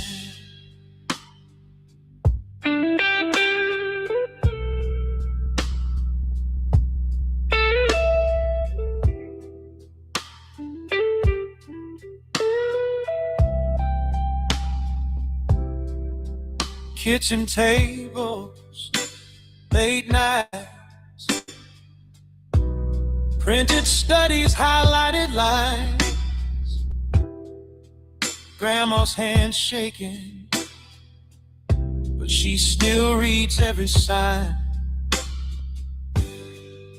Ask me why I'm here on cardboard in a grip. They threatened her freedom. She tightened her fist. We walk for our medicine. Feet on the ground like a heartbeat rhythm. Patience teaching, patience again. Pass that truth like a torch in the wind. We walk for our medicine. Risk on our backs, but we still step. If care is a crime, then here we are. Here we are again.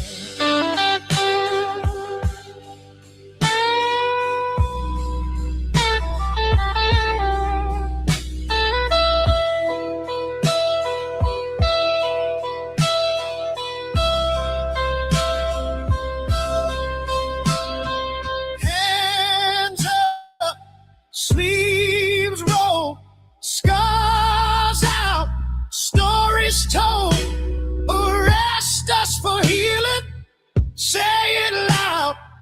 say it bold. White coats watching, but the waiting room's a street. We bring the clinic to the car.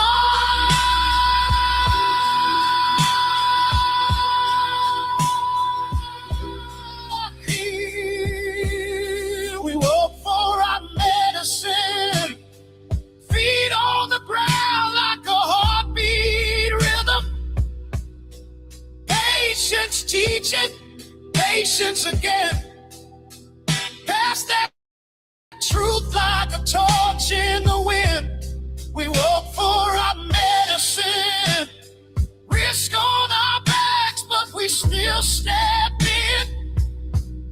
If care is a crime, then here we are. Here we are.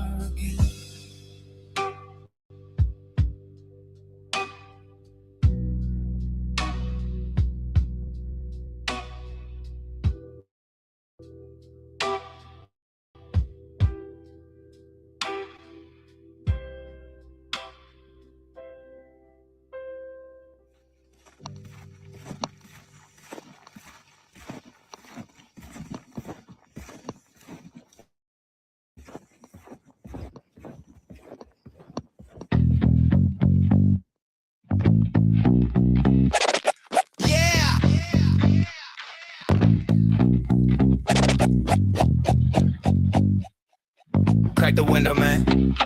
Crack the window, man. It's funky in there. Got that loud in the jar, smell hitting through the glass. Pass once, eyes low, whole crew finna crash. Ash on my shirt, got burns on the couch. Neighbor at the door like, what's that about? Sticky on my fingers when I break that nug. Whole block know when we spark that thug. That funk in the room, got the paint all wavy. Head so hazy, talking slow, move lazy.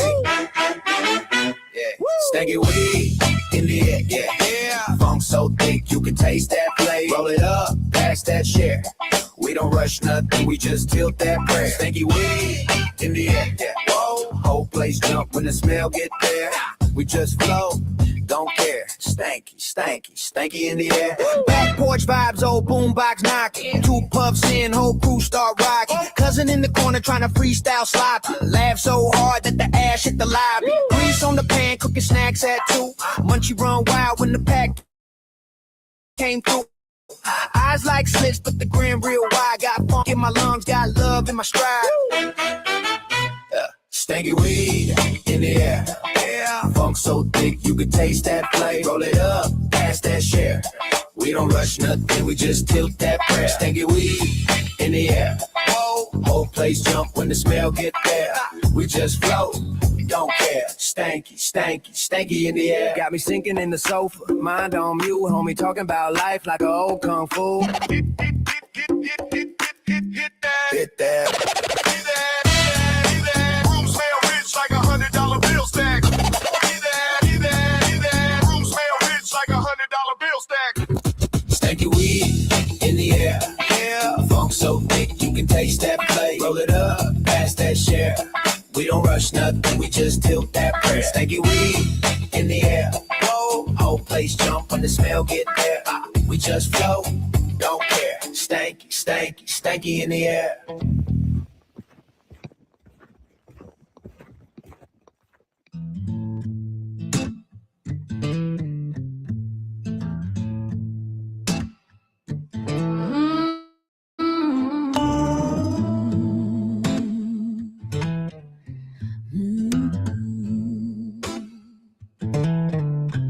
Got my hands in the mix, call it living gospel. Top dress love on the top layer. Every crime got a story in it. Warm cast rain, little black gold bag while I'm night shift working. Horse herd turned into plant fuel. Micro life having quiet meetings. Organic tea in a 5-gallon swirl. Bubble up. That brew keep breathing. Chemical free in a small ass room. Just fade. Just fungus. Just feeling. Growing cannabis, praying to the compost. Every leaf singing thank you to the earth. Salt free, clean feet, roots doing long toes. This is living organics. This is what it's worth. Oh yeah, growing cannabis, talking to the worm slow. Every pot of planet turning under my feet. From the shit to the shine, watch the buds glow. Watch the buds glow. This is living organics. This is what we told. Cow milk, sea breeze in a pay bag. Potassium boost when they start to say. Little cow mag fix when the fans look tired. Nitrogen rich when the stems want fire. Blood meal sprinkled like a secret spell. Seabird guano straight from the swell. Green sand, rock dust, deep old bones. Phosphorus stash for the stacking cola. Worms in the bed, they clocking at dawn. Turn old leaves into living soil. I just water, just wait, just trust the blend. Let the soil do the work. That's the best kind of friend. Growing cannabis, praying to the compost. Every leaf singing thank you to the earth. Salt free, clean feed, roots doing long toes. This is living organics. This is what it's worth. Yeah, growing cannabis, talking to the worm slow. Every part of planet turning under my feet. From the shit to the shine, watch the buds glow. Watch the buds glow. This is living organics. This is what we told.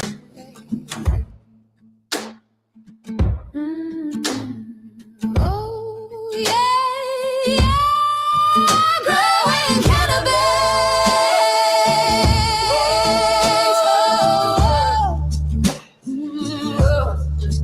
Growing cannabis.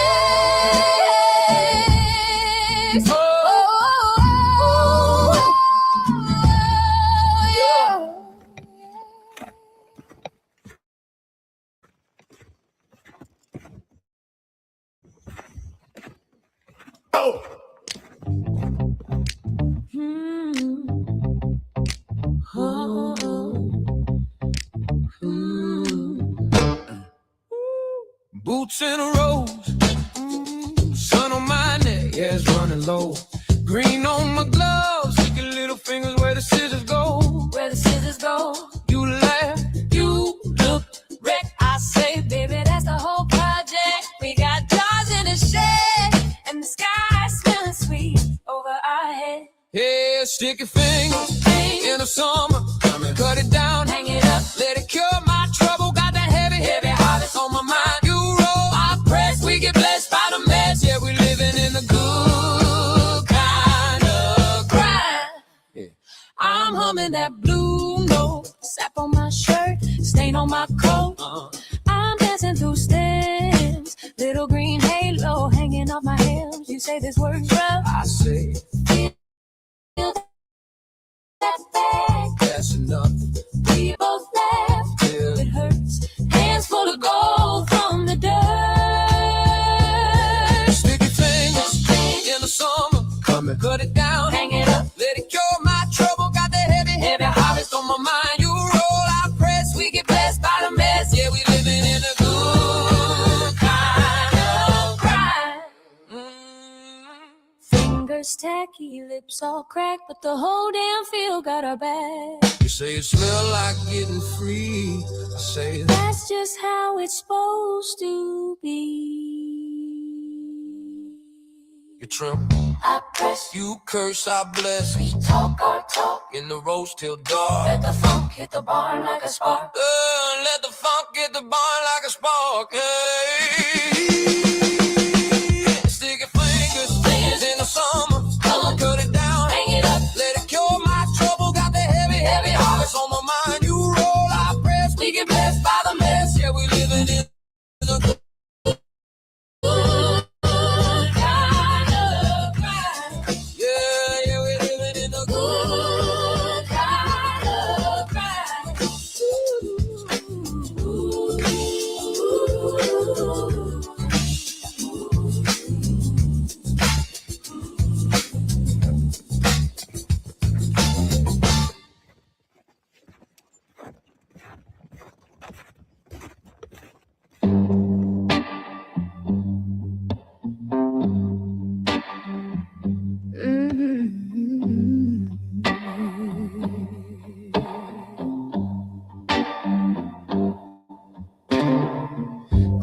Cold bag on the coffee table, green dust on my thumbs.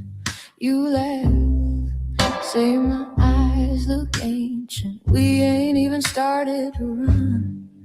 Past the grinder, past the time. Ashtray full of last week's plans. You light up, I watch the flame dancing in your shaky hands.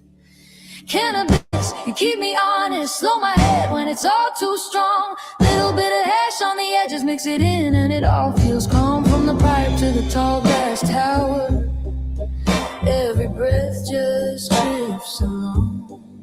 Spark it up, let it burn, let it burn. We're singing to the fire in the bong. Hell yeah.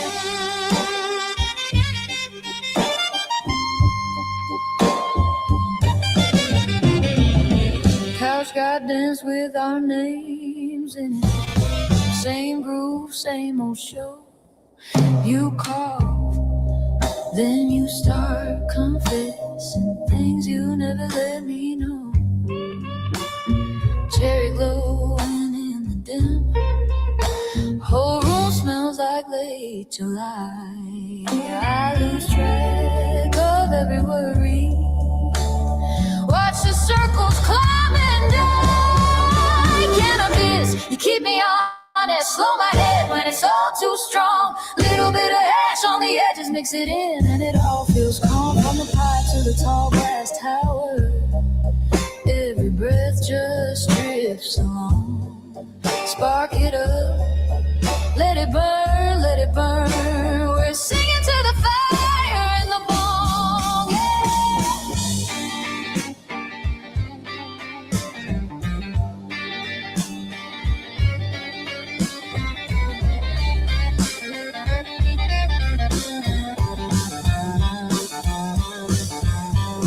We've been running from the blaze all week. Now we feed it just to feel that peace. If tomorrow hits a little too hard, save a little in the jar.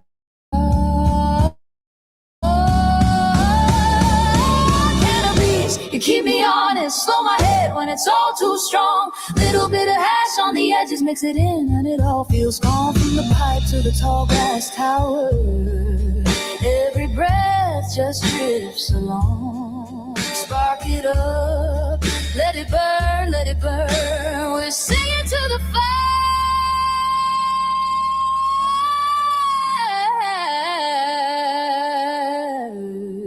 in the bone.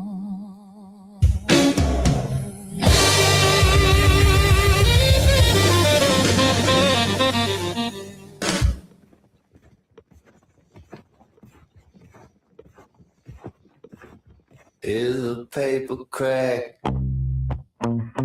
Oh, he comes trotting in. Click clack. Tuxedo suit, little French dash, wide low, wobbling down the track.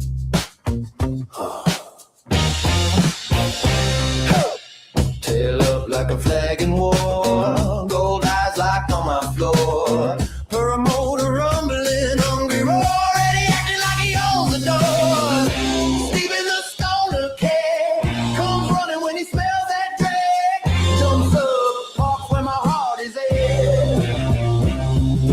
Burn like a spaceship, loud and mad.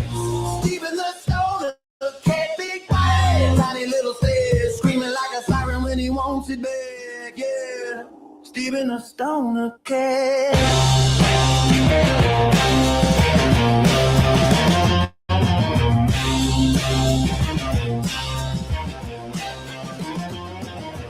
He struts in slow entrance grand like he's headliner of the band. Flops down heavy on my hand, pushing, shoving, you'll understand.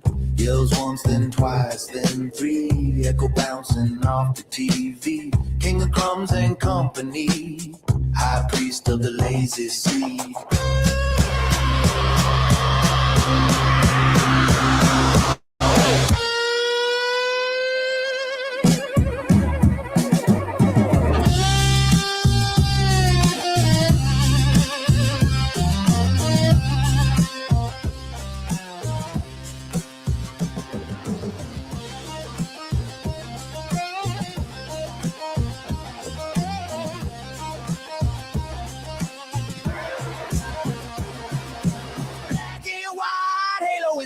rainbow haze. Whiskers twitching, chasing little colored waves. Bad belly rising like a rolling moon. Pause near time. Rewinding the room.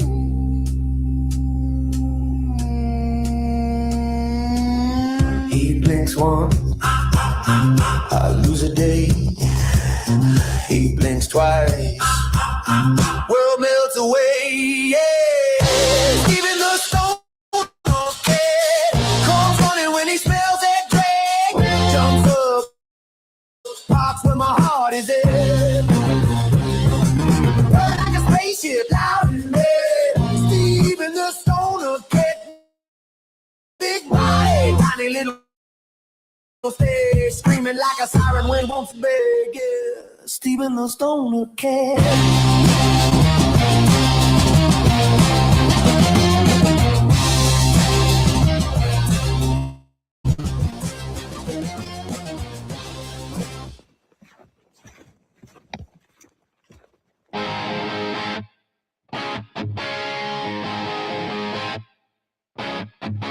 Cannabis leaf on my lanyard, box of TY by my feet, exhibitors and large crowds to educate. Cannabis plants on display, real green, yes, real green. Old man stops, says what you selling. I laugh, just clearing the haze with TY on the table. That's what changing minds.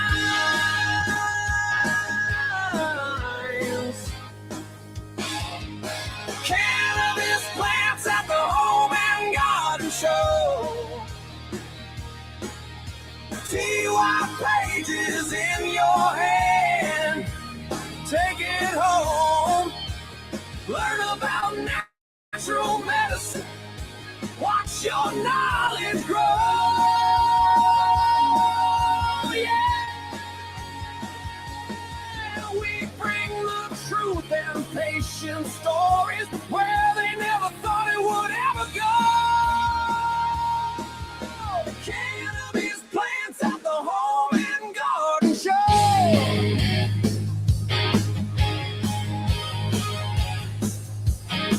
People advocating cannabis education, brochures, links to bigger hope. Beside the grills and garden gnomes, we're talking tinctures. Talking, smoking, talking alternatives. Kids walk by with cotton candy. Mom, slow down. Dad's leaning close. Is this legal? Is this helpful? Let me tell you what we know. Cannabis plants at the Home and Garden Show. TY pages in your hand. Take it home. Learn about natural medicine. Watch your knowledge grow.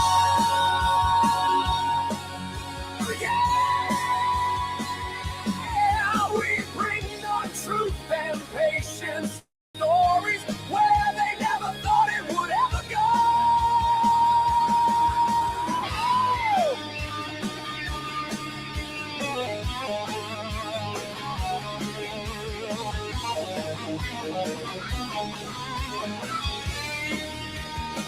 Bright lights, TY magazine on the table.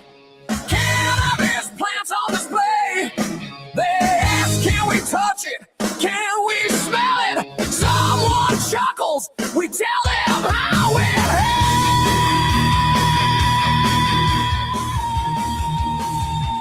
helps. We're not hiding in a corner. We're right here in the floor.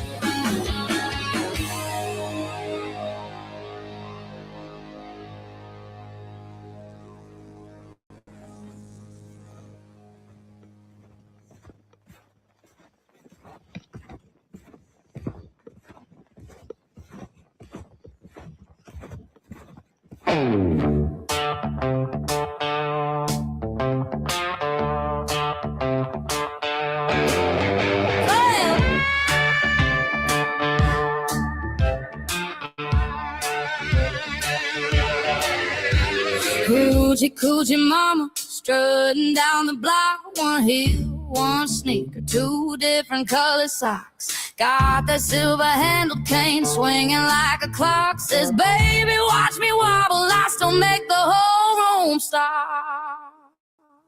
Coochie coochie mama, shake that cane, don't drop. Little limp in the hip, but she's still climbing to the top. Hoochie coochie mama, painted lips that talk. Got a crooked little body, but I still rock.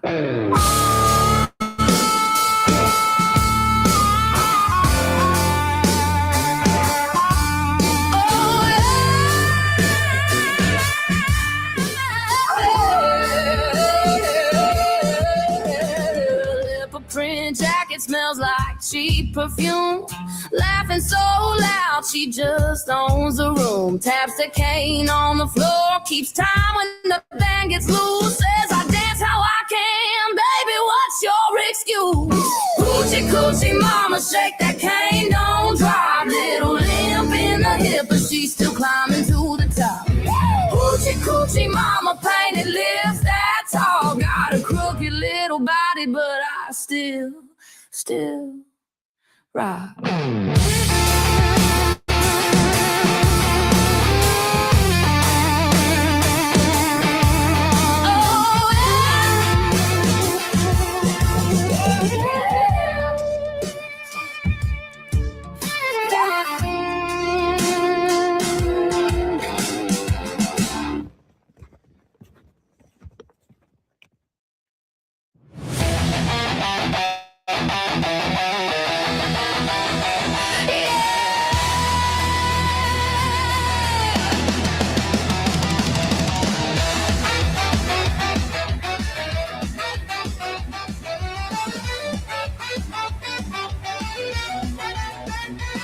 Sticky thumbs rolling on the carpet, laughing at a movie that we never even started.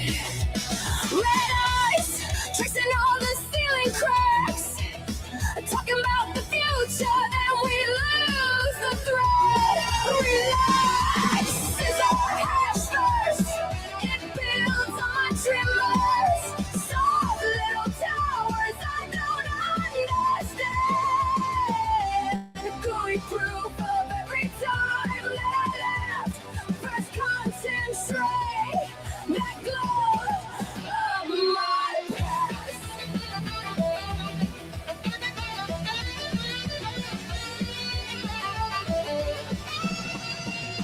Reason on my hands, brown little halo, crumbs in the tray, and the ash moves slow. You hold up your scissors, say look what we made. Tiny dark planets, orbiting a lazy day. Scissor hash first, it builds on the tremors. Soft little towers I don't understand. Going through of every time that I left. First concentrate, that glued up my past.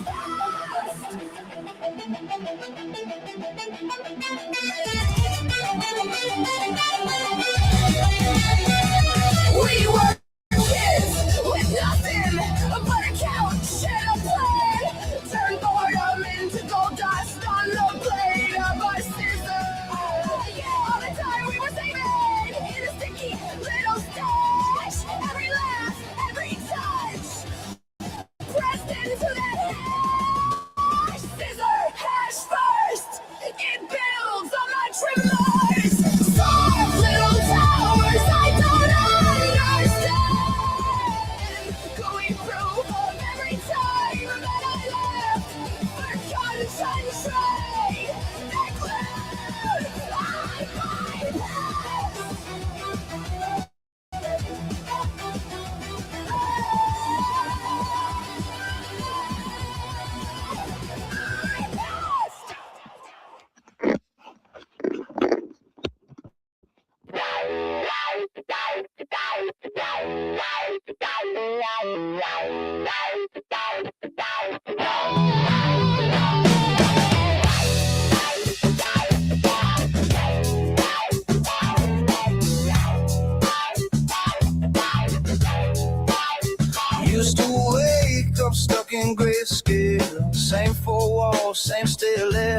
Brain like a TV stuck on static. Couch my kingdom vacant still. Then a friend said, man, try something. Brown back porch, half a moon. Bit the stem, laughed at nothing. Suddenly colors filled the room. Weed and mushrooms made my depression walk out the door. Left its keys on the table. Said I don't live here anymore. I shook hands with all my monsters and watched them melt right into the floor. Weed and mushrooms made my depression walk out the door.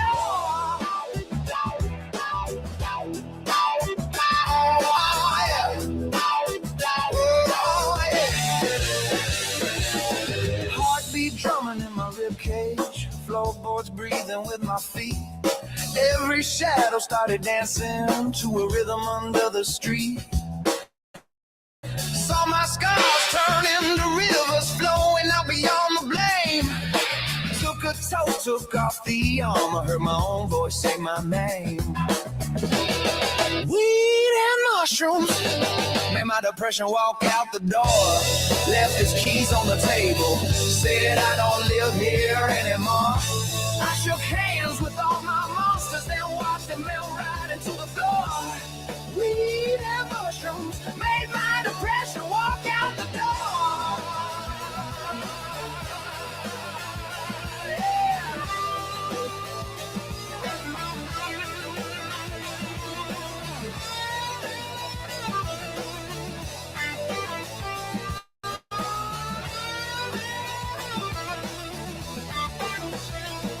Yeah, I talk with the ceiling.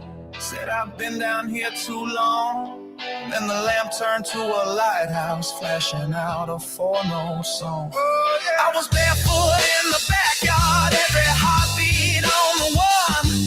Laughed so hard I broke the handcuffs, felt my body weight like lead.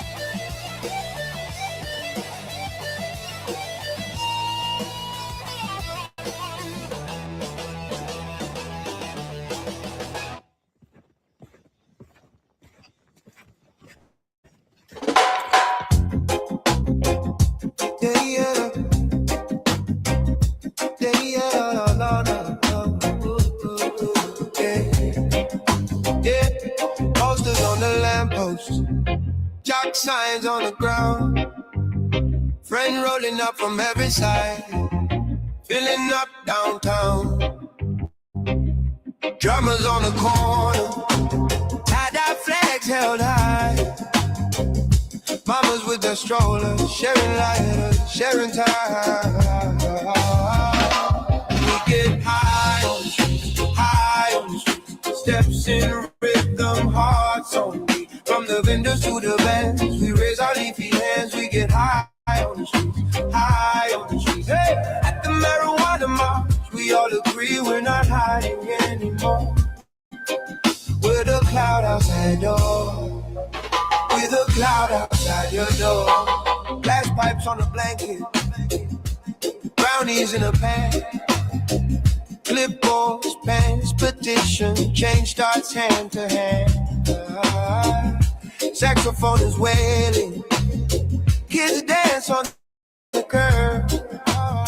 Cops watch from a distance as we chant each burning word. We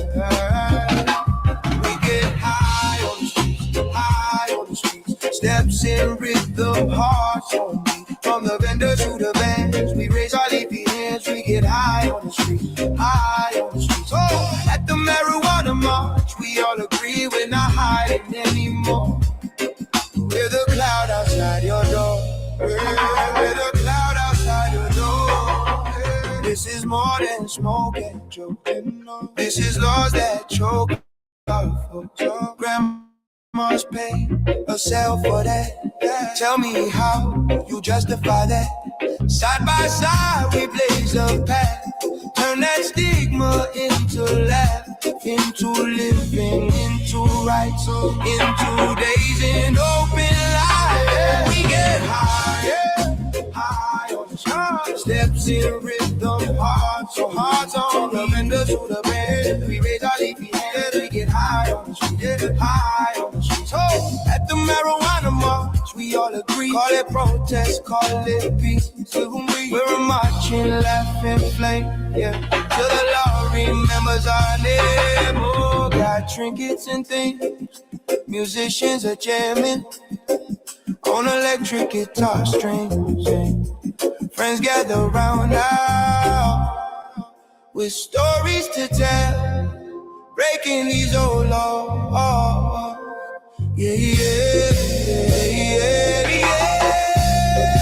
Oh, we get high on the steps in rhythm, hearts on the windows on the band. We raise our leafy hands, we get high on the street, high on the street. Hey, at the marijuana march, we all agree. Call it protest, call it peace. We're a marching, laughing flame, yeah. Till the law remembers our name. Oh no, oh no, no, no, no, no, no, no, no, no, no.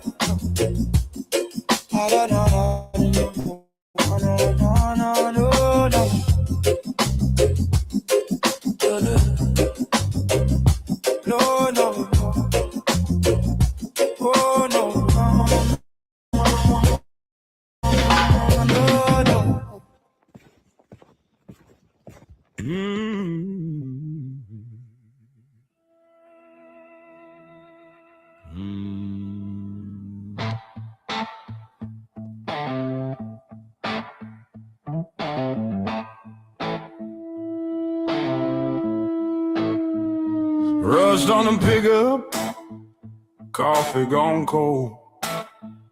Same 3 chords, and a heart to hold. Boot prints on Sunday, Bible on the dash. You left in a rainstorm, I burned up our past.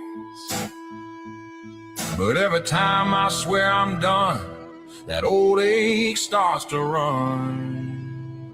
Stone and sugar, You cut me, you cure me. yeah. I keep coming Back to you. yeah. Sweet and bitter, Every bruise feels brand new. you're the worst, Best thing that I ever knew.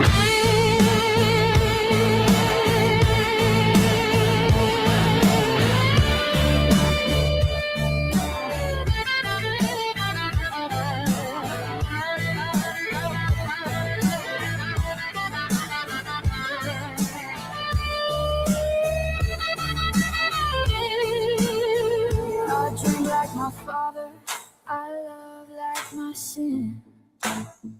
We fight in the kitchen, then fall back again. You slam all the doors, I shake all the walls. I shake all the walls. You tear up my picture, I answer your call. I answer your call.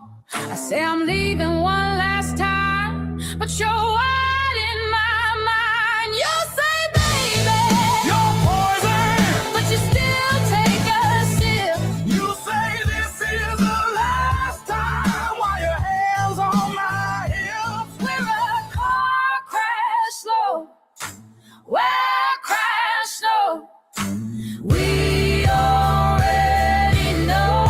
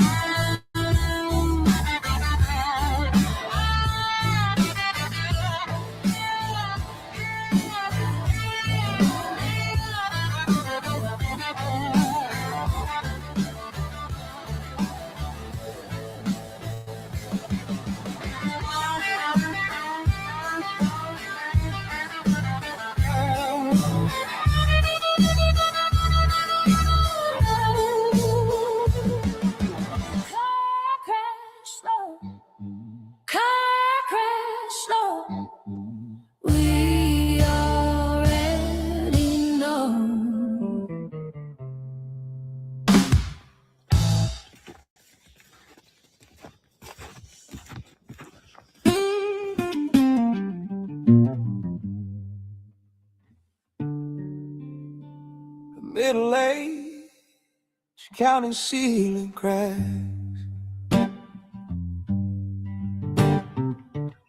Coldplay cooling on his lap. Clock says eat, but his body says pass.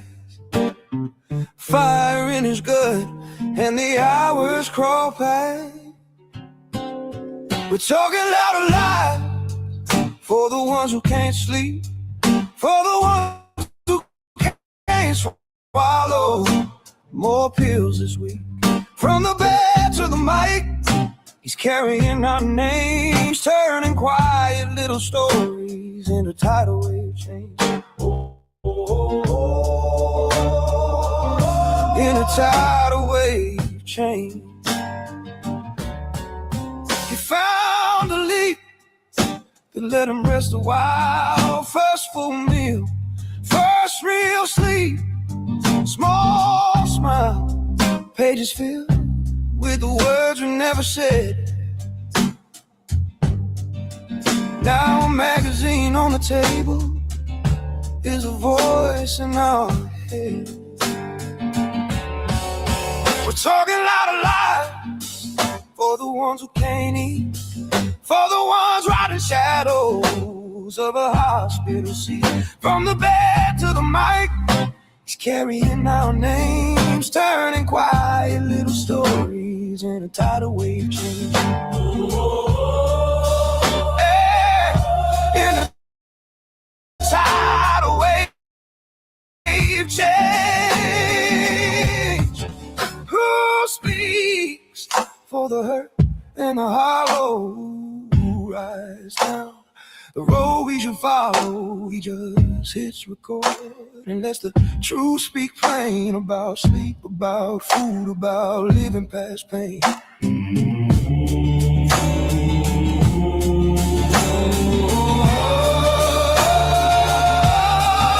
We're talking loud and loud when nobody's wanting, when the law draws a line between relief and sin.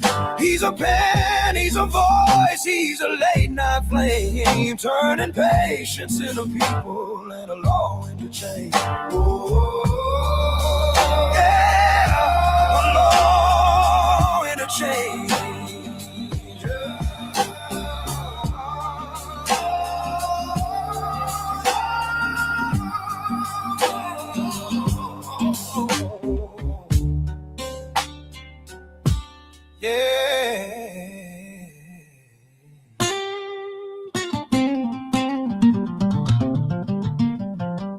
Law and a change.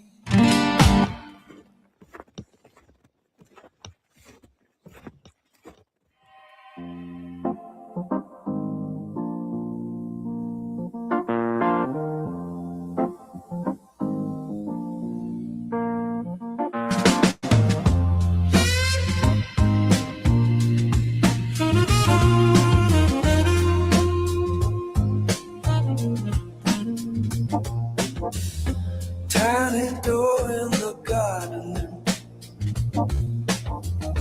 paint chip glowing red, little cap in my palm now. Trust me, something said.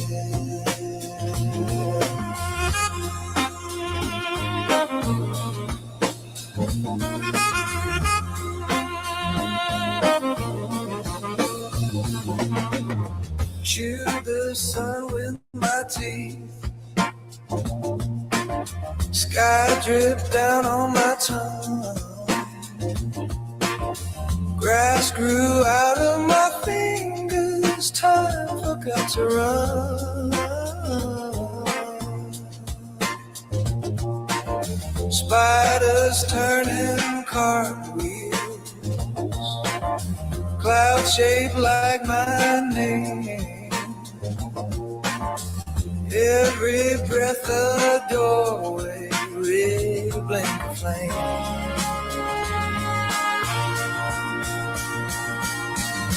Magic mushroom in my room. was breathing in, out in bloom. Flow melts down into the moon. I won't be back by morning. Soon magic mushrooms slow this tune. Rain pours color in my spoon. If I get lost inside this new, promise I'll return to you.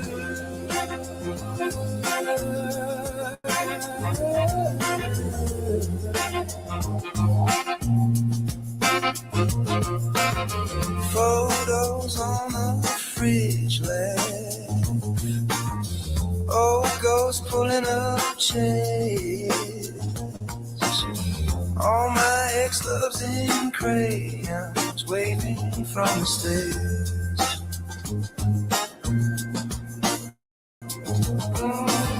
I shake hands with my shadow. It's man, you're alright. We swap names in the kitchen.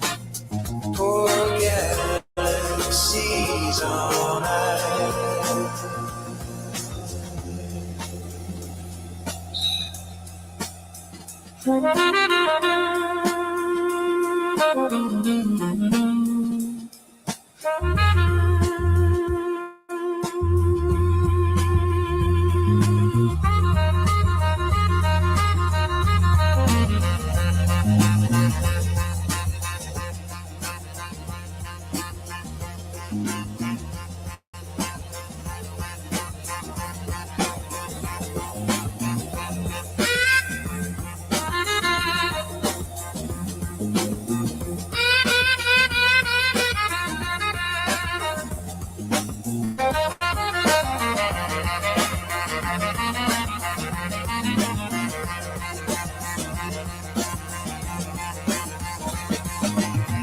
Who drew the lines on my body?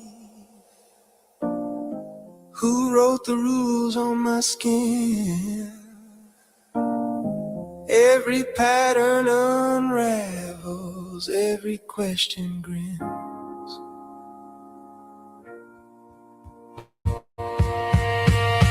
I float above the ceiling. I talk it down from the left. We agree on a secret planted deep in my head.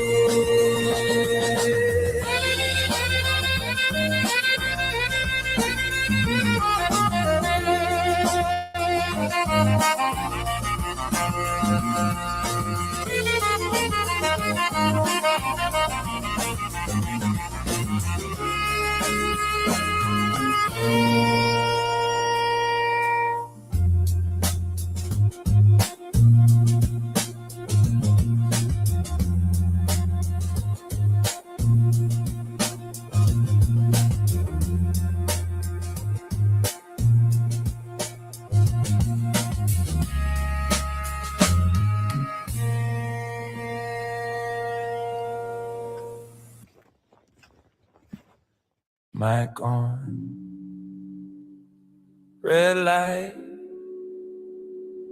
lean in, hit live. Pull up a chair to the table. 2 mugs, 2 minds, 1 cable.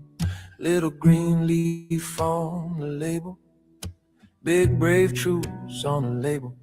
We got patients on the line from Brazil, From the Bronx, from the hills. Stand still, let them talk about pain, about pills, about how this plant help heal what it will. Protest, Protest and turn that voice louder. Stories in the smoke, information like powder, blowing cross borders every time we speak. From this small room to a global reach. People listening, people watching in their rooms. Big screen glow, little earbuds too. We pass the mic, turn courage into legacy. Patient advocacy. advocacy, that's the energy.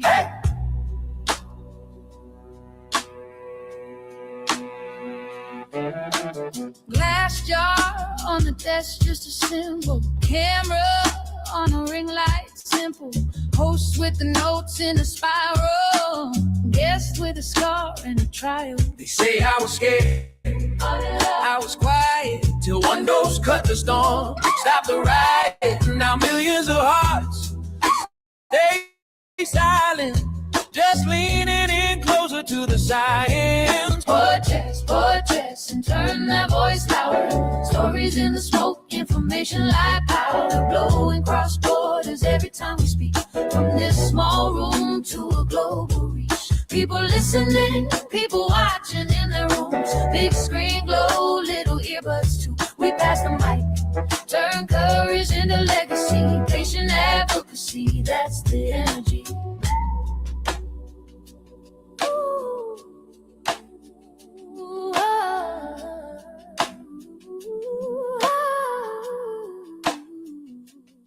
From Cape Town up to Tokyo, late night shift in Ohio. There's a face on every download. There's a life in every episode. We are not alone in this. Every share is a little risk. Every view is a little fist in the air for the ones we miss.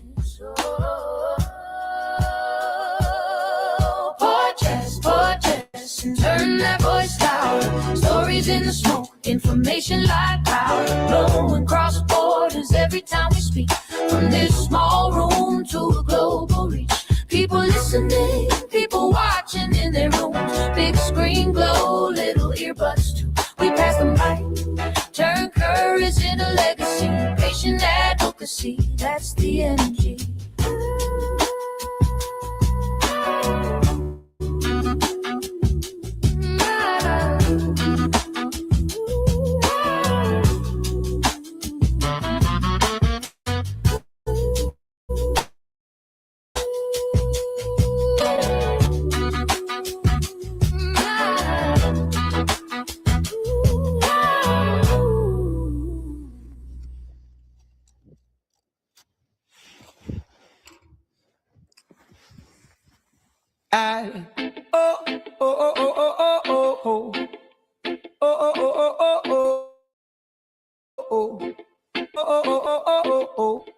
Na na na na na na na na.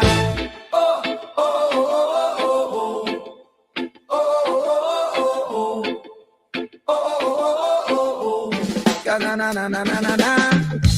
Passport stamp. Green leaf planet. Step off the bus. Everybody laughing.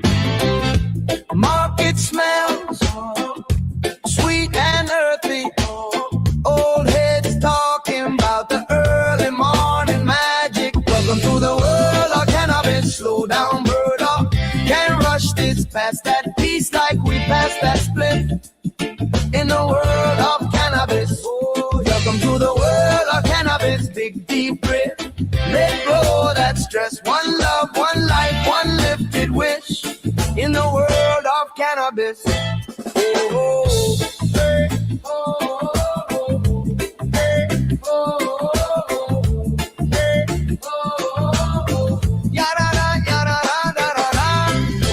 Tie-dye shirt, grandma giggling, rolling stories more than rolling anything. Suit and tie, loose in collar. He said, I came for calm, left here taller. Welcome to the world of cannabis. Slow down, brother. Can't rush this past that piece like we passed that split. In the world of cannabis, oh, welcome to the world of cannabis. Big deep breath, let go that stress. One love, one life, one lifted wish. In the world of cannabis, from rooftop gardens to basement jams, we all different, still we hold hands. High or low, we share this air. Feel that care, feel that care.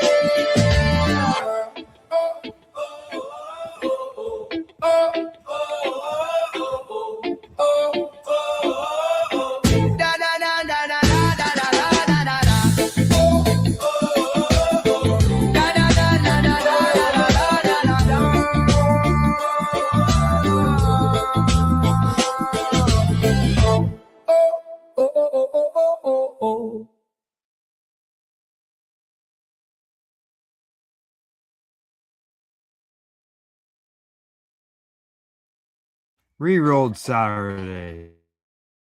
Check it out. Nothing but non-stop cannabis. You're watching the 420 Pace, found at 420pace.ca.